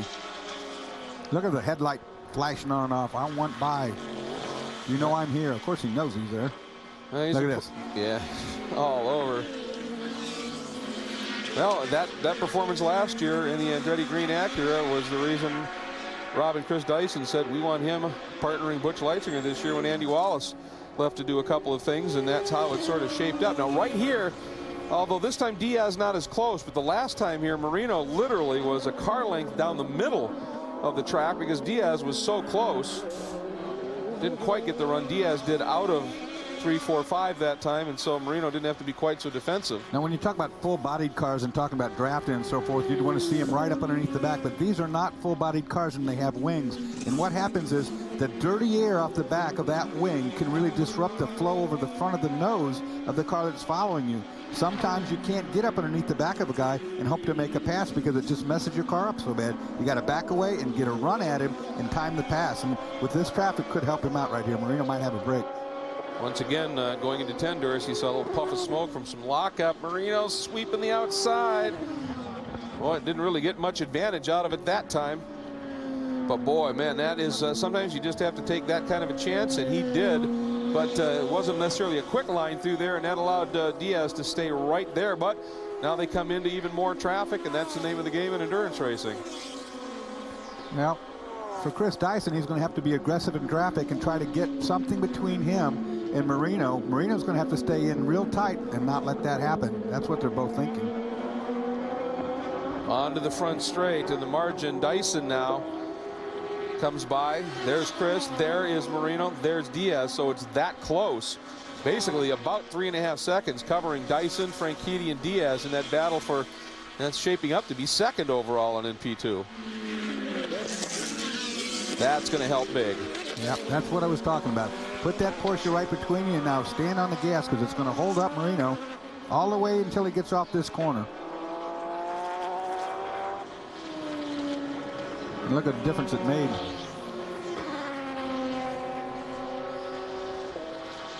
Well, and this is the first time in 2 laps now that Marino's been able to drive the fast line through the hairpin and out and not worry about being defensive in.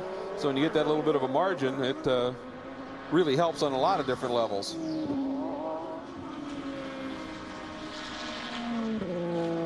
So Marino has just done a really nice job in traffic. That time into 10. Last 2 times we haven't seen the smoke from the lockup either right there. Now here we're going to go into the P1 category. This is the number 12, Jean-Richard Watts' creation from the Autocon team. Running 5th in class. This is the team that Mike Lewis runs and sometimes drives for. He's not running here this weekend. It's Chris McMurray behind the wheel. And these guys, I'll tell you, Dorsey, they just continue to race. You know, obviously sometimes they're not always the biggest car on the track, but they come out here and they do everything they can, drive as hard as they possibly can, and have really been a substantial part of the success of the American Le Mans Series, and are a really welcome addition into the P1 category. Well, he's picked up a piece of debris or something that's flopping around back there by his air intake. Hopefully it won't go down in there. It looks like just some clear plastic off of a wrapper of some sort, but it's just dancing and flirting with wanting to go in the air intake, something fierce. And we're on board here with the number 26 of Christian Fittipaldi, the creation right in front. as once again, sun getting very low in the sky, and again, this is one of the favorite times for endurance racing, and this is going to just get quicker, as Dorsey has talked about. It's going to be wonderful. Here are your class leaders. Collard leads overall. When we come back, we are going to talk with the man at the helm of the American Le Mans Series, Scott Atherton.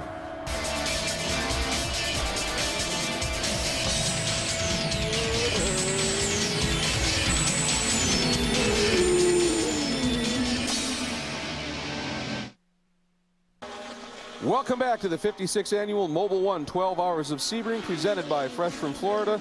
And we have ourselves a battle, and it is for second overall, second in the P2 category. Chris Dyson, the number 16 Dyson Porsche. Marino Franchitti, second in your screen, the team car, number 20. And there is Luis Diaz in the Los Fernandez Acura. And these two now have run down Dyson, and really it's about a second and a half, Cal. That is, well, less than that, less than a second right now, covering these three. Well, they're all running a very strong pace in the mid-149 range, so this is an excellent race pace.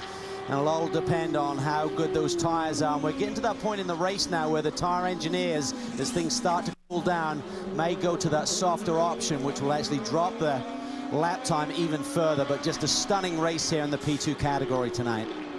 And by the way, just to let everybody know, the two Audis have cracked the 145. They're in the 145.9s on their last two laps, so they definitely have the wick going on. And joining us is Scott Atherton, President CEO of the American Le Mans Series. And the racing starts to get good, so you come in to watch the high-def pictures, huh? Yeah, exactly. You know, the sun goes down, it's time to head for the TV booth. Absolutely, and I'll tell you what, we are seeing some tremendous racing on the track, and it really mirrors a lot of what's going on in terms of the series in particular. A little bit earlier on, I mentioned there seems to be tremendous momentum right now with the American Le Mans Series, and you've got a grin on your face since we've seen you here this weekend.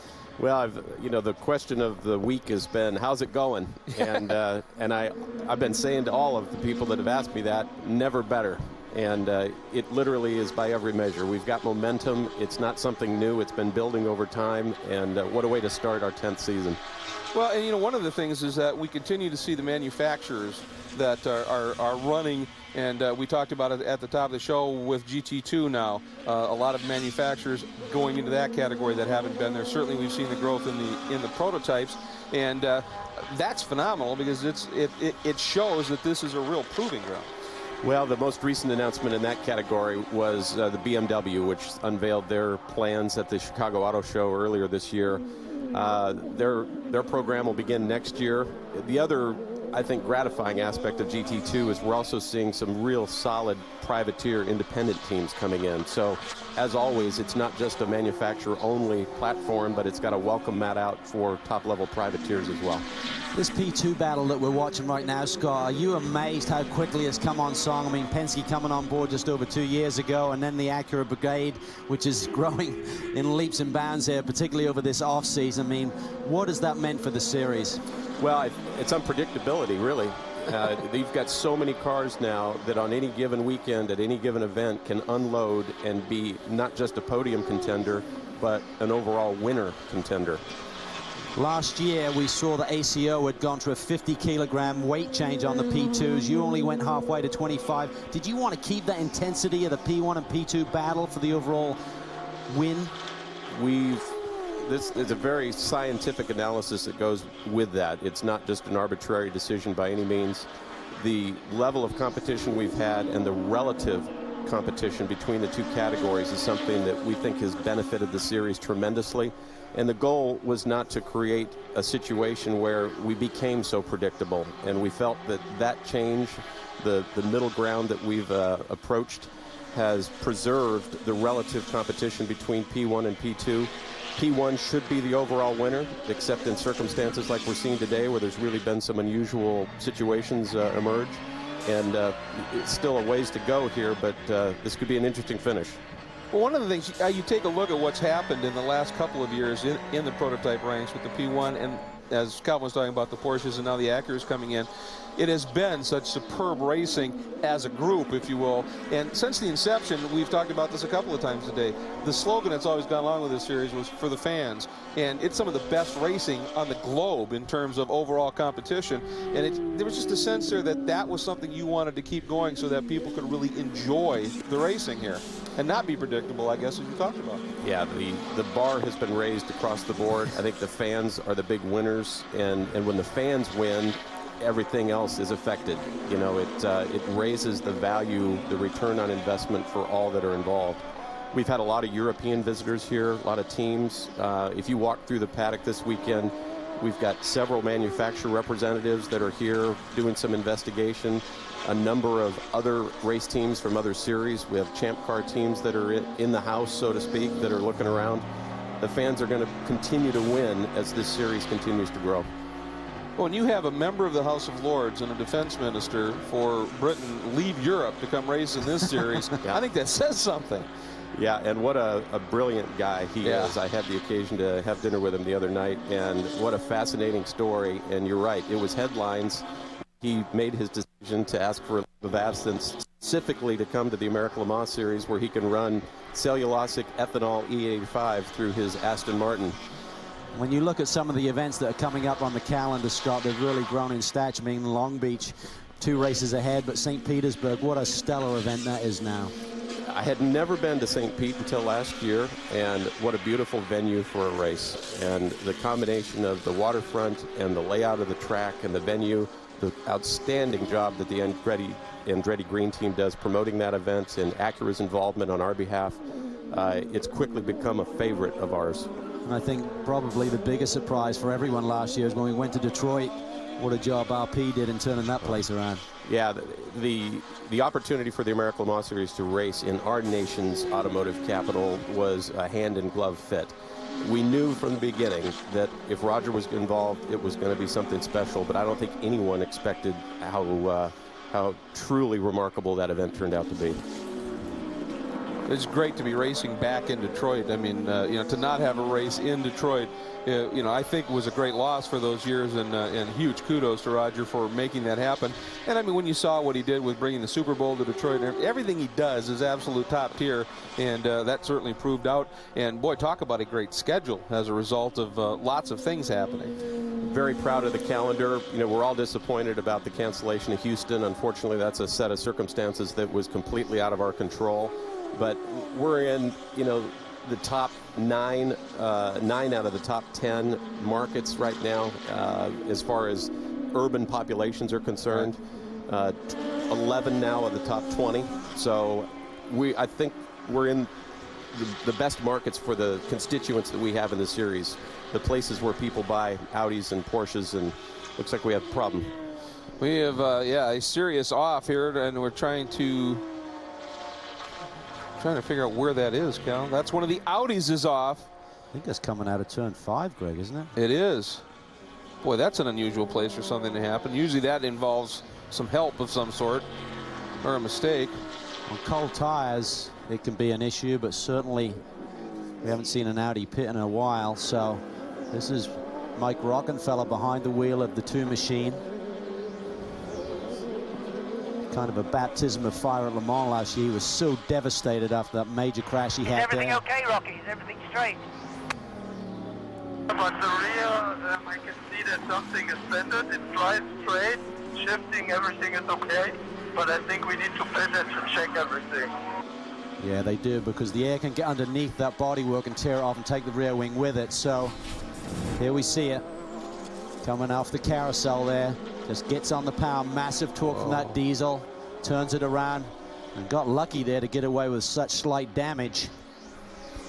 Boy, those foam blocks in front of the tires, and there's a reason for that. You go to that part of the track, and all you see is tire marks from that trailing throttle going in there. That corner, Cal, is the one, if you go out and watch, it's the one that handcuffs these big P1 diesels more than anything because of the quick left, right, left nature of that sequence. It's so tough to get them turned, and then that big weight of that engine really creates issues, doesn't it? We have to check the bodywork and rear. Pit this lap. You stay in the car. You stay in the car. This is Ed Turner, the engineer, explaining to Rocky what they're going to do. They're going to be pitting. And here we see a change of positions between the 2 Dyson cars, but it looks like Marino may have got around Chris Dyson there. in the traffic exchange. Looked like Chris got just a little bottled up, didn't get the run he wanted. Marino able to take advantage of it and go by. Now Diaz looks to the inside. No, not quite going to make it in turn one. And they're going to be heading down to that carousel area where Rocky had his problem. Now, what happens is you go through this little chicane, and it really slows things down, and then you get into this left-hand sweep right there. Now we switch to pit lane, and you're on the power. You're staying with steering input. Down to the pits. Andrew. Calvin, it really doesn't look that bad. The rear deck has come up, but just looking around, the wing is obviously damaged. They're going to have to change that rear bodywork. But all the both the rear wheels look as if they're straight to me, so they might have got just a little bit lucky with this one. Obviously, they're going to put a new rear deck on it in a moment. But first, they're fueling it. Well, the video we saw, Andrew, he backed in almost flush into the wall, so it obviously pranged the bodywork, but it didn't affect the tires on the side at any level. And so it looks like for instance, the exhaust pipes are fine on the Dow filters, you know, which are part of this exhaust system. They're not damaged. It's just the rear wing mainly. All right, so they go to work, and we're going to say thanks very much to Scott for stopping in. Always a pleasure, and just really enjoying the way things are going in the American Le Mans Series and the way the future looks. Thanks so much. It's going to be an interesting finish. We're going to stay with you. All right, yeah, go out and have some fun and enjoy this crowd. It is huge. As the crew goes to work on the number 2 Audi. Oh boy, and they also kind of lost their cool a little bit. They jacked the car up while the fuel was connected, so there's going to be a penalty after it as well. So got a little bit from bad to worse. Meanwhile, noted motorsports journalist Dave Phillips has joined AmericanLeMans.com as a contributor. Look for his columns, personality profiles, and video blogs throughout the season as he takes another turn at series news. Log on to AmericanLeMans.com.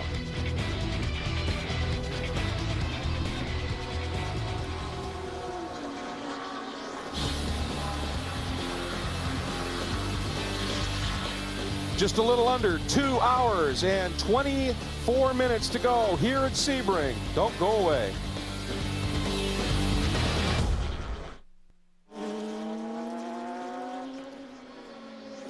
We are back at Sebring International Raceway. There is your overall and P2 race leader, Emmanuel Collard, and he is throwing down some unbelievable laps right now. As the sun is getting low and the temperature is dropping, his lap times are dropping. He's now consistently into the 48s, and Franchitti, Diaz, those guys are in the 49s, and Collard just continues to ease away just a little bit. He really does. Yeah. This is a spectacular stint that Manu has put together here. Hasn't put a foot wrong. Increases the gap. Whoa, as I say that, he locks one up and runs wide there. That is the problem corner. Everyone said that corner today is unbelievable. Turn 10, Cunningham. And it looked like that left rear bodywork right behind that tire, it was down a little bit, but now it is starting to loosen up even more. So that could be an issue. Now there's the 71 Tafel Racing Ferrari. That's a tough spot to try and make it. That's Dominic Farnbacher behind the wheel, and while we were in break, he had himself a bit of a moment, Calvin. He certainly did. Let's take a look at the replay. Coming down here into turn 3, hard on the brakes. And just gets it loose at entry, so I'm not sure if that was a downshift issue, whether just a rear brake bias. Lost the rear end as he's turning in there, and again, the track is changing constantly. There's been a severe wind here throughout the course of the afternoon and early evening, and it's blowing this sand across the racetrack and really causing problems for all of the drivers. Well, he has gotten it back underway. It took him a while to find reverse, and those transmissions in these cars could be a little bit tricky, but he did make it and left in a certain amount of a hurry. Now, the number 2, as you recall, was in. Yeah, had some indeed. Well, they've damage made the off, repair, but now they've got another problem. They've got the rear deck back on. They've got the new rear wing assembly in place. They took one of the Dow filters off and put that back on, but now they've got a problem underneath. They've got the car up on 2 wooden planks at the back, and I'm not quite sure why they would do that. Maybe, Dorsey, you've got an idea. I'd help if Dorsey was here, Andrew, but... So Calvin, then. He's the expert. I'm just surprised it wouldn't and not carbon fiber, but something's adrift back there that they can't really fix. A lot of problems you have is where the air jacks come down, so maybe they need to get the car up in the air without the air jacks actually in the way to fix something underneath the car where Rocky went off. Yeah, well, they're still working away furiously here. They've got a bright light to get underneath there. So obviously this was some aftermath of this incident. Calvin, very interesting when they had the rear deck off, that you could see the torsion bar suspension. These Audis and indeed the Porsches don't have conventional coil springs on them. They save a lot of weight that way, and they've got torsion bars. Interesting to look at those. Now there's some drama here, and they're hoping that, you see, they just let the car roll a little bit. They've obviously got a problem here. It doesn't want to fire up, and this is real drama, this number 2 car. Now it goes, and finally leaves, and again, the Audi team are not having one of their best days, it has to be said. No, and there's probably a technicality there in that he probably needed to get it to a stop anyway, because it's almost like a push start there, rolling off those wooden planks. So probably a good thing it didn't fire, otherwise the officials may have made that call. But he's back underway, lost a few more laps there, and it's just been a disaster of a day. 61 car off, that's Nick Johnson behind the wheel. This is the joint venture between Risi and Krohn. They did several races last year. This year is just going to be this one and the 24 Hours of Le Mans. What a year Nick Johnson is having. He's a very busy boy these days.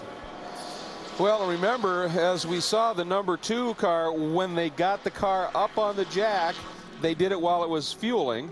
So they were supposed to get a penalty for that. Now they're working on the car without the jack stands underneath the car. So we're hearing there may be an additional penalty on top of it all. So it's just a tough go. And when we first went to that shot, Calvin, you could see the frustration in Rocky. They just told him about that it was going to take a moment, and he was just absolutely devastated again. He is. He's such a great character. We love to talk to Rocky. We've known him a few years now. Great talent, but he shows his emotion. He wants to win. He wants to win now. He's not afraid to win, and that's the big thing. He's got the talent. He's going to get it done. 61 car back underway. Doesn't look like there was any real damage to the Ferrari there in that quick spin. But yeah, I mean, for Audi to have these problems in the pits, to be in pit lane fixing problems, and then for the crew to sort of like making these little mistakes. But that's what it's all about. That's why they've got the crew they're going to run at Le Mans here this weekend, to try and go through the ropes and just literally find out what they do wrong and fix it for the big one.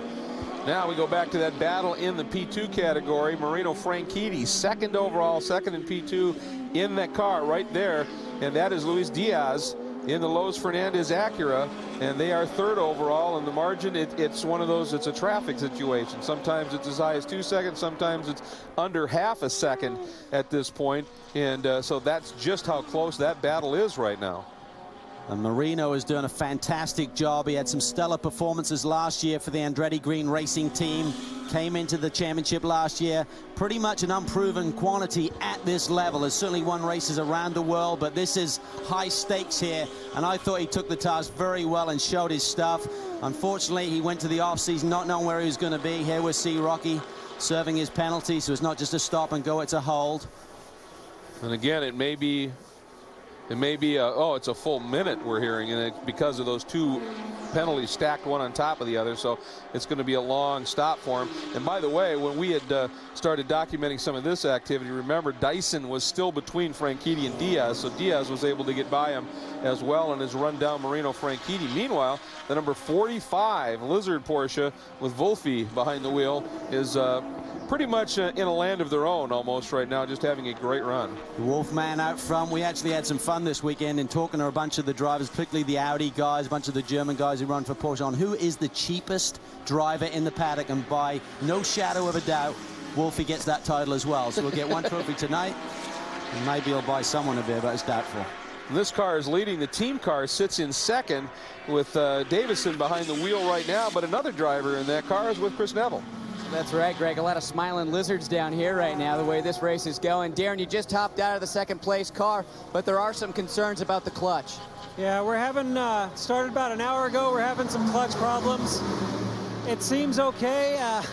You know, I don't know, we still have 2 hours to go, so still a long way to go. But so far we're hanging in there, and we're up at least a lap or 2 on the third place car, so we're pretty happy. Well, it sounds like we've got some more problems on the racetrack.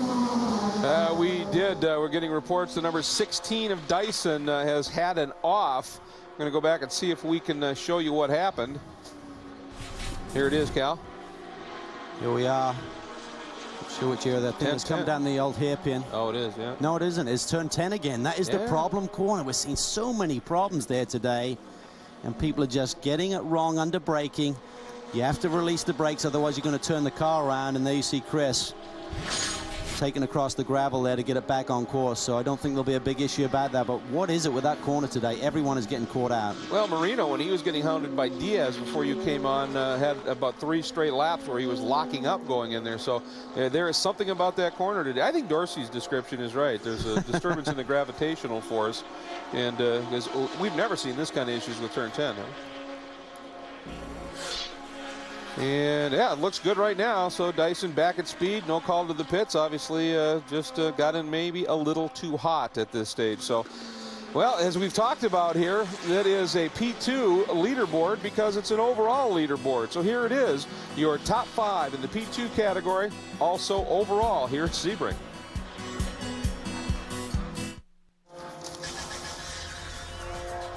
Tomorrow on Speed, step into the wind tunnel where everybody has an opinion and any topic is fair game.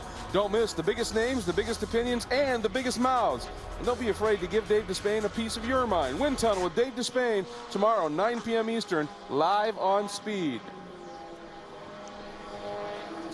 We are back, and speaking of speed, this guy's got it right now. He has just been absolutely phenomenal, Calvin, since he climbed behind the wheel of that Penske Porsche. He really has, but I tell you, Marino Franchitti is certainly keeping the pressure on. The gap right now is just over 20 seconds, and just to get back to what we were talking about, I think Marino has done a fabulous job in really establishing himself as one of the superstars in this prototype category. So he's going to keep the hammer down.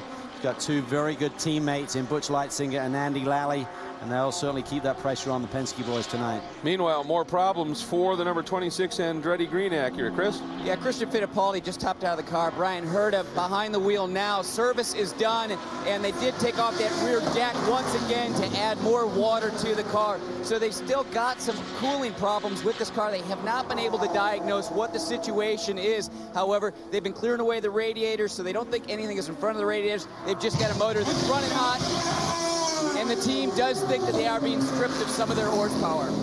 Andrew? Yeah, I've just got Chris Dyson just walked away, try and catch up with him. Chris, you came in, you didn't look that happy. No, the car's unfortunately gone away from us. We had a pretty good car in the heat of day when it was really hot out, but we're just getting absolutely annihilated down the straights now. I think we got a bit too much drag on the car, and the balance has shifted. And when we went back out after the yellow, it took forever for the tires to come in. They never quite came in. Before that, the car had been excellent, but as soon as the sun cooled off, it just completely went away. Are the softer tires you can go on that Mike Cusack? Yeah, I think we're doing a combination of soft and mediums, but we'll see. It's not that good right now, but we'll just keep plugging and say hi to Joy at home. Thanks. Well, from one Chris to another. Well, the 3rd place overall, the Lowe's machine in pit lane. Adrian Fernandez getting back behind the wheel. He said the car is really running great. They're going to go to a softer compound tire. I checked in with the Michelin engineers. They said this is the point in time where teams are going to start taking that risk. The sun is down, so the temperatures have really cooled off. Track temperature is still right about 79 degrees right now, so we were anticipating soft tires maybe in the lower 70s, maybe high 60s track temperature, but these guys taking the risk. They're going for it. I asked Adrian, hey, are you holding up here? It's only the 2-man. The 2 of you driving this car, he said, you know what? We're whipped, but we're going to go for this thing. Well, I can imagine. I mean, it is hot, or has been hot. This must be sort of comfortable for him to have that sun drop just a little bit and cool things off. But 2 guys doing this race in this heat, Calvin, that's tough duty. It's a gamble. Here we see the 9 car on pit lane as well, and Chris is busy down there. Chris? Doing a lot of running around down here, Cal. The car going up in the air. Stefan Johansson getting behind the wheel, taking over for Scott Sharp. Talked to Stefan before he got in. He said, you know, the car seems to be working better. He didn't know if it was the temperatures coming around helping this car handle a little bit more. They haven't done much with the setup, so for whatever reason, this car is starting to come into this race. They're also, I asked them about tire compound. They kind of looked at me and shook their head. They said, we're not letting you know that just yet, but I would think that these guys, where they are, they've got to start taking some risks. Yeah, they certainly do, and in fact, their car really came alive in the late going at the final round last year at Mazda Raceway Laguna Seca as it started to cool down. Stefan was the fastest car on the racetrack until he had an unfortunate off and got stuck in the gravel trap, so they should have a fast race car during the early hours. Certainly David Bradman, everyone who drove the car said it just didn't have the balance. The downforce setup they went with wasn't working compared to the other Acura machines, but who knows? There's a long way to go still over 2 hours in this event, and they're still in the hunt in the top 5. Well, and Stefan's so much experience as well, so it's a good guy to be putting behind the wheel of the car here, and you would think he'll take it at least a stint, if not take it all the way to the end. So good man to have behind the wheel, certainly, and designs a mean watch. He does, yeah. We sat down with him yesterday and had a beverage, and he was eating his lunch, and a very fit man, our Stefan, and he has a watch company that he's really got going over the last 10 years. He sold about 400 to 500 watches. It's a high-end watch, but exclusive. Makes them in 24 at a time, and pretty cool stuff. Very cool stuff indeed. Meanwhile, GT1, the leader is Jan Magnussen, the number 3 CompuWare Corvette. And since the problems early with their team car, and certainly with the 008 Aston Martin, they've had things pretty much their own way. But one thing about this team is they are going to be driving still very hard in this car, because they never lose or waste an opportunity, if you will, to learn. No, you don't, and you don't learn anything by just cruising around. Yes, they have a healthy lead over the sister car right now, so it's about 8 laps. But, you know, if you just cruise around to the finish, yes, it's going to get another win for Corvette. It's going to give Johnny the record here, but they want to learn. They're going to push hard and see what can break, possibly, for Le Mans. And here we see the leader on pit lane, Andrew. Yes, this looks like typical Penske efficiency here, as Emanuele Collard climbs out of the car. And these pit stops take about 40 seconds. They're going to get a fresh set of Michelin's as well.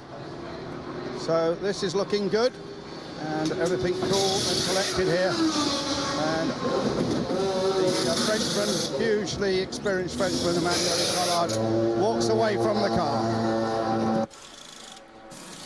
And as we watch this, yeah, I was just going to say, Marino has gone through and picked up the lead.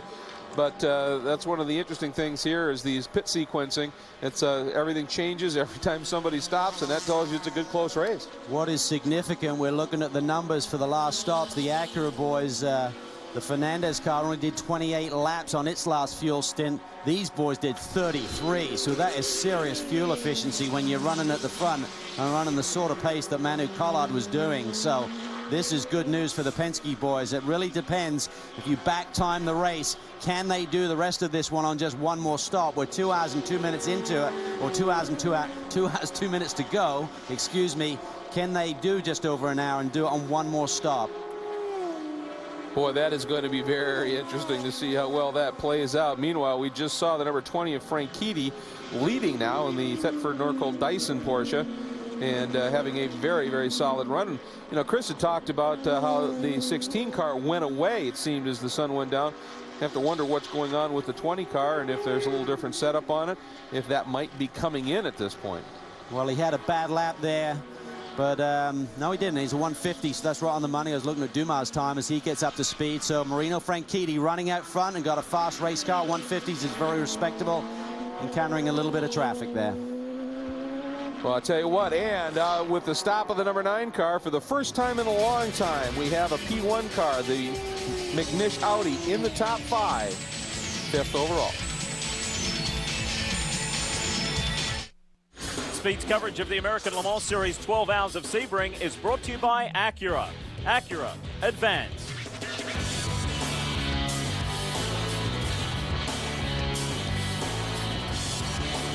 Welcome back, everybody. The 56th annual Mobil 1 12 Hours of Sebring into our final 2 hours of this historic, legendary event. And as you can see, we are now pretty much fully in darkness for these final 2 hours. And when we went to break, it was the number 20 Dyson Porsche had assumed the lead during the stop of the Penske Porsche. Well, while we were in break, that changed as Marino Franchitti came in to the pits and did it with some style. Watch this. Man, that is a moment. He's trying to slow it down. Once he gets to those double cones here you see him hard on the brakes, carrying a little bit too much speed. and almost loses control. Great catch there, and where those double cones are, that is where the pit lane speed has to happen, so we cannot cross that line and exceed 60 kilometers, 37 miles per hour. So great job by Marino, trying to make up every possible tenth there on the in lap. That's what it's all about, putting it on the line. They want to win this one tonight. Well, it was amazing, too. Right when he hit those cones after the save, you could see the lights flash, and so the limiter came on. I mean, that was about as tightly timed as you could make it work. Now, that, as I said now, with that stop, we have the Penske Porsche back into the lead. Romain Dumas now behind the wheel, and Manu Kolar, who got out of the car, is with Andrew. Yeah, Manu's here. Manu, how was that last session for you? It was quite good. The car changed a little bit. The balance was a bit more on the steer than this afternoon, but it's still quite good. No, you're still in a fight with the Dyson Porsche. That must be a bit of a surprise. Yeah, it's good. It's a Porsche, so it's a family. For sure, we would like to win this race, but yeah, we are fighting a lot with them, and we will see. There is still 2 hours to go. So, big question: do you only need one pit stop more, or maybe with the yellow you can go with just one pit stop? Yeah, only one. Normally, we should do one. Will be enough. Okay, thanks very much. He says only one pit stop. Chris. Well, Andrew, the team that looked so strong in the early going has had problems in just the past few hours. Christian, you know we're still having some heating problems with the 26 car. Has the team figured out anything that's going on there? No, not really. We're just freezing right now. And as soon as it starts overheating, we stop, fill it up with water a little bit, and continue running. We're basically on survival mode right now until the end of the race. It's pretty big disappointment for the whole team because everyone was really looking forward to this race, and I think up to when we had the problems we were like really competitive, but what a shame. Well, I know you've been smiles all weekend long about driving this car for the full season. What are your thoughts about these races coming up? Well, it reminds me of my champ car and like F1 days. The car, believe it or not, in the corners, it's exactly the same speed as those cars. Maybe in some situations it could be a little bit quicker. It's just slow down the straightaways because of the nature of the rule package. But I'm really looking forward to the season, and forget about Sebring this year, turn the page, and try to come back next year and win it next year. You think back to those great champ car days back in the late 90s when Michael Andretti and Christian were teammates at Newman Haas. Well, now the big difference is Michael's the boss. Yeah, it's a pretty cool operation that he's got himself into there, and he and Michael drove together for many years in kart, champ car, and Christian Fittipaldi just loves this sports car racing. He talked about being slow. It's all relative. They're still nearly 180 miles an hour down the straightaway. But what he's talking about, and the amount of downforce, when you got high downforce, that creates some drag. So it's a trade-off there. But the way these cars, this turn one here, on a good lap is flat out. That is mind-boggling. I've driven this racetrack, and for me, it was a massive breakdown, about 4 gears, Greg. Yeah, absolutely. It is an amazing corner, and when they go through their flat, it literally takes your breath away. And a guy who maybe had his breath taken away a little bit with his style going into the pits is with Andrew. Yeah, Marino, I know you're quite a rally fan, but you have to come in completely sideways. What happened? Well, you know, my engineer has done DTM for the last 4 years. So, you know, he's been really helping us maximize in our out laps. I think I've reached the limit now of the in lap. Yeah, I was just trying to get everything out of the in lap, and it nearly got me. That aside, great run there for the Dyson Racing RS Spider. I mean, you're right there with the Penske Porsche. I mean, did you ever dream of a day like this? Well, I think passing Alan McNish actually properly on track when he came out and was getting up to speed was fun. No, it's been more than I could have hoped for my first time in the car. I haven't driven competitively since Detroit. I haven't had a huge amount of testing, but these guys have really helped me. You know, Porsche Racing and Porsche Motorsport and Dyson Racing have really helped me to get up to speed, and I just got to thank them for the pit stops and the strategy they've given us, because they have been pushing so hard after the fuel rig failure this morning. So we got a long way to go, but we're in the fight again. In between going round in circles, I hope Brother Dario's on the phone and telling you what to do. He's not telling me what to do. He's telling me what he's up to going round and round in Bristol, and I'm telling him what's happening here. But no, I wish he could be here. I got my mum here, which is cool. I know everyone else is listening at home, so hi to them. And I'm sounding like Scott Pruitt. I'll stop now, but no, I'm really happy, as I say. Dyson Racing did a great job, and Porsche gave us a great car, so I got to thank them. Well done. Certainly earned your spurs today. Poor old Scotty Pruitt, he's even taking some stick and he's not even racing here. But wouldn't it be cool? Dario won this race last year for his brother Marino to come back and put Franchitti in victory circle once again. Well, I'll tell you what, it would. And one of the things is we've been watching this great battle. Every time Marino looked in his mirrors, as we talked about, all he saw was lows on the nose of that Acura. And I think Chris is the guy who was hounding him. Well, about 10 minutes ago, Luis Diaz jumped out of the Lowe's car. And Luis, we were watching you for the past couple hours fighting with the Dyson cars out there. If Adrian can get back up there, can he work his way by? Yeah, I mean, it was a tough fight with the Dyson, but man, I'm very proud of my team. I mean, we have just 3 testings with this car, and the car is running awesome. And now Adrian is running pretty good, pretty strong. I think we have a good shot on the Dysons now. Driving around the Porsche for that long, where do you think the Acura is better, and where do you think the Porsche has strengths?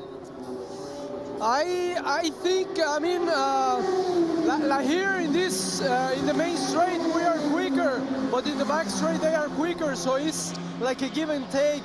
But I think overall the Lowe's Acura car is running fantastic. I was just like hanging in there. I didn't want to risk that much because I know Adrian is got a good shot also with them. So I think we are a little bit more quicker than them. So I'm very comfortable with the car now. Well, we've got to remember that this team is one of the 3 Acura teams that this chassis is really completely new to them. They've only got about 1,600 miles worth of testing with this chassis, so they just kind of feel like they've scratched the surface, and they're really looking forward to the season ahead. Well, that's true, and maybe the one thing helping them is that the other teams, that chassis is so different that, in a sense, everybody's kind of starting a little bit fresh. I think one thing that may hurt those guys, they don't seem to be getting the fuel mileage of the Penske. They pitted a little bit sooner. I think they will really struggle to do it on just one more stop. I think we'll need a splash unless, of course, we see a caution, they get some help there. All right, well, it is dark here, and stranger things have happened at Sebring. That's why this place is such an amazing place to hold an endurance race, one of the great ones.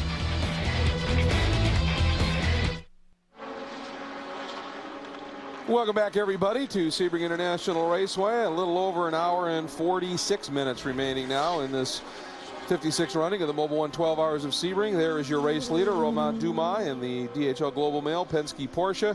And a little over 30 seconds in hand right now over Andy Lally in the number 20 Dyson Thetford Norcold Porsche. That's your top 2 at this stage. And it has been just that kind of a run at this stage. Every time somebody pits, things change up.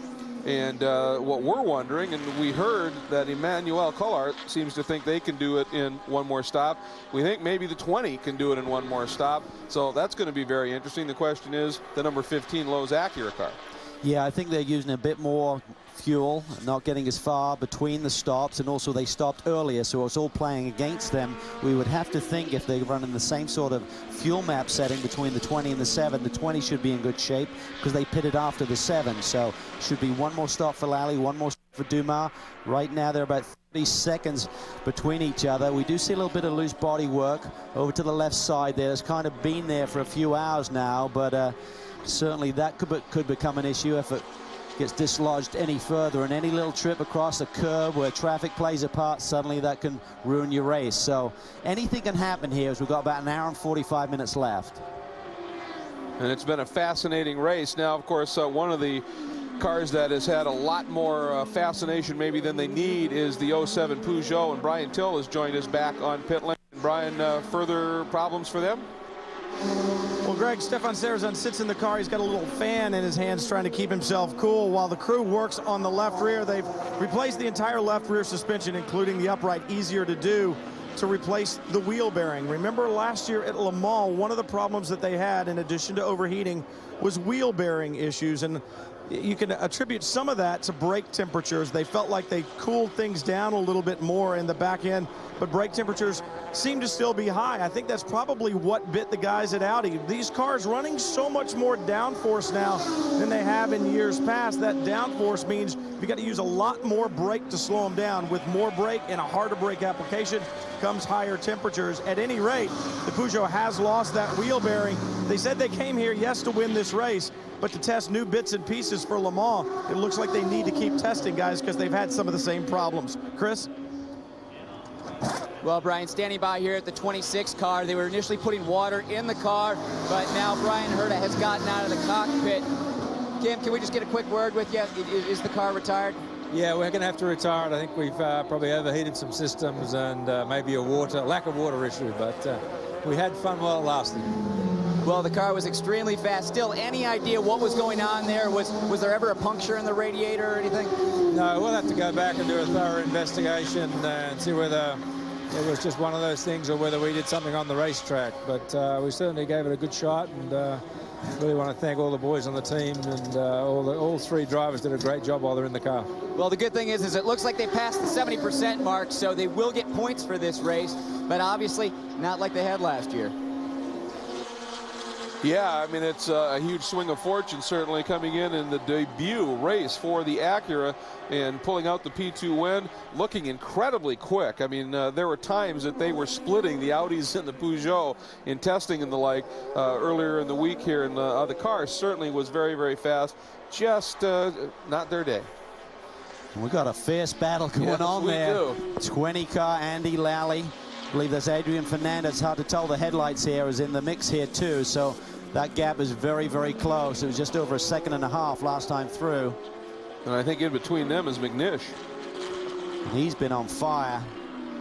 He's now within a lap or so of the leader. It's hard to tell until they cycle through here on the timing and scoring, but I think he's about a lap and a third behind the overall leader of this race, but they certainly do not get the mileage of the P2 cars. So again, this mileage issue will be a factor here before the end. Remember, even though it's diesel technology, gets better fuel mileage, they have a much smaller fuel cell, 10% smaller. P2s have 90 liters. The Audi with the diesel and the Peugeot have 81 liters. Long run down the straight, and oh, excuse me, that wasn't McNish. That was the number 2 of Rockefeller. And actually, he had let McNish go through a little while ago to let McNish get the run going, so that was my bad. So Rocky in the midst and has now cleared them, and that was probably a smart thing. No sense in fighting. That was inevitable on the straight that car was going to go through. But you do like to have the buffer there with a car between you and the guy who's chasing you for position right now, and that's gone away. But really tremendous kudos going out to Andy Lally here, because this is a guy at this level. I mean, really, it was last year he got the shot to run some of the endurance races and obviously impressed the Dyson team enough that they decided to put him in to run here at night.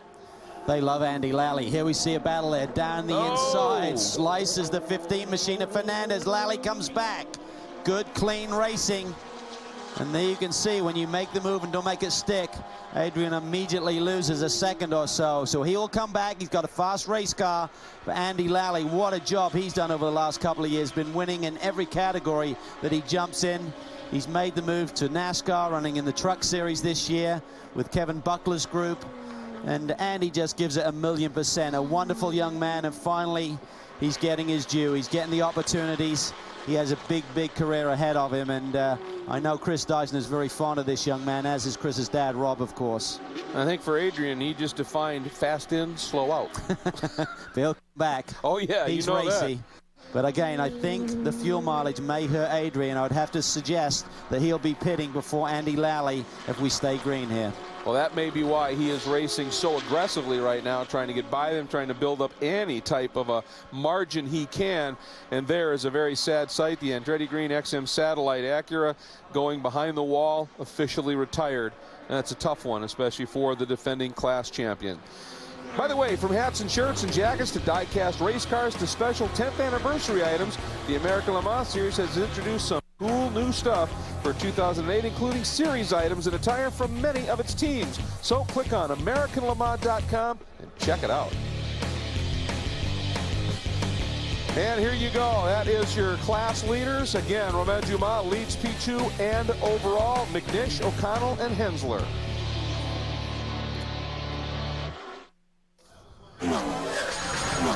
Welcome back, everybody. And last year, an incredible season, of course, for the folks at Porsche and Penske Racing. the big overall win at Miller Motorsports Park, and they went on an absolute tear, putting together 8 consecutive overall wins. That was a huge one at Belle Isle, no question. And it was just the last 2 of the year that they didn't get, but they've won them before, but they haven't won one that's very special. Sebring was the only it's the only race that we didn't win yet.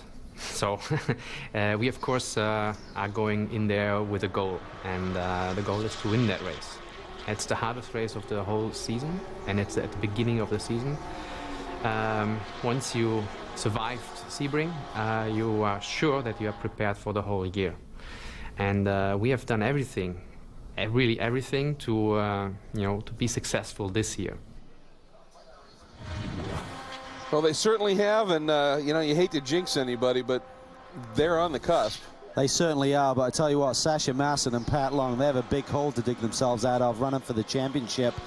It's a 26-point gap they're going to have. They're going to score 0 here today, having not got any percentage points there in terms of doing the 70% of the race out very early. And there's bonus points here. It's typically 20 points for a win, 6 for these longer races on top of that. So that's a big one. And by the way, the number 15 Fernandez just got underneath Andy Lally and has taken the spot away. Let's go back and take a look at it here, Cal. In traffic, under braking. I don't know which one's which, but you'd assume that the one down on the inside is Adrian. There he is. Now we see it. And he tries to block it. That's down into that problem area. Cunningham corner, side by side there. Then let's see what happens. Uses the GT2 car as a pick around the outside. Beautiful job by Adrian Fernandez. Looked like Andy got that curb a little bit, loosened it up, and that didn't help matters either. So now we'll see what Andy Lally has in store. By the way, you saw the graphic very quickly. 1988 was the last time that Porsche won overall. That was their 17th. So it's been a bit of a gap, but I'll tell you, that's an amazing record here at Sebring. 17 overall wins, going for their 18th here. Ferrari is second with 12.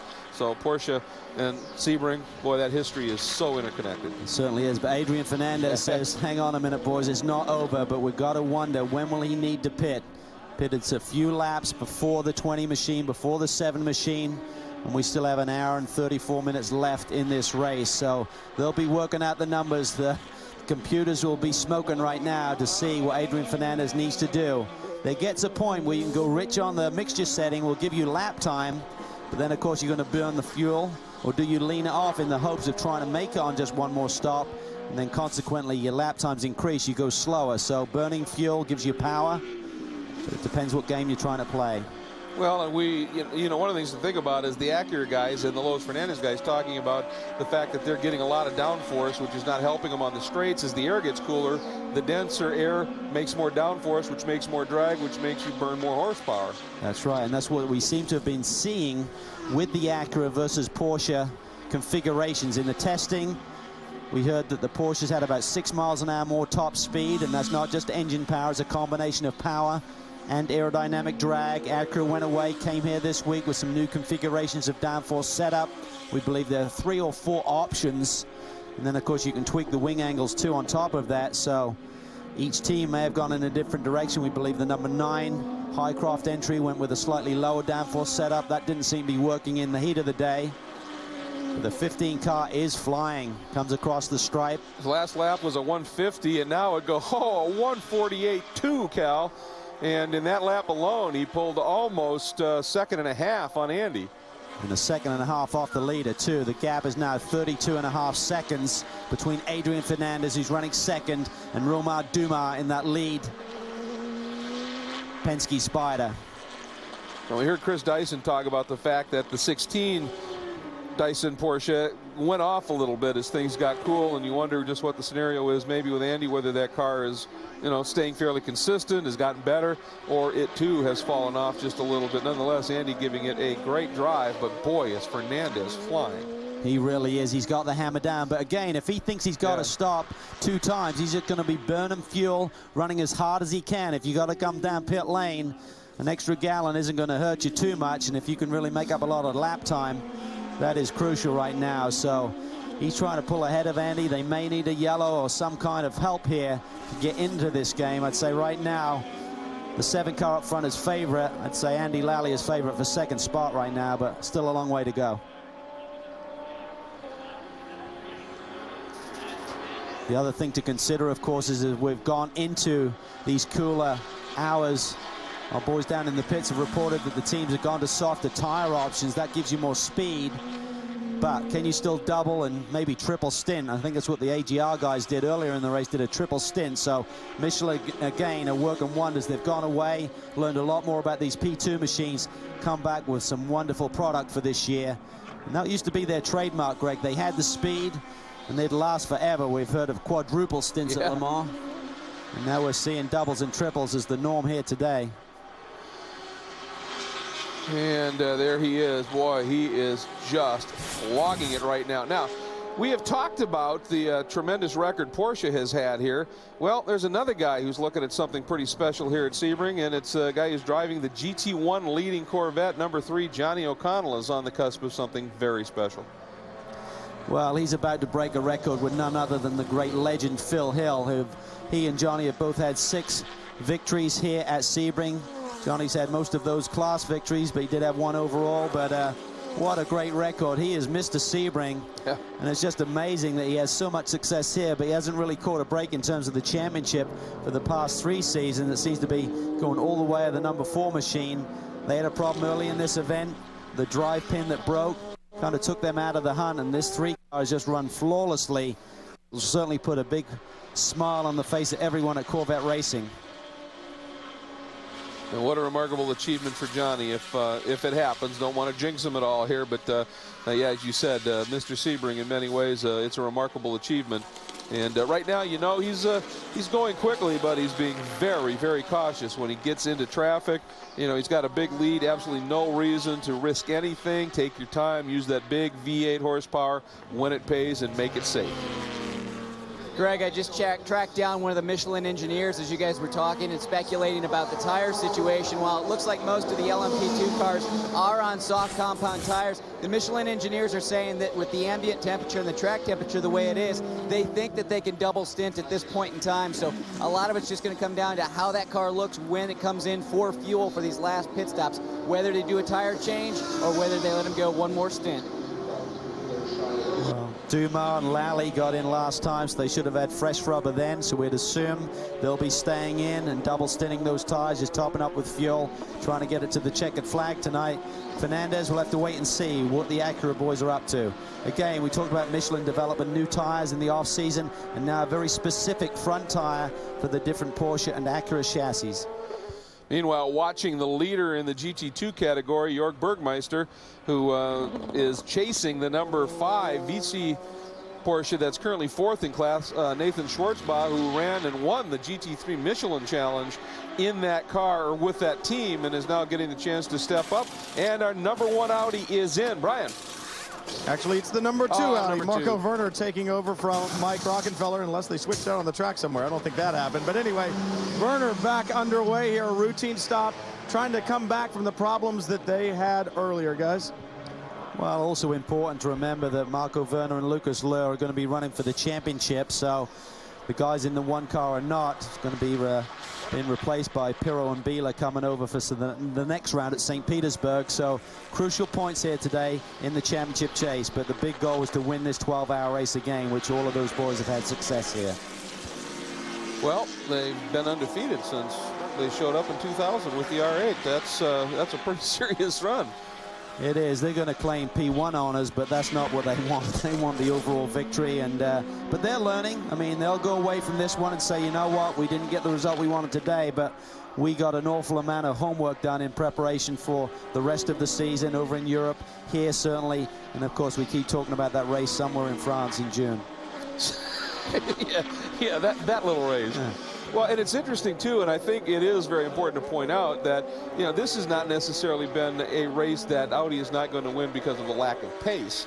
It is the number 7 Porsche has run virtually trouble-free, and nobody else in the P1 camp has been able to do that. It would have been close. I mean, right. I think that the pace of the Audis, or the Peugeots certainly, would have been enough, even with the superior fuel mileage of the P2 cars, but those little troubles have really cost them dearly, and the P2 cars have been awfully quick here on a circuit that should suit the bigger P1 machines. Calvin, you and Greg are very bold with an hour and 25 minutes left, saying that the Audi won't win. Now, I'll give you that it's a long shot, but Alan McNish had been lapping at times over 3 seconds faster than our leaders and is close to within about 7 seconds of getting his lap back. He's not that far back, and I do understand that he's going to have to make one extra stop. Indeed, the team's setting up for the stop right now. The Great Dane. Full service. You hear the crew saying full service. The Great Dane, Tom Christensen, will be taking over. This car is fast. All they need is a break. We still have half a regular race left to run. And if I was in Vegas, I'd put a chip, a small chip, but I'd put it down on the one car. I think this stop is going to kill them, Brian. You know, it's just one more stop. If he'd got on that lead lap and then caught a yellow, different scenario. They could have played some pit strategy there, but now he's just going to fall further behind. So I agree, you could never count Alan McNish, Christensen, Capello out. And there you see the man, TK. What a great sports car driver. He's going to run in DTM. He wants to win that championship. At that huge crash last year, he really wasn't himself, but now he's looking in full form, looking fit again. And it's going to be a big year for TK.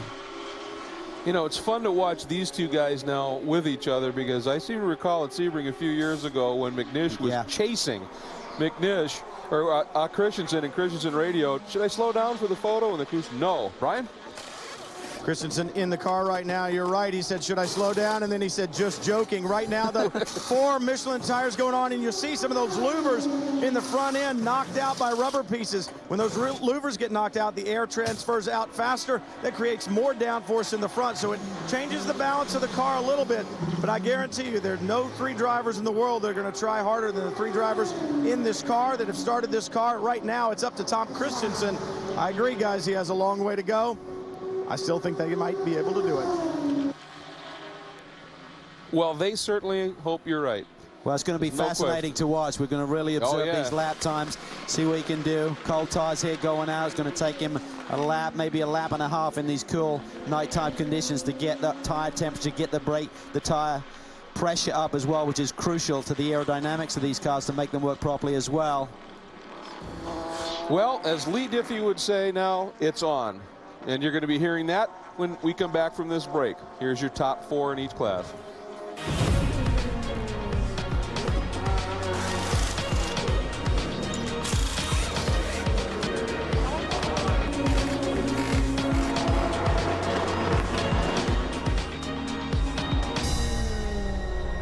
Over an hour and 20 minutes remaining in the Mobil 1 12 hours of Sebring. Thanks to Greg Kramer for a great job. Well done today. Lee Diffie back with you. Calvin Fish, Brian Tillon, Chris Neville. We're racing to the end in the darkness here in Sebring. And can Romain Dumas be caught? Can Adrian Fernandez and the Lowe's Fernandez team do anything about it? What's Andy Lally from Dyson got? His teammate Guy Smith. And then TK Tom Christensen, the 7-time Le Mans winner, is in 5th outright, the top P1 car. The question was thrown out there so many times, Calvin, in the lead up to this wonderful event. Can a P2 car win overall? Well, that man there, Dindo Capello, a multi-time Sebring 12-hour winner, hopes not, but it's certainly looking that way. It really is. They just couldn't afford to have any drama today because they knew the P2 machines work quick. They've closed the gap even further on these big tracks as well as the street circuits and the twisty stuff. And I think the writing's on the wall. They need some major help here, I feel, even though Brian Till believes that Tom Christensen can still make it happen. I think it's stacked against him right now. The determination from this French driver we have seen time and time again. He bordered on breaking into Formula One with Flavio Briatore and the Renault team, but it just didn't get there. Circumstances, contracts, and he decided to go sports car racing instead. And we're sure glad that he did, because he's a fixture in the ALMS. He's the defending P2 Series champion and really could bring a special moment for the Porsche Penske team. And let's not forget that he's competing injured. He broke his knee. They're his words, not mine. He broke his knee whilst at the Porsche fitness camp several weeks ago. Yeah. But he was determined to be here. He doesn't want to miss around. He needs the points. He wants to repeat as that LMP2 champion with his teammate Timo Bernard. And what a job Manu Collard has done here tonight. and bringing that car to the front of the pack, and stellar stint he did there earlier this evening, Lee. Important to keep you up to date. Fernandez is 25 seconds in arrears of Dumas. Lally is a further 11 seconds behind Fernandez. And then almost 30 seconds adrift is Guy Smith of Andy Lally, the Dyson teammate. So that's how it stands in the top 4. And then down a lap is Tom Christensen in the lead Audi. Stefan Johansson for Patron Highcroft is 6th outright. Didier Tays for Team Horag. And Horag Racing is 7th. Werner Marco is 8th. Johnny O'Connell in the 3 Corvette. It's looking good for that record 7th win. And then you have John Field for Intersport Racing. He's in the top 10. His goal was to be in the top 5 overall, but they've had some problems today. When do you not? It's got to be a perfect day when you can go through the Mobil 1 12 hours of Sebring and not have any problems. Fernandez continues to chip away. He's down now into the 24-second range. It's a little bit at a time. It really is. He's running very, very hard.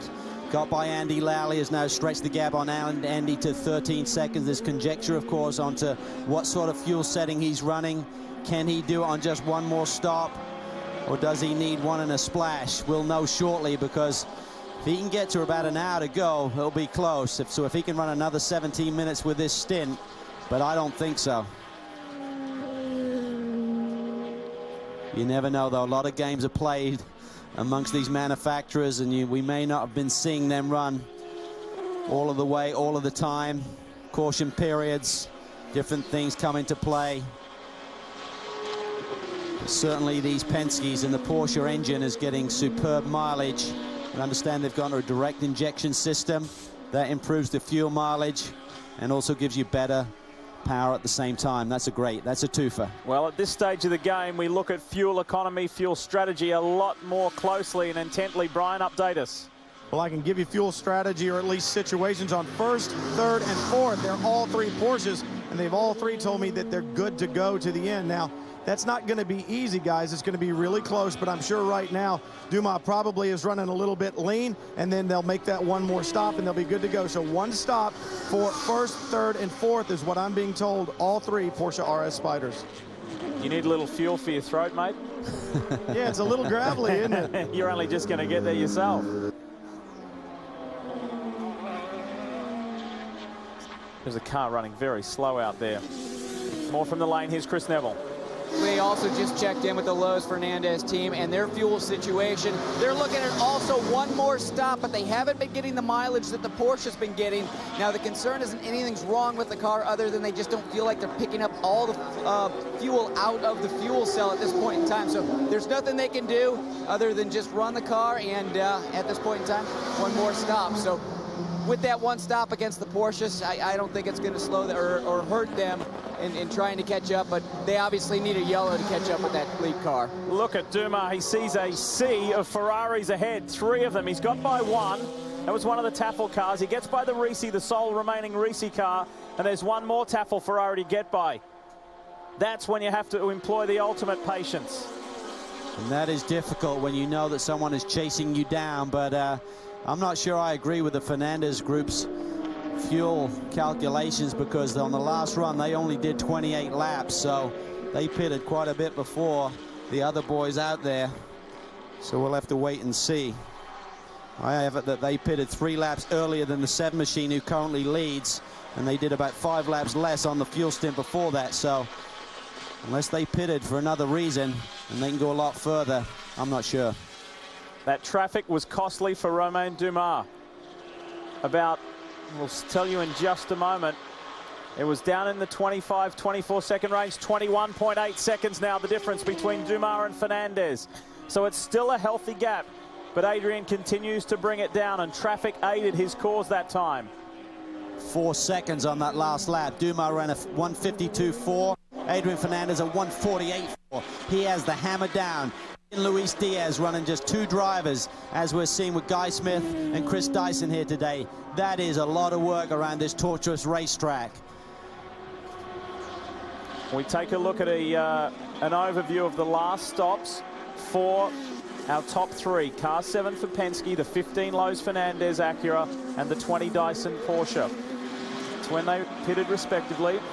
So that means that Fernandez has now done 29 laps on this stint. The stint before he only did 28. So again, unless he pitted early, and that's the read we have in terms of his fuel mileage, he's going to be pretty close to needing a stop, and we're still 13 minutes short of about the hour mark, which is about as far as we've seen anyone go tonight. In that Lowe's Fernandez organization, it's all about family, it's all about loyalty. Tom Anderson, who is, of course, the managing director and co-owner, he co-founded the team with Adrian back in 2000. Steve Miller, the general manager, he's been with the team 8 years, so too is the chief mechanic, Tony Leith. And John Ward, who is the race engineer, was one of the designers of the Eagle chassis with Dan Gurney, the car that won, the Toyota Eagle that won this race back-to-back with one Manuel Fangio II and Andy Wallace back in 92, 93. So they've got some great people on that team. Mike Sales, the team manager, he's been with Adrian for a decade, right through open wheel, through Grand Am, and now here at the ALMS. Last lap through, Dumas 149.9. Still a second and a half, and here comes Adrian. No way can he make it. He's going to need a splash unless we see a caution period. So, just as we suggested, he will probably need an additional stop over the Porsches. Chris. Well, Cal, I did check in with John Ward, the race engineer, and he was the one who said, you know, this is going to be one more stop for us. Obviously, with Adrian coming in so soon, I have a hard time believing that too, but they are just doing fuel. They don't have tires out. They are running that softer compound, so this team's saying we can double step these tires at this point in time, and with Adrian doing 48s out there, obviously the tires are not an issue. Just looking at fuel right now, trying to get all that fuel in the car, and the fueler pulls away, and Adrian's back out into the fight. Yeah, they should have thrown a 5-gallon jug in the side of the car with him, I think, to get to the finish here without another stop. He's going to be in trouble, I think. Brian? Calvin, the Penske team is set up for a stop. And when I looked at my watch on the last stop, it was 8:01. It's now 8:52. By my calculations, they'd have to go past 9 o'clock before they made it here to pit road. 10 minutes before the stop. Yeah. That's a long time to be set up. Bernard has his helmet on. Tires are on the wall. This crew is ready. So yeah. it'll be interesting to see. I would have thought that they would have gone another 2 or 3 laps, Brian. They certainly pitted 2 laps later than Adrian Fernandez and have been showing better fuel mileage. So, again, anything can happen. They want to be ready if suddenly Dumas calls in and there's a bobble. They didn't get the tank full on the last stop, Lee. All of that comes into play. You got to really be ready for anything at this stage. And there is still an hour and 11 minutes to go in this motor race. A caution would help the cause. Of course, what you want to do, because when you go yellow here, the pit lane closes. So as soon as you get in the window, as soon as they get to the point that they know they can get to the checkered flag without needing more fuel, they will pit. If you stay out, then you're going to be stuck behind the pace car until the pit lane opens, and then you lose all of the advantage you have. So once they get into their fuel window, they will be in pit lane. And the 16, Guy Smith, the second Dyson car, running 3rd overall, 3rd in P2, is pitting this lap. Got to look at this from the other way around in terms of if they're ready to pit, that means they're getting even better mileage, because that means they feel they can get to the checkered flag without needing a splash. Here is Smith, sitting 3rd, as I mentioned a couple of moments ago. Great day, awesome day for Dyson. The team from Poughkeepsie, New York. And this is the 2-driver team, Guy Smith, Chris Dyson. What a great job Dyson have done here today with both cars. Been right in the hunt all day long. Chris Dyson said they seem to have lost the handle a little bit on the 16 machine as it cooled off, which is a shame. They'll be disappointed because they gave it 1,000,000% here today. But nothing to be ashamed of. 2 cars up in the top 3, not only in class but overall. Superb job by the Dyson Group in the off-season. Dumas goes by again. Another lap for Romain Dumas. I would say that about an hour 5 would be the target for those guys. 33 laps, we believe we saw them go. So I'd say about another 5 minutes they're probably going to need, but who knows? Maybe they can back it off. Different fuel mixture setting will increase the mileage. And as I said, you really got to be careful here. If you play it too safe and you get a caution, that will hurt the leader, not help them. To reiterate a point that's been made multiple times today, this is the race that eluded them last year. Team Penske, they won all 11, the remaining 11 in their P2 class. They won 8 races overall consecutively. It was an amazing season 2007. Can they get 08 off to the right start and win the one that has given them heartache and heartburn for the past 2 seasons in particular? And last year we talked about the Porsche being so dominant, you know, really suiting all of these racetracks. But I think we lost in the mixed league. Just what a superb job both Timo and Romain did. Oh, yeah. Oh, yeah. And I said it right at the top of the show at 9:30 this morning. High passion, high drama, high performance. When those two diminutive drivers won races, it was emotion overload. Those guys give it 100%. Detroit springs to mind. Those last few laps, the move executed on the final few laps from Dumas. Road America was a thrilling one. Then there was the controversy at Long Beach. I mean, it was a spirited season, particularly from the 7. Take nothing away from Ryan Briscoe or Sasha Masson. They won their own races as well. But these guys were just incredible. What about Mosport last year? I mean, there were just so many highlights for Car 7. So to cap off last year as champions, to come back after a long winter, but a hard winter of improvements. At Weissach in Germany, the Porsche staff have put so much into refining and improving this car, not only just aero, but engine as well. Electronics pretty much the same, but they worked incredibly hard. They weren't going to rest on their laurels and say, well, we won the championship, that'll do us. Well, they realized they had a big advantage last year, Lee. Certainly the Acuras were not down on the weight, and then they knew that there was going to be a weight increase coming. So they realized immediately, even if Acura didn't improve the car, they'd have a big weight swing, and weight equals speed. So when you're lighter weight, you're faster. The Acuras were heavy last year. They're now right down on the weight limit. But the Porsche boys certainly went to work. But it's all about momentum. You talk about getting on a roll. Boy, Timo Bernhard and Romain Dumas, they couldn't put a wheel wrong in the middle of the season last year and just went from strength to strength. And then it becomes confidence, and you don't think you can do anything wrong. Superb day for these guys. Jörg Bergmeister, Wolf Hensler, and Mark Lieb. What a trio of drivers, and what a performance. Look how calm it is in this pit stop. 3-lap margin over the sister car, currently runs second, driven right now by Darren Law. This would be a bit more frantic at this stage of the game under normal circumstances, but this is going to be a very strong driver pairing here this year. Porsche Avad, we're going to come back. Yes, Ferrari stuck it to it last year. Wait for this year.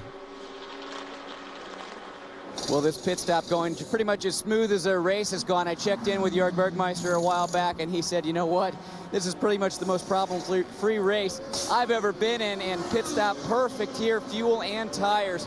So maybe the magic combination that the Flying Lizard needed to win this race is bringing 3 cars. Well, Calvin is our professor with strategy. You said an hour and 5, mate. It's an hour and 5, 52 seconds to go.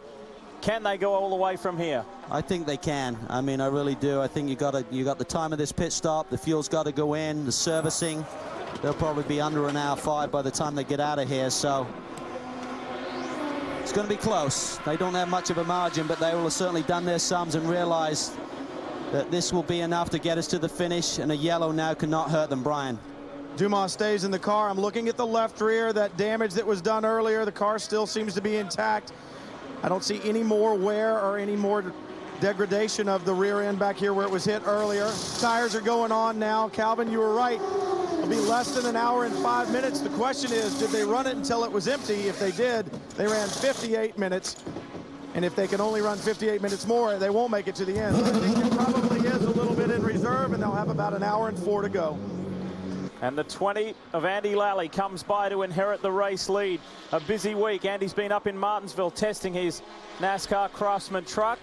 Been a valuable season of learning in his first full series of truck racing. More from Sebring when we come back.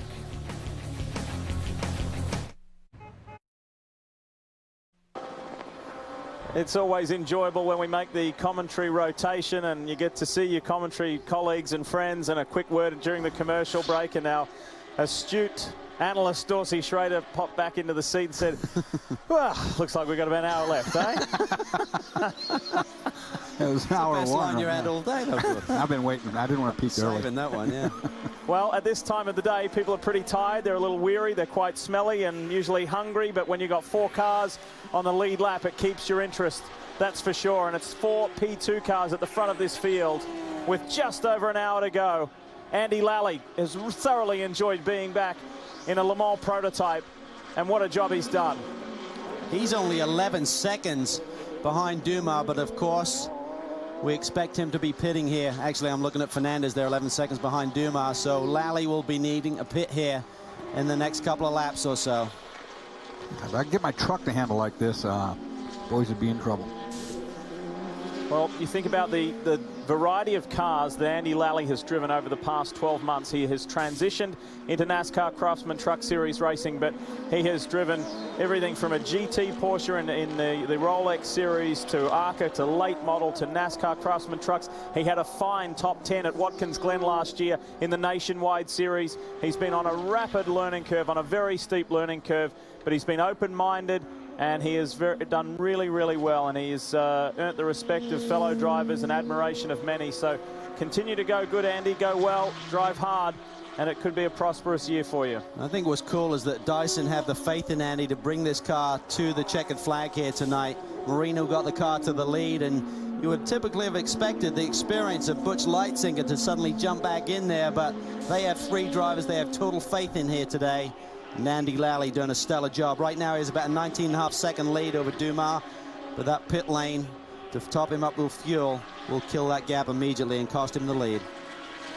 Cal, I talked to Andy Lally yesterday morning about the truck series, and he just said, you know what, it is just so awesome. I mean, I grew up in sports cars, and it's really kind of what I am and what I've made of myself, but it's so cool to jump over there. And Daytona was great, but the races after that were really tough, and we did some testing at Martinsville this week, and I just kind of felt like the team wasn't believing me on what I was telling them about the truck. So Mike Bliss jumped in the truck, jumped back out after a few laps, and said the exact same thing that Andy was saying. And he said, you know what, when Mike Bliss said that, it just gave me so much confidence, because I kind of felt like the team wasn't believing me anymore. But I know what I'm doing in a race car. Well, this team believe in him. I was talking to Chris Dyson the other day, and he said Andy drove the car briefly on Monday, but he's going to miss the majority of the week here. And I said, does that work okay? And he looked at me and said, hey, it's Andy Lally, plug and play. He is an unbelievably good race car driver to be able to do what he's doing. And that is the mark of a great race car driver, to be able to adapt to every type of series, any kind of car, truck, whatever you want to call it, be able to get in, get the job done. Not many can do that. I guarantee you, it's a very hard job. Andy will cycle out. He's due to pit shortly. Dumas at the moment is 11 seconds ahead of Adrian Fernandez. Guy Smith is 4th. Christensen is still 5th. Brabham is 6th. Didier Taze is 7th. Werner is 8th. O'Connell is 9th. And John Field still in the top 10. One of the Audis there going around Andy Lally. We're hearing that he may be in this lap for hopefully his final pit stop. Certainly if they get a full fuel load, he'll have enough to get to the finish. Well, I said he was going to take it to the check, and we're now hearing driver change. So he will not double. This is a strange decision. Oh, I don't understand this call, Dorsey. Andy's in a rhythm. Yeah, and they've got, they're in their window, 57 minutes. He can make it after they get the stop. He'll make it. Well, all sorts of reasons. The driver change can go wrong for one thing. Belts can get hung up. Why would you change? He's running the pace. Keep him in. That's Dumas there, those headlights. He goes by to get the lead, Brian. Andy Lally climbing out, Butch Leitzinger climbing back in. As you said, Calvin, many things can go wrong, but one thing that probably won't go wrong is that Butch Leitzinger would make a mistake, because once again, he got another great shoe to put in the seat. But you're right.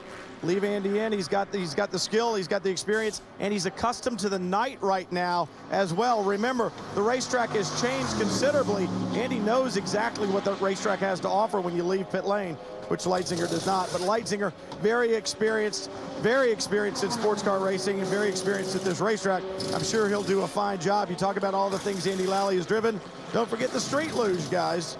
Yeah, he started in the street luge stuff, so he still does that occasionally. Looks like Leitzinger down and away. What a great day this is for Dyson Racing. This team has really put on a show. But no matter how good Butch Leisinger is, there's going to be a time loss, Calvin, as you know, because now his eyes are not accustomed tonight. He has not found his spots out there to break at. He has not found his spots to turn at. And that was all already impregnated into Andy Lally's brain at that point. I understand the tires. I could see throwing new tires at Andy Lally, okay? Maybe they think the gap is too much. There's no way we can bring it down. However, if we got a yellow and then he's got fresher tires, he may have a stronger car than Dumas to get to the checkered flag. But I don't understand the driver change. But Butch has done a great job. There's no slight on him. He will get the hammer down and get the job done. But there is an adjustment. Track conditions are different. And certainly just adjusting your eyes, as you said, Dorsey, is a big deal. And getting the rhythm of the car, it takes a couple of laps. Yeah, it's certainly nothing about Butch whatsoever. It's a matter of just going out there now fresh and learning, you know, taking that all in and adjusting to it. I think whoever was going to go to the finish should have got in on the previous stop to this one, do a double. I think Andy's voice, you could hear it on the radio. Yeah, he was as surprised as well. For those who are interested, the Peugeot is still circulating. It's in 14th place. Pedro Lamy is behind the wheel. One position behind in overall standings, Mark Lieb, who is the GT2 leader. It's a Flying Lizard 1-2. Here are our respective class leaders as we go to the break.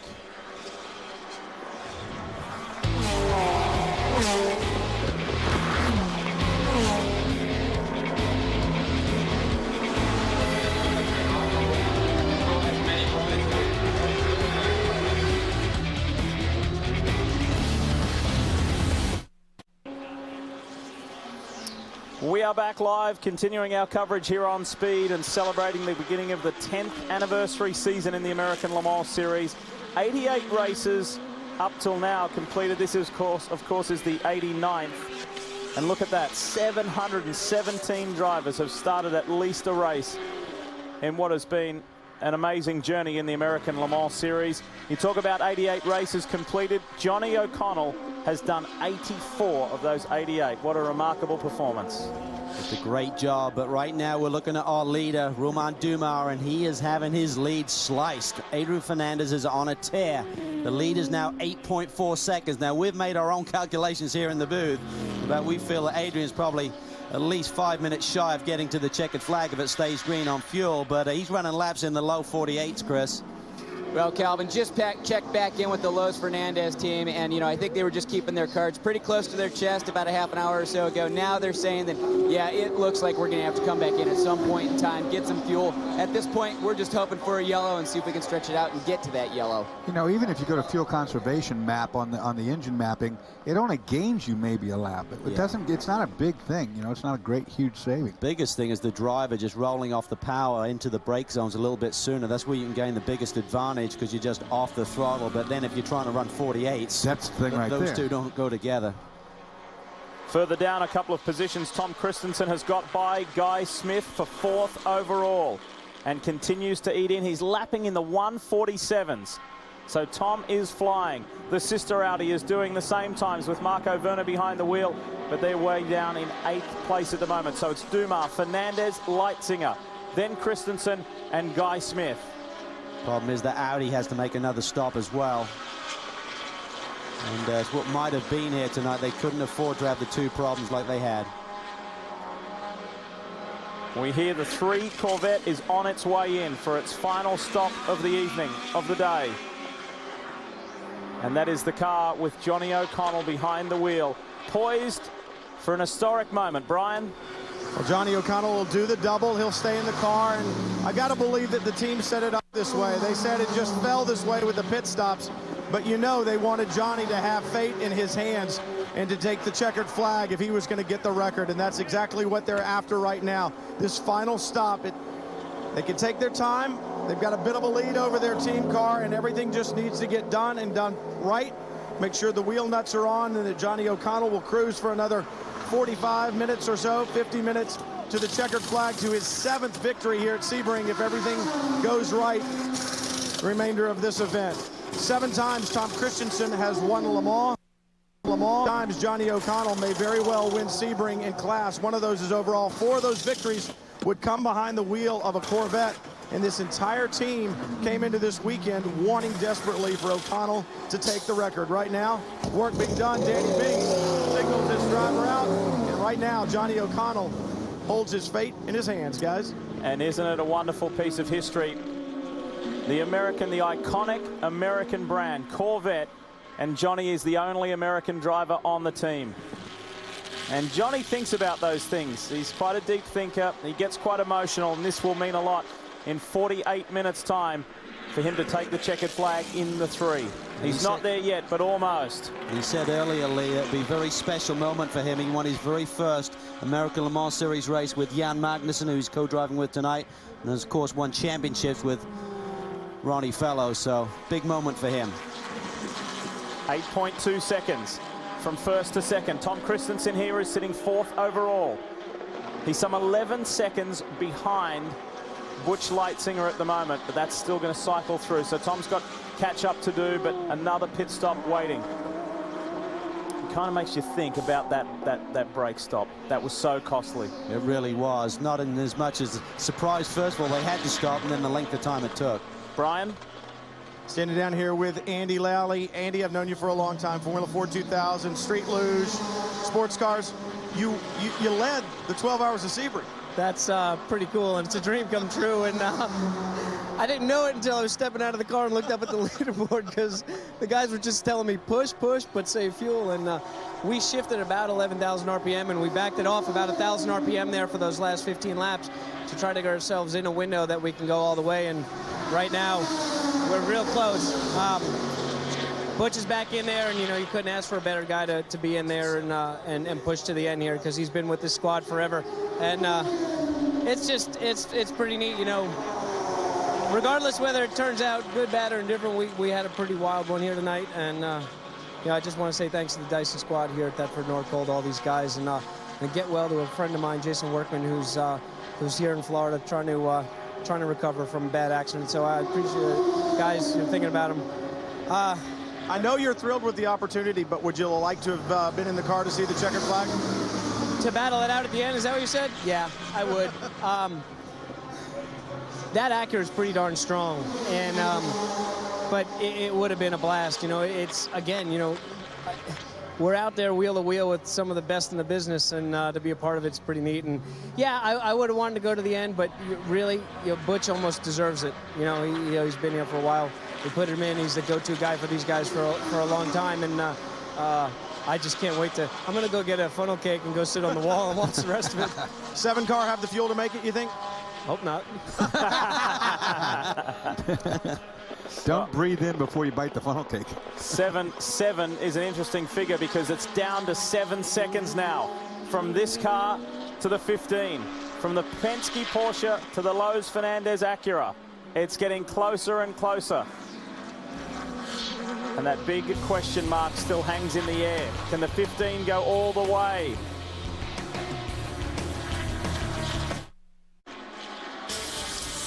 There is an all-new episode of Pinks coming your way this Wednesday night here on Speed at 9 Eastern, 10 p.m. Pacific.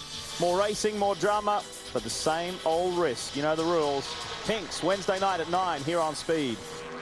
We're back, and we were having an interesting discussion amongst ourselves while we were away about the speed of the #1 Audi and the 07 Peugeot 908. Those two cars are flying. They really are. TK, Tom Christensen, just ran a 147 compared to 150s for the two leading P2 cars, but meanwhile Lammy's down in the 146s, so Audi have a lot of head scratching to do after this one, Dorsey. I mean, it looks like they're going to lose Sebring overall for the first time in 9 years. And also they got to look forward to a nice season in Europe and Le Mans with that Peugeot speed. And that Peugeot is really, really fast. It's showing it to us all through the day and all tonight too. Continuing to update you about first to second. Dumas to Fernandez. Brian, the gap is now 7.6 seconds. But it's been interesting all day long. I've been able to scan their radios, and for the last hour, they talk, but I don't hear. Funny how that works, isn't it? But I did go to the crew. I went to Tim Cindric and asked him about the fuel. I said, are you running lean to make sure you can make it to the end? He said, there's no reason not to run lean. We need to run as well as we can, try to build up a little bit of gap, save some fuel if we can. But we're not going all the way. We can't. So I don't know if that 33-lap run was an anomaly early on, and maybe the stars and moon were aligned just right. But right now, Tim Cindric saying they're going to need a splash. Wow. Well, this is big things. We know we're expecting Adrian to need a splash, so the game is on. We got about a 9-second gap between Dumas and Fernandez. And if the teams are telling us the truth, they're both going to need a splash. Fernandez must have got caught up in traffic that last lap of 49, 1 minute 49.6. They've been consistently in the 1:48, so that lead margin has grown for Romain Dumas. Tom Christensen, who we are waiting to stop, has moved into a top 3 position overall, but that will be short-lived. Then it's Leitzinger, Smith, Brabham for the Patron Highcroft team is in 6th. Werner is 7th, and Jan Lammers is 8th. Best GT1 is Johnny O'Connell in 9th, and the best of the GT2s is Mark Lieb for Flying Lizard in 13th overall. They told Tom Christensen, when you come in, this is going to be a timed fuel stop. They're going to time out as much fuel as he needs, and we can assume that the guys in P2 are going to do exactly the same thing now that we've heard that from Penske. I want to give a pat on the back to Bell Motorsports, Jim Bell, Terry Borchella, everybody involved in that Aston Martin program, because they had their woes earlier this week. They did not get much track time, and they look like finishing this race. Sure, they're not up there vying for the lead of the GT1 category, but they're in 18th overall, and to finish first time out, that's a pretty good effort.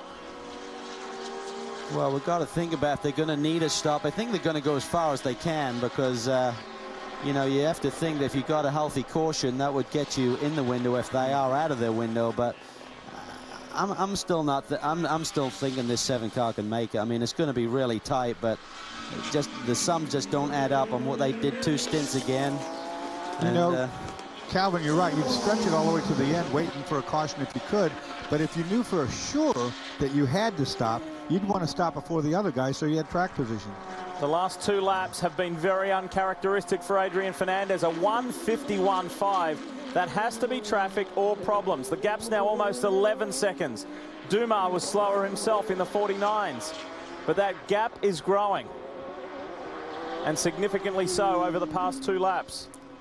The one thing that may make me believe what Penske is saying is the fact that Dumas suddenly sliced a second to 2 seconds off his time. So if they were running lean and then they start to run the numbers and realize, you know what, we are still not going to make it even running lean. So let's just go for it and take the splash. So when we saw that dramatic jump in lap time, that may be an explanation, but we'll wait and see. These guys realize that everyone's monitoring, even listening to speed in terms of trying to work their strategy. They're not going to give the game away. Of course, we're going to hope that Fernandez saw that 49 and decides to go after it too, won't they? And how much fuel do they need? We're seeing that Christensen, it sounds like, is going to get 21 seconds worth of fuel once he does stop. It's about 2/3 of a load. He will not do that many more laps. Got to be getting pretty tight here. And by timing the fuel, what we're saying is they don't just fill it up. Takes too long, it'll give them fuel in the tank when the checkered flag falls, so they know the consumption, they know how much they need to get in the tank to get it to the checkered flag, so they actually time it, then they tap or over the radio tell the refueler to pull it out early and let him go. Dumas is stretching this lead. It's now out to 13.5 seconds. Christensen on the lead lap. He's got to stop again. If the other 2 have to stop again, is it too late for Tom? Can he do it in the last 36 minutes? I think you'd need a caution. I think you'd need all of the pit stops to happen and then need some help. Dumas just going to be close, though. Ran a 49 flat, Calvin, so that backs up your theory about getting it off the lean and give it some power, and let's run for it now. There is still some interesting strategy to be played out with just a little over half an hour remaining. That's Christensen. It's the call to Tom. Bring it in this time round. It's got to be Audi's best stop. Most efficient, most effective. Service and gone. Here he comes. Christensen's in for the final time. 21 seconds worth of fuel is the call. Tom takes it right to the cones. Tom, we've got to do a time spill, so I need to do it over your channel. Radio silence, radio silence. And the key here is we haven't seen the Audi do double stints very often. This is going to be like a stint and a half, a stint and 2/3, so he's going to be running out of tires at the end of this too. He should be all right at night. Tires are at the ready. Well, if they're changing tires, this kills them, Brian. Christensen in the car, takes a drink, fuel going in right now. 21 seconds is what we heard. It'll be interesting. I don't know, you know, as cool as it is right now, we've talked about double spinning tires. It's kind of one of those situations where you're damned if you do and damned if you don't. If you stay out on the old tires, you don't have the speed. If you take the new ones, you lose time on pit road. Right now, they're electing for fresh Michelin rubber. Tom Christensen in full attack mode is going to head back out on track. That chip I placed on the table earlier, I may want it back. Well, it's a new Michelin tire too. It's a much stiffer construction.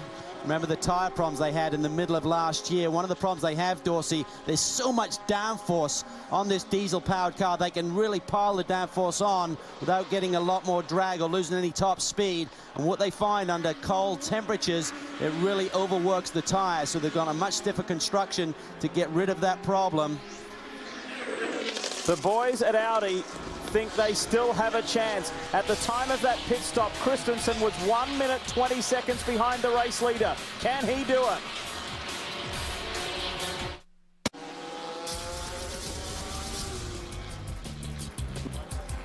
What a wonderful day on speed, and it goes right through into tomorrow morning.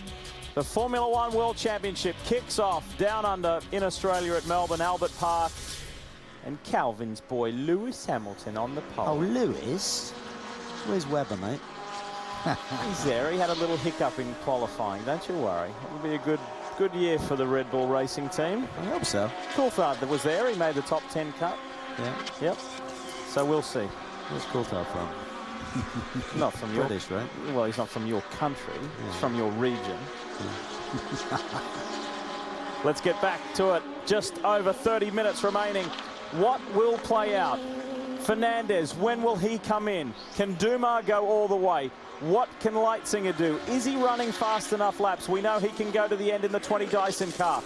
Guy Smith was one of the earlier pit stops out of this group. And then you've got Christensen as the dark horse sitting back there in 5th. Brian? I think the Penske crew really looking at the 15. I talked to them and they said, we're going to wait. We're going to see what the 15 does. We think he's going to have to stop in about 10 laps. When he does, we'll assess the situation. We'll look at the 20 because we think he's good to go to the end. We'll then make our decision. Will they lean it out, slow down, think they have enough in hand to stay in front of the 20, or will they realize they have enough in front of the 20 to then come in and make a splash? Either way, they're playing off those 2 cars in front. Well, I think that's the key, Brian. Right now, they have a minute 26 over Butch Leitzinger in the 20 machine, so that should allow them enough time to make a pit stop, take a splash. So they're going to really analyze what Adrian Fernandez does. Right now, they have a 13-second gap over Adrian. So if they do the same stop as Adrian and not cut it too close on fuel, they should have a 13-second gap again once they make their stop. So if they're really close, they don't want to run out. They don't want to roll the dice too much when they're holding the cards. So we may see the 7 car in a position where they may be able to sneak it out, but just play it safe and take a couple of gallons anyway. It's going to make for a heck of a sprint race if they play that. Very exciting. And looking in the background is TK. You still think he's got a shot, Lee? Well, I don't know if he's got a shot, but I don't think you can discount him. I mean, anything can happen. There's still half an hour to go, isn't there? Yep. You know that Guy Smith's got to come in, so take him out of the equation. Christensen's 27 seconds behind him. That moves him up to 4th. Yep. Puts him in touch with Leitzinger. We don't know if Dumas can go all the way. Fernandez, we know, has got to come in again. So, hey, it's sports car racing. This is far from over. Well, that may be a factor, too. Penske will not want to allow Tom Christensen back on that lead lap, because then if you did get a yellow, the Audi will be very strong. Took fresh tires, works the traffic better with a bigger power, so... And look at the last lap. 1:46.7 from Tom Christensen. That's between 2 and 3 seconds a lap quicker than any of the guys in front of him. And we're watching the action on track. Adrian Fernandez here in the 15 machine. What a stellar job he's done. He and his teammate Luis Diaz have spent the last month at Adrian's home in Phoenix. Not to say they're not fit anyway, but they said, we really need to knuckle down. We want to come out stronger. Got a strong car this year. We want to be physically fit. Knowing that Sebring is torturous, Dorsey, I mean, hard to believe that these guys are going to do it with 2 drivers. And this isn't a race. I mean, even when we did, like, the GTO stuff, I mean, you weren't running flat out like they are now. No. And that's a whole different deal in terms of the physical torture that you're going through. The game has changed. I was talking with Mr. Painters when he's here. You know, the last 10 years, you couldn't run a car flat out 10 years ago. No car could run flat out. It just wouldn't hold up. These cars nowadays, on the other hand, you can run them at full potential, and they will hold up. but that takes the toll on the driver without question. And I know that the Peugeot, they haven't been saying much about it, and it's out there still. It's running faster than anybody. It ran 1:45 last lap, so when we go to Le Mans, look out. Great to have Mark Lieb back in the American Le Mans Series here at Sebring. He will do the LMS, the Le Mans Series, with Alex Davison this year. But how about commitment from this likeable young German, a former Le Mans 24-hour winner? He will miss Le Mans for the 3rd year in a row because he has his final exams to get his automotive engineering degree. That is dedication. To turn away an opportunity to perhaps win Le Mans again, but he says, I'll have my degree. I'll have something after racing. I can always go back to Le Mans. He's a great guy and a great driver, and he's got a Sebring win awaiting him. He boasts a 3-lap lead over the sister Flying Lizard car of Darren Law. And then how about the sole remaining Ricci Ferrari with the Krohn boys in there? Tracy Krohn, Eric van der Poel, and Nick Johnson are poised for a podium. That's pretty cool. I mean, they had the podium finish at Le Mans last year. They got Eric van der Poel, who's joining Tracy Krohn's group for the season in all types of sports car racing. But Eric has a great history with Ricci too, winning Petite Le Mans and also winning Le Mans in class, driving for Giuseppe. So it's great to see him back and looking like he's going to be on the podium again. Did you talk about Patrick Friesacker and Harrison Bricks in that car? Yeah, they will be racing in that car later on in the year. So exciting times ahead. Plenty of Ferraris out on track pushing the Porsches, but the Porsches will have the last laugh here. Could it be Porsches all round in P2 overall and GT2? That is one of the possibilities. We'll know in just under 26 minutes time. Don't go away. You're watching Sebring live on Speed.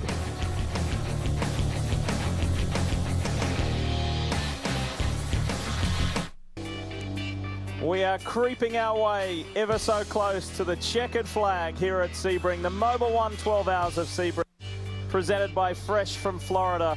What a day it's been. The nighttime portion has been quite short thanks to daylight savings. And we give you another little fact. The 1990 race had the most cars finishing on the lead lap, and they were 3 cars. Could we have more than that this year? It is looking likely.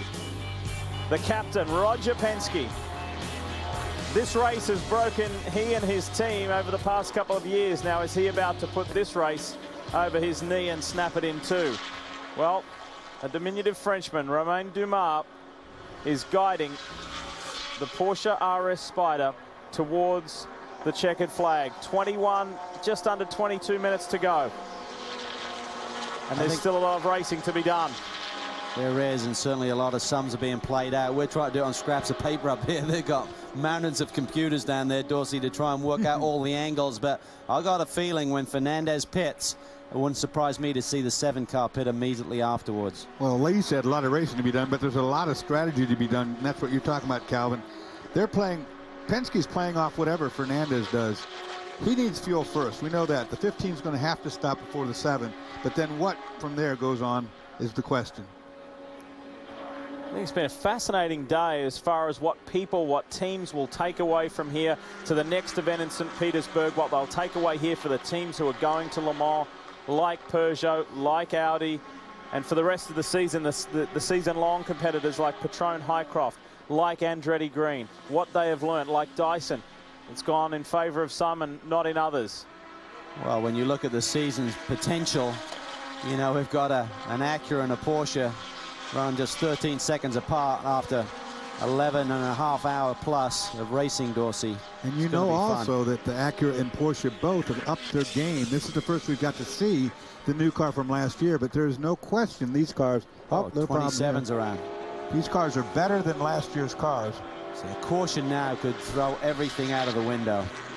And that almost was it right there. We are hearing radio communication that the 15 of Adrian Fernandez in the Lowe's Acura is on his way in this time round. We'll find out, but for the fans around the country, the American Le Mans Series, St. Pete, Long Beach, Salt Lake, and we go to Lakeville, Connecticut, of course, for Lime Rock, Lexington, Ohio, which is mid-Ohio, Elkhart Lake, Mosport, Detroit, Road Atlanta, and then Laguna Seca. If any of those venues are close to you, and you haven't been to an ALMS race, maybe this year, 2008, is the time to come and see it. You'll see some classic sports car racing. What a job Adrian Fernandez has done here tonight. I mean, absolutely on the gas. Squirming this car. Has got a lot of downforce, but he's still looking for more grip, Dorsey. He's trying to wring everything out of this race car. Running 48s consistently. Very strong race pace. He'll be a tired boy. I'll tell you what, that is a tough thing to do with these cars as good as they are, to run that hard, to run those consistent low numbers. It takes its toll. Let's see if he comes in. Adrian's in his early 40s, but as Calvin mentioned, he is so supremely fit. Has done a great job after more than a decade in open wheel racing in kart and IRL. He almost won the kart title. Was narrowly defeated by his great friend Gilles de Ferran, who coincidentally will be racing for Acura later this year. This is a crucial stop. Let's see what they do at Lowe's. This should be quick. Oh, we can see Adrian Fernandez pulling the Lowe's machine into pit lane. Going to be a quick stop here, getting the fuel into the car. It's going to be a time stop. You can see one of the crew members up on the wall with his stopwatch out, getting the last couple gallons in just to get him to the finish. We got about 20 minutes to go, and Fernandez stalls the car, but he's down and away. Now, guys, just think about this. Is Brian Tills putting a chip on the table, thinking that Tom Christensen can still win this and now wants that chip back? Think back to that press release that we saw from Audi this week about the season ahead and the fact that they're probably not going to win this race overall, but they're probably not going to finish in the top 3 overall. Yeah, that's pretty wild. And Adrian there just got caught out. He had really hot tires, Dorsey, and needed a few more revs there. And typically you come in, the tires, you know, you got fresh ones on, you can just spin the tires there. He needs a lot more revs. Couple of seconds to be precious. That's the problem when you put those hot tires or you leave them on like that. And then if you do try to spin them up real hard, you break an axle because there's so darn much grip there. It's a difficult thing to try to slide a clutch. Not a good idea at the end of 12 hours either. 17 3/4 minutes remain. It was 45 seconds line to line, that stop for Adrian Fernandez. Dumas is still your race leader. What will Penske do now? Well, you know Roger knows how long that took. He knows it's 45 seconds, and he'll try to beat it right now. Yeah, as we suggested, if they felt they were running too close or couldn't make it, certainly they can't roll the dice of the caution flag coming out and this pit lane being closed. It is open right now. This will be a quickie. Probably less than 10 seconds of fuel to get him to the finish. But when you come in this late in the race for such an important stop, you think electronics, you think any little glitch. They cannot afford a problem here. First thing is the engine has to be shut off and refire under its own power. Fuel going in, and that's exactly right. You got to shut it off. You got to restart it. There's always that chance. Dumas has it started. He leaves pit lane. 11 seconds of fuel. Very quick stop and back underway. That was slick. No falter, no stall. In, serviced, out. Dumas. So nothing will have changed between Fernandez and the 7 car in terms of the gap. So just 1 for 1 there, Dorsey. Well, now the race is on, isn't it? Who's got the speed? 16 minutes to go. Well, this is where the other boys, other than the 7 car, need a caution. They need to be stacked up and see who's got the strongest car to get it to the finish. But right now, Penske looking good for that first victory in the American Le Mans Series here at Sebring. This is one that has eluded them. Huge disappointment back in 2006. Last year they got it to the finish, but major problems. Penske, Lowe's Fernandez, 2 Dysons, and the Audi Sport North America R10 in the top 5. Christensen is still hammering, but perhaps too little too late.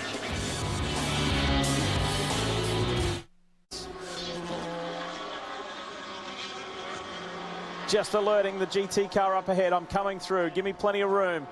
I don't want any hiccups with just 13.5 minutes to go. And he's coming up to Mark Lieb, who is the current GT2 leader in the Flying Lizard Porsche. This shouldn't be an issue for him because Lieb has a huge lead. He's not going to be pushing hard. He just wants to keep out of trouble. And when you got a big lead, Dorsey, these last minutes seem like hours. Oh, man, he's on cruise and collect, but that doesn't mean, you know, you start worrying about any little thing, especially here at Sebring. You can't see all the debris out there at night, and there's plenty of it, believe me. Cut a tire, anything can go wrong. Something come up, go through the middle oil tank. Yep, fluid on the racetrack. It's all tough. Dorsey, you're talking about things going wrong. Just listening to my scanner on these last few pit stops, all of these drivers, pretty much everybody saying, oh, you know, the brake pedal's long, the clutch isn't engaging all the way, the downshifts aren't going well, the upshifts are fine. So every little car has something wrong that these drivers are trying to work through. These cars are not in the same shape that they started this race, and that's one of these things that these drivers have to adjust to, is what things are going to break and how can I keep that time on the racetrack when the brakes aren't as good or the clutch is wrong or the shifting isn't as going as smooth as it was earlier. One final stop for the Lizards. This is the class-leading GT2 Porsche. And we are not going to be treated to the thrilling finish we were last year between this car, well, their last year's car. And that is the voice of Thomas Blum, the strategist at Flying Lizard. But nonetheless, what a victory for those guys. We mentioned this earlier, and this is the 008, the Aston Martin. Terry Borchella, a former series champion. Behind the wheel, Jim Bell for Bell Motorsports, and a lot learnt with this car this week. And it wasn't an easy run for him by any means. All the drivers had moments out there during the course of a very slippery day here at Sebring. We saw more off-track excursions here, I think, in this year than I've ever seen any year here. The racetrack was just diabolical. A lot of help with Bell Motorsports was given by Team Modena, who've run in the Aston Martin here before. In fact, a lot of the spares, the red wheels, I know for a fact, come from Team Modena. And they may, in fact, work together at Le Mans with Jim Bell's group going over and helping that team. So kind of a collaboration there with this Aston Martin. But it's so great to see the Aston Martin back in GT1. And if they ran the red wheels, they got Antonio Garcia to go with it. Pretty cool. It's a bonus. He's a great driver. And brings valuable Aston Martin knowledge with him to assist Jim Bell, who put his hand up and said, hey, this is new, I'm learning. And Jim has, of course, run GT1 cars before. It wasn't that long ago that he was involved with the Asemco Celine.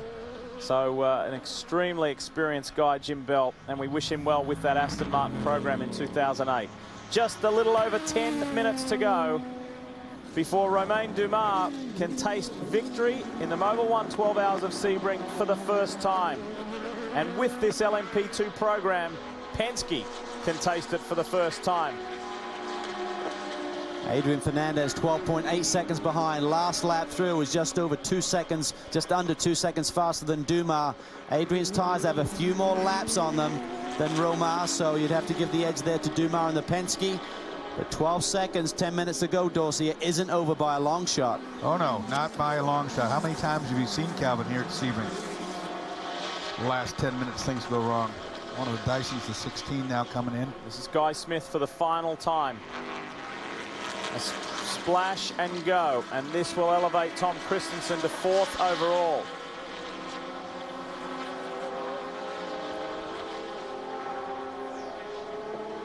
Of course, be another timed gas stop. Christensen's already by, just went by a little while. So Tom's in good shape for that position. Great job by Guy and Chris here today. I'm sure they're disappointed in their ultimate result and the pace they had in the last couple of hours, but they'll walk away from this one feeling proud, and they're going to be strong this year. Could be a surprise. Well, you think about how Porsche felt last year when Acura on debut won the P2 class. Now Porsche have come back so strong in 2008, not only to win P2, but to win overall.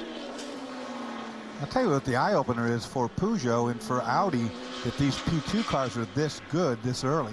Yeah. I mean, they really have stepped their game up. On this track. And Porsche to win on this track over a P1 car is astounding. I think without problems, P1 would still have won here tonight. Yes, I agree.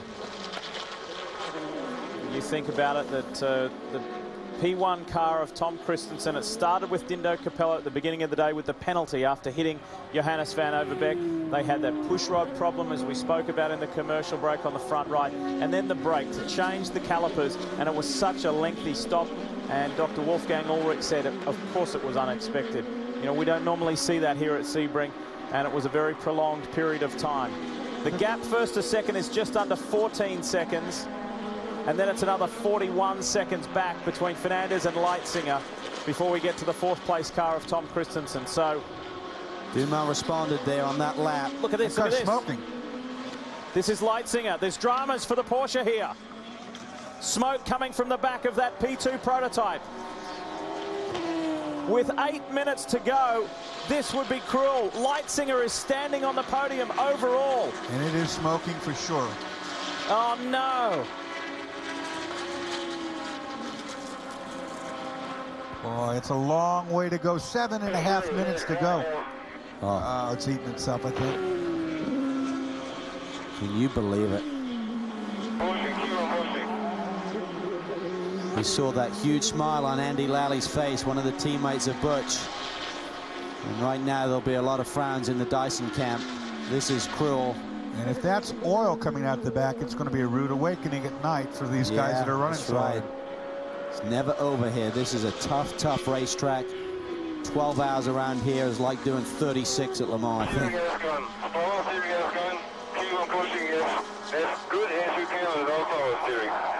I think it's a keep pushing as well as you can. I'm sure at this stage you got nothing. Yeah, why slow down? 7 minutes to go. 7 minutes, the difference between a podium or not.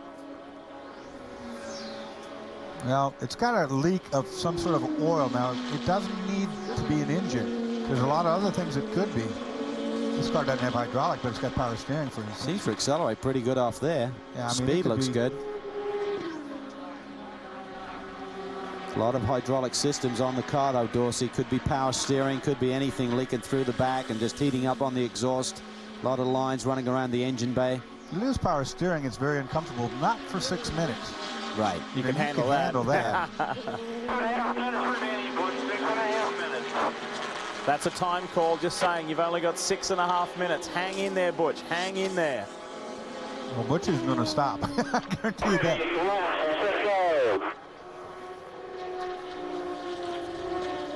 Just checked in with Chris Dyson. He just said power steering. At first he said we don't see anything on the telemetry. But he just grabbed me as I was walking away and said power steering. So you guys were right. Looks like he's losing the power steering fluid. It's hitting those exhaust pipes. That's what's creating the smoke. The question is, what's getting on the racetrack? Well, that's it. Power steering reservoirs are not very big. They don't even have a quart of total fluid in them. So it runs out pretty quickly. Once it's gone, of course, it's just manual steering. But then the oil's gone, you don't have to worry about a fire. And the problem is certain cars, I mean, it's only recently they've really perfected power steering, Dorsey, and a lot of race cars didn't used to have it, but when they design a car with power steering, all of the caster and the angles and, you know, the suspension works in a totally different way, and when you lose it, then you've got big problems. It's like you got nothing going on there. It's like steering a truck. It's nothing like when you lose it on a street car, I mean, which is hard enough in its own right, but this doesn't have any mechanical ratio like a street car does, so it's really, the tires are much bigger, a lot more downforce and grip, so you got to muscle it, but I know old Butch, he can muscle 5 more minutes out of it. Well, it has been a long time between overall victories for Porsche here at Sebring. This will be something special. With less than 5 minutes to go, if Dumas hangs in there, it will mark Porsche's 18th overall victory here in the Mobil 1 12 Hours of Sebring. The last overall victory 20 years ago, 1988, and it was Hans Stuck and Klaus Ludwig, and how appropriate because Hans is here. He was inducted into the Sebring Hall of Fame just yesterday. And what a magical moment. The countdown is on. And Dumas is almost there. Just seems like Fernandez has nothing for him. We said his tires have a few more laps on them. That could be the difference. Adrian there dropped into the 151 range. Dumas in the 149. Traffic, of course, can play a part in that. Dumas another lap in the 149s. Now, in the history of the 12 hours, only twice has the non-premier, the non-top class, won overall. And the last time round, Johnny O'Connell was part of that winning team in the Nissan 300ZX with John Morton, Steve Millen, and Johnny is about to taste victory again here today. Not for overall honours, but it will be a 7th and record time.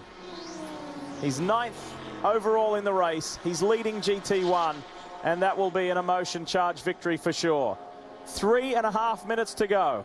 Means he'll get the white flag this time, more than likely, once he gets back to the start-finish line.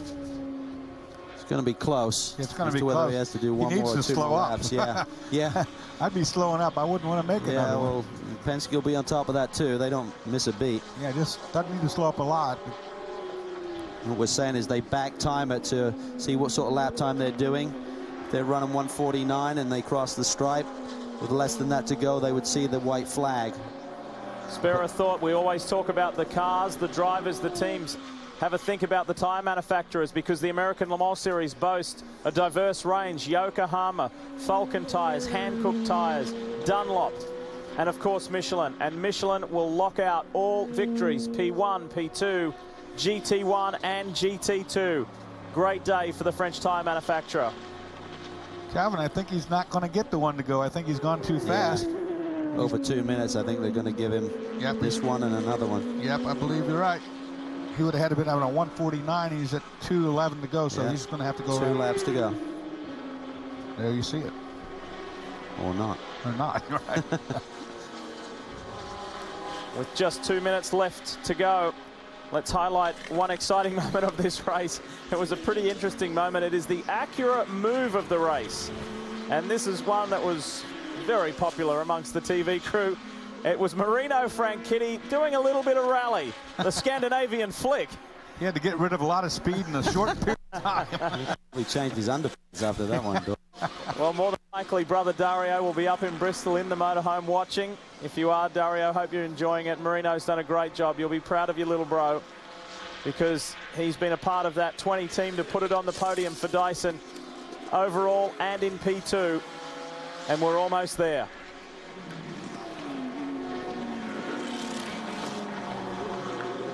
Look at the rear rotors on that Audi. I mean, it is screaming red in the back, but not in the front.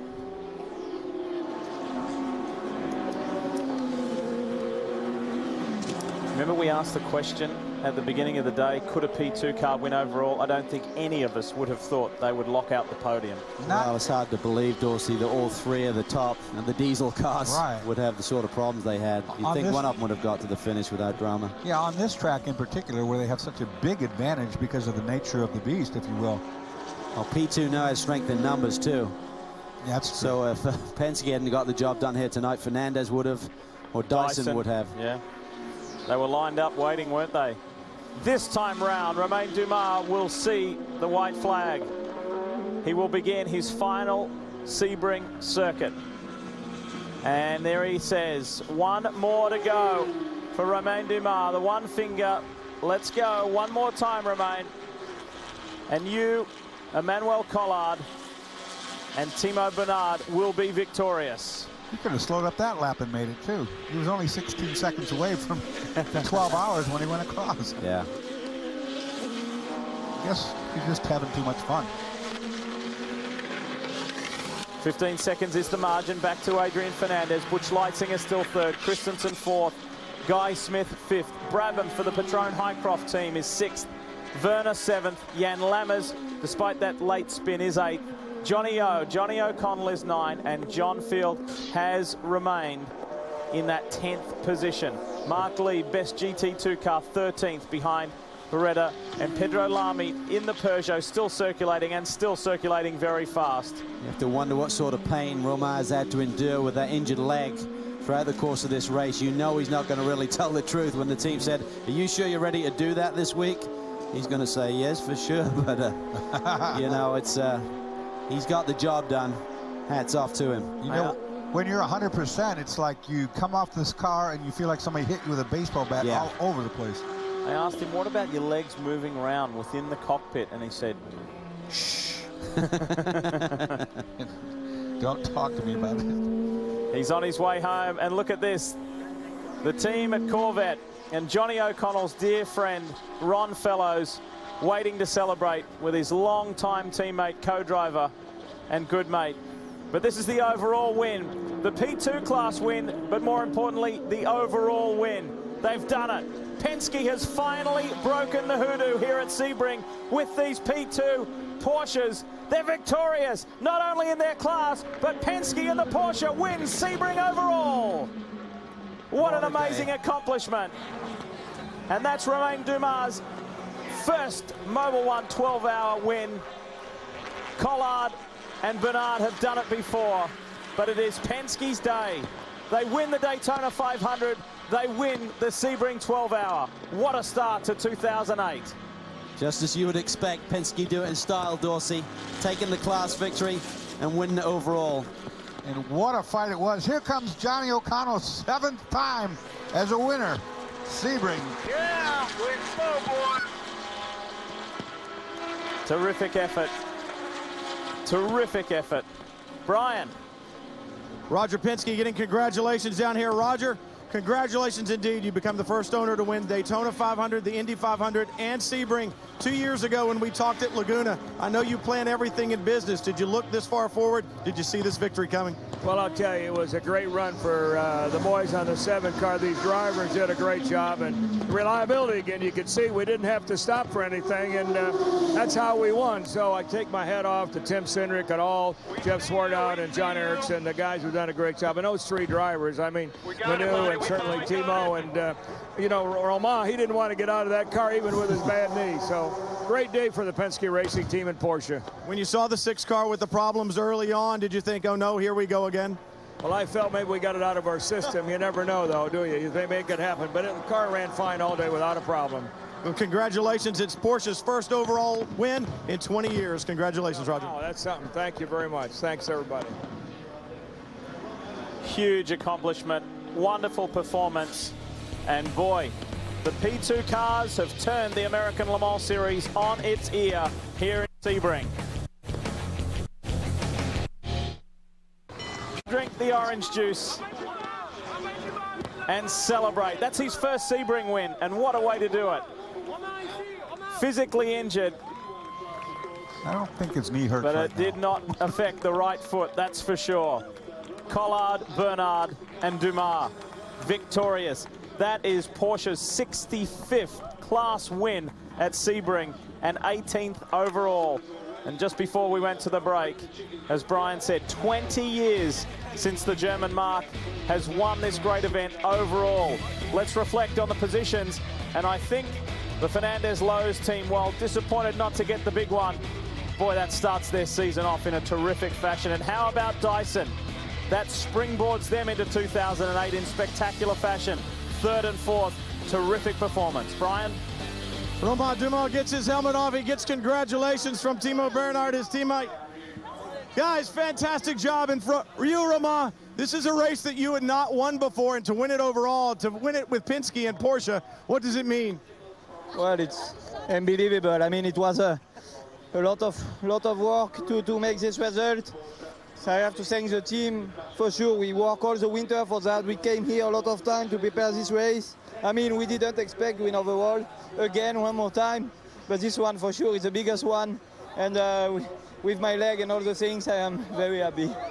Can you even feel your leg now? Does it even hurt anymore? No, it's okay for a few minutes. No, it's okay. Timo, congratulations, your 2nd victory here, and this time in a prototype car. Is it as sweet as the first? Yeah, I mean, we talked about it before, and I still can't believe it, but we still focus on the class, and at the end it turned out like that. We had the most reliable package with my 3 teammates, perfect with Team Penske, Porsche, Aero Spider. I'm so happy. Can't believe it. And now Emanuele Collard is here as well. Manuele, 2nd victory for Manuel Collard too. Tremendous job for the whole team, Manuel. And to you, to come in and drive only on a part-time basis and yet to take the victory here at Sebring, what's it mean? Yeah, it's fantastic. It's really good. I mean, we didn't expect to win this race overall because the competition was really hard. But finally we get it, and I'm very happy for Porsche and for Penske. I'd say very happy. That's an understatement. I'm getting out of the way, guys. An orange juice will be nice and sticky, Brian. Yeah, need some champagne, have a little mimosa. Oh boy. GT1, and it looks like this. We've told you about the record. It is celebration time for Johnny O. Well done. He's standing by with Jamie Howard. Jamie, this is special.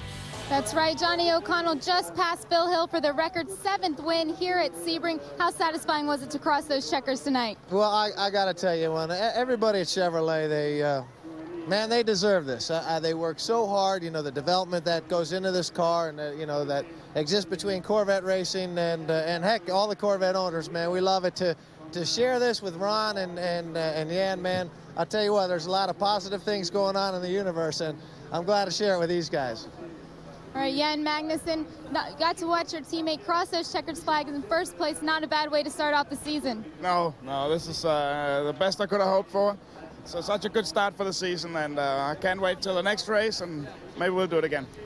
Ron Fellows, not only your teammate, but also your best friend, got the record here tonight. How happy are you for him and this team? Well, I'm happy for everybody with Corvette Racing. You know, everybody, Pratt Miller, CompuWare, Mobil 1, Faro, Michelin. This is a terrific win, and that's a lot of wins here at Sebring. I'm lucky to be part of it. Danny Binks, you got to watch Johnny O'Connell get that record tonight. How happy are you for him? It's pretty awesome. You know, the 3 and the 4 car battled all day, and for these guys to pull it out, it was really awesome. Johnny's an awesome guy. All right, an awesome day for this Corvette number 3 team. Yeah, and they are a great bunch of guys. Congratulations, fellas. That is a superb performance. Great team rivalry, and they worked hard all the way. And it'll take some time for that to sink in for Johnny O, but this is a special day in his racing career.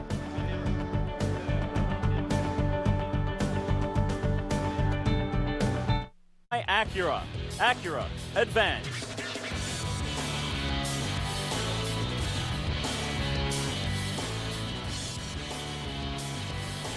Time to talk about P1, because they almost got there, the Audi boys. They certainly won their respective class, but the domination has come to an end as far as the overall victories. It was an Audi 1-2. Clint and John Field and Richard Berry get there for a top 3 in class, but let's hear more from the Audi camp. Here's Chris Neville. Well, Lee, Audi has won this race overall every year since 2000. Tom, it didn't happen this year, but the plan was to beat Peugeot, and you did that. Is there some satisfaction in beating Peugeot? I didn't even look for that one. No, honestly, you go for the overall victory. Fantastic to our friends from Stuttgart. They did a really good job, didn't put a foot wrong, always kept driving competitive times. We had these problems what you don't want to have, and especially at the wrong time. But I think we put on a good race. We really, everyone, we did our best we could in the car, went flat out and took some very shrewd decision, going on a soft tire, early stage, stuff like this, just trying to come back in. And of course, we can go back and we can debrief about some things, but what put us down was we had to work a little bit on a car, which we normally usually won't do. So it's tough. It's Sebring, and it's I think now with the new curbs at the hairpin and stuff like that, it even puts more stress on the suspension and things like this. And we have a big car, and we are fast, and we came for the victory, and we would like to have it to go another 30 minutes. Dindo, at least you had a chance to race against Peugeot for 12 hours. Are you guys going to be ready at Le Mans to take them on again? Yeah, because at the end, if you think that normally we can run even 30 hours with the brake, and we don't know for which reason we had to change after 8 hours the front disc, and then it cost us 2 laps, and at the end it cost us the victory. Without that problem, we could win the race, but to be fair, Peugeot show a great speed, and for us in Europe, I think will be quite tough to fight with them for the victory. It will be a great tough, but we have really to work to improve a little bit the car at the moment. Alan, you're going to be racing in Europe most of this year, and we're going to miss you dearly. But looking at your teammates that are going to be over here, what are they going to have to do to beat these P2 cars? Well, they're going to have to fight very hard. We saw that in the end of last year. The races were won last 2 by under a second, and it was real tooth and nail stuff. It's part of the reason that we're here for the competition and for that aggressive competition. I would say, to be honest with you, we're going to have to really make everything 110%. 100% is not good enough any longer. Well, they've had this streak for over 8 years now. Porsche knocks them off. Just one class left. Let's talk GT2. It was a fierce fight in this class, but the Flying Lizards have the last laugh. Wolf Hensler, Jörg Bergmeister and Mark Lieb victorious. And let's hear from our winners now with Andrew Marriott. Yeah, completing a brilliant day for Porsche. The GT2 victory. Jörg Bergmeister, very different to the end of last year. Yeah, definitely. It was honestly a little boring for us. pretty much for 6 hours. We were just carrying the car around and taking it easy, going pretty slow. But I mean, 1-2 for the Lizards, it's awesome. That's what we wanted. Perfect start to the season, and I'm looking forward for the rest of it. And Mark Lee, was it boring for you? Well, the last hour wasn't boring at all. You know, you hear all sorts of noises in the car, and then we had quite a lot of pickups, so we had a lot of vibrations as well. So I was always thinking about the time and counting the time downwards, but at the end it just feels fantastic to win this race after 2 years in a row now, or 3 years in a row now with the Lizards. And the first two races we finished second, very close all the time. And now to finally win this race, it just feels fantastic. And Wolf Hensler, you must be pleased you stayed with Porsche. Yeah, very pleased. I mean, I'm so happy that I got the chance to stay with Porsche, and it's a great day today. It was my third start here in Sebring, and finally I was able to win the race. It's really, really good. And I must say thank you to the Flying Lizard crew. They did an awesome job to short-tail E-Silicon and Porsche. So I hope we can continue this season with good results, and yeah, I'm so happy today. Down here, guys, it's Deutschland über alles. Three good friends and three great drivers. What a performance. And that'll be some combination this year. Hensler and Bergmeister full-time for Flying Lizard Porsche. That will take some beating. And spare a thought for the Risi Ferrari team, what could have been with the 62. More from pit lane. Here's Brian. Marino Franchitti talking to Alan McNish right now, talking about this. McNish giving him the big bow. Congratulations, man. Third place overall, and what a great day for Dyson, and what a great debut for you. Thank you very much. Yeah, I'm delighted to be here. I wish my two teammates were here because it was as much them. Butch and Andy, they were fantastic. I got that. Rob Dyson, Chris Dyson, Dyson Racing, Porsche Motorsport with the RS Spider, and you know, just everyone that's helped me through my career to get here. To finish third at Sebring overall, and unfortunately today third in class is pretty cool. A great start.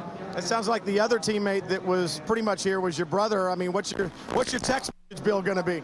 Well, there's some texts from the UK and a couple of messages, but like, I spoke to him and he's like, you've got all these messages. So I listened to these messages, and it's basically him kind of getting more and more excited as the stint went on.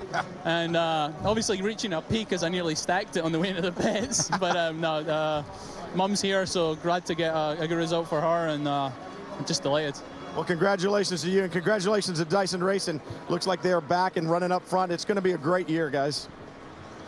Dorsey, that is something special, isn't it, for him to slot into a new team? You know what it's like to change teams, change machinery. He's gone from the Acura to the Porsche RS Spider and just slipped in seamlessly. And this was a fantastic race. This was a war, which we anticipated in this class.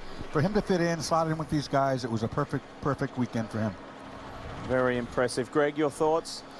Well, what really I think struck here was, you know, there's been all this concern about, you know, are the P2 cars too quick? Are the P1 cars now going to be struggling a little bit? But this race came down to execution, and we heard Tom Christensen talk about it. They had the speed, and if it wasn't for that long pit stop for those front rotors, they could have still won this one. So I think you really have to give tremendous credit to simply the fact that that Porsche Spider didn't have a problem all race long. And the word that we always use, that it's synonymous with Audi, is reliability. That wasn't there today for some reason. That was a shock. I mean, for the two car to have the turbocharger problem, the one car had the suspension issue, and TK indicated that it may have been the higher curbs, Dorsey, that kind of may have loosened that push rod and caused the problem there. But again, you don't expect it from Audi, so they certainly felt the pressure here today, needed to use the curbs, needed to push the race car, needed to use the brakes. Probably some kind of technical issue as to why they ran out of brakes, but nonetheless, when you're feeling pressure, it changes the game entirely. Great performance from Lowe's Fernandez Racing. Let's hear from Adrian. Adrian, talk us through those last couple hours. You were beat getting into the car, and you did a 2.5-hour stint, and you were charging hard, but it just didn't happen. I know, we were trying, we were so close. Luis and I and the whole team did a fantastic job. The Lowe's Fernandez team, we did a really good job. I'm exhausted. My stomach is very, I don't know, but I don't feel very good right now. But it's, Luis and I trained very hard for this race, but it was definitely hard. So I was giving everything at the end, so we're very happy. Well, we can see Adrian's really cramped up down here, but these two men, they had a workout today, coming up second. And they're one of the teams that decided to go it alone. Just the two drivers, not the typical three. Marino Franchitti there celebrating with Luis Diaz. A lot to take away from this race. It was a good one. And to have, what did we have in the end? 1, 2, 3, 4 cars on the lead lap. Just over a minute after 12 hours. It's pretty impressive, Dorsey. Really shows that we're going to see some serious competition here this year. It was tough last year. This P2 category has just gone unbelievably. It's madness. I mean, the sheer pace of development, we've talked about that all weekend long. These cars have got so much downforce now, and it's not going to stop. You know, Acura are going to respond. They want to get the first victory of the season. Porsche will come back, and Audi are not going to take it lying down either. Well, I'll tell you what, a guy who drove for the Dyson crew, I am glad to see that family, it is a family, get up there and do battle with these guys, because they've struggled for a while now. As our overall winners and P2 winners climb on top of the podium, Greg, one of the big storylines coming in to this event was the rematch, the big rematch between Audi and Peugeot. Peugeot will go away from here, certainly not with their tail between their legs. They'll be disappointed that the car had reliability problems, but they'll learn from that heading to Le Mans. Oh, there's no question. And one of the things that they came in with, and when you talk about the performance of Peugeot at Le Mans last year, was they said we were quick, but we have to be able to race as quick as we were able to practice. And they found a couple more chinks, but that's why they were here. This has been a learning exercise for them. Great day for Porsche, great day for Dyson, Andrew. Well, he is, and Rob's got a big smile on his face, just having a bit of a debrief with TK there. Rob, reflect on a long, long Sebring, but one that's been great for you. Well, it shows we had the pace. There's no doubt about it. When you come that close, you can think of 15 things you could have done better, but I'm really pleased with my guys and proud to be a part of the effort and part of this program. The only problem is now we got another year to wait before we can try to win this race. So, you know, we're trying our best, but it puts us in good shape for this championship.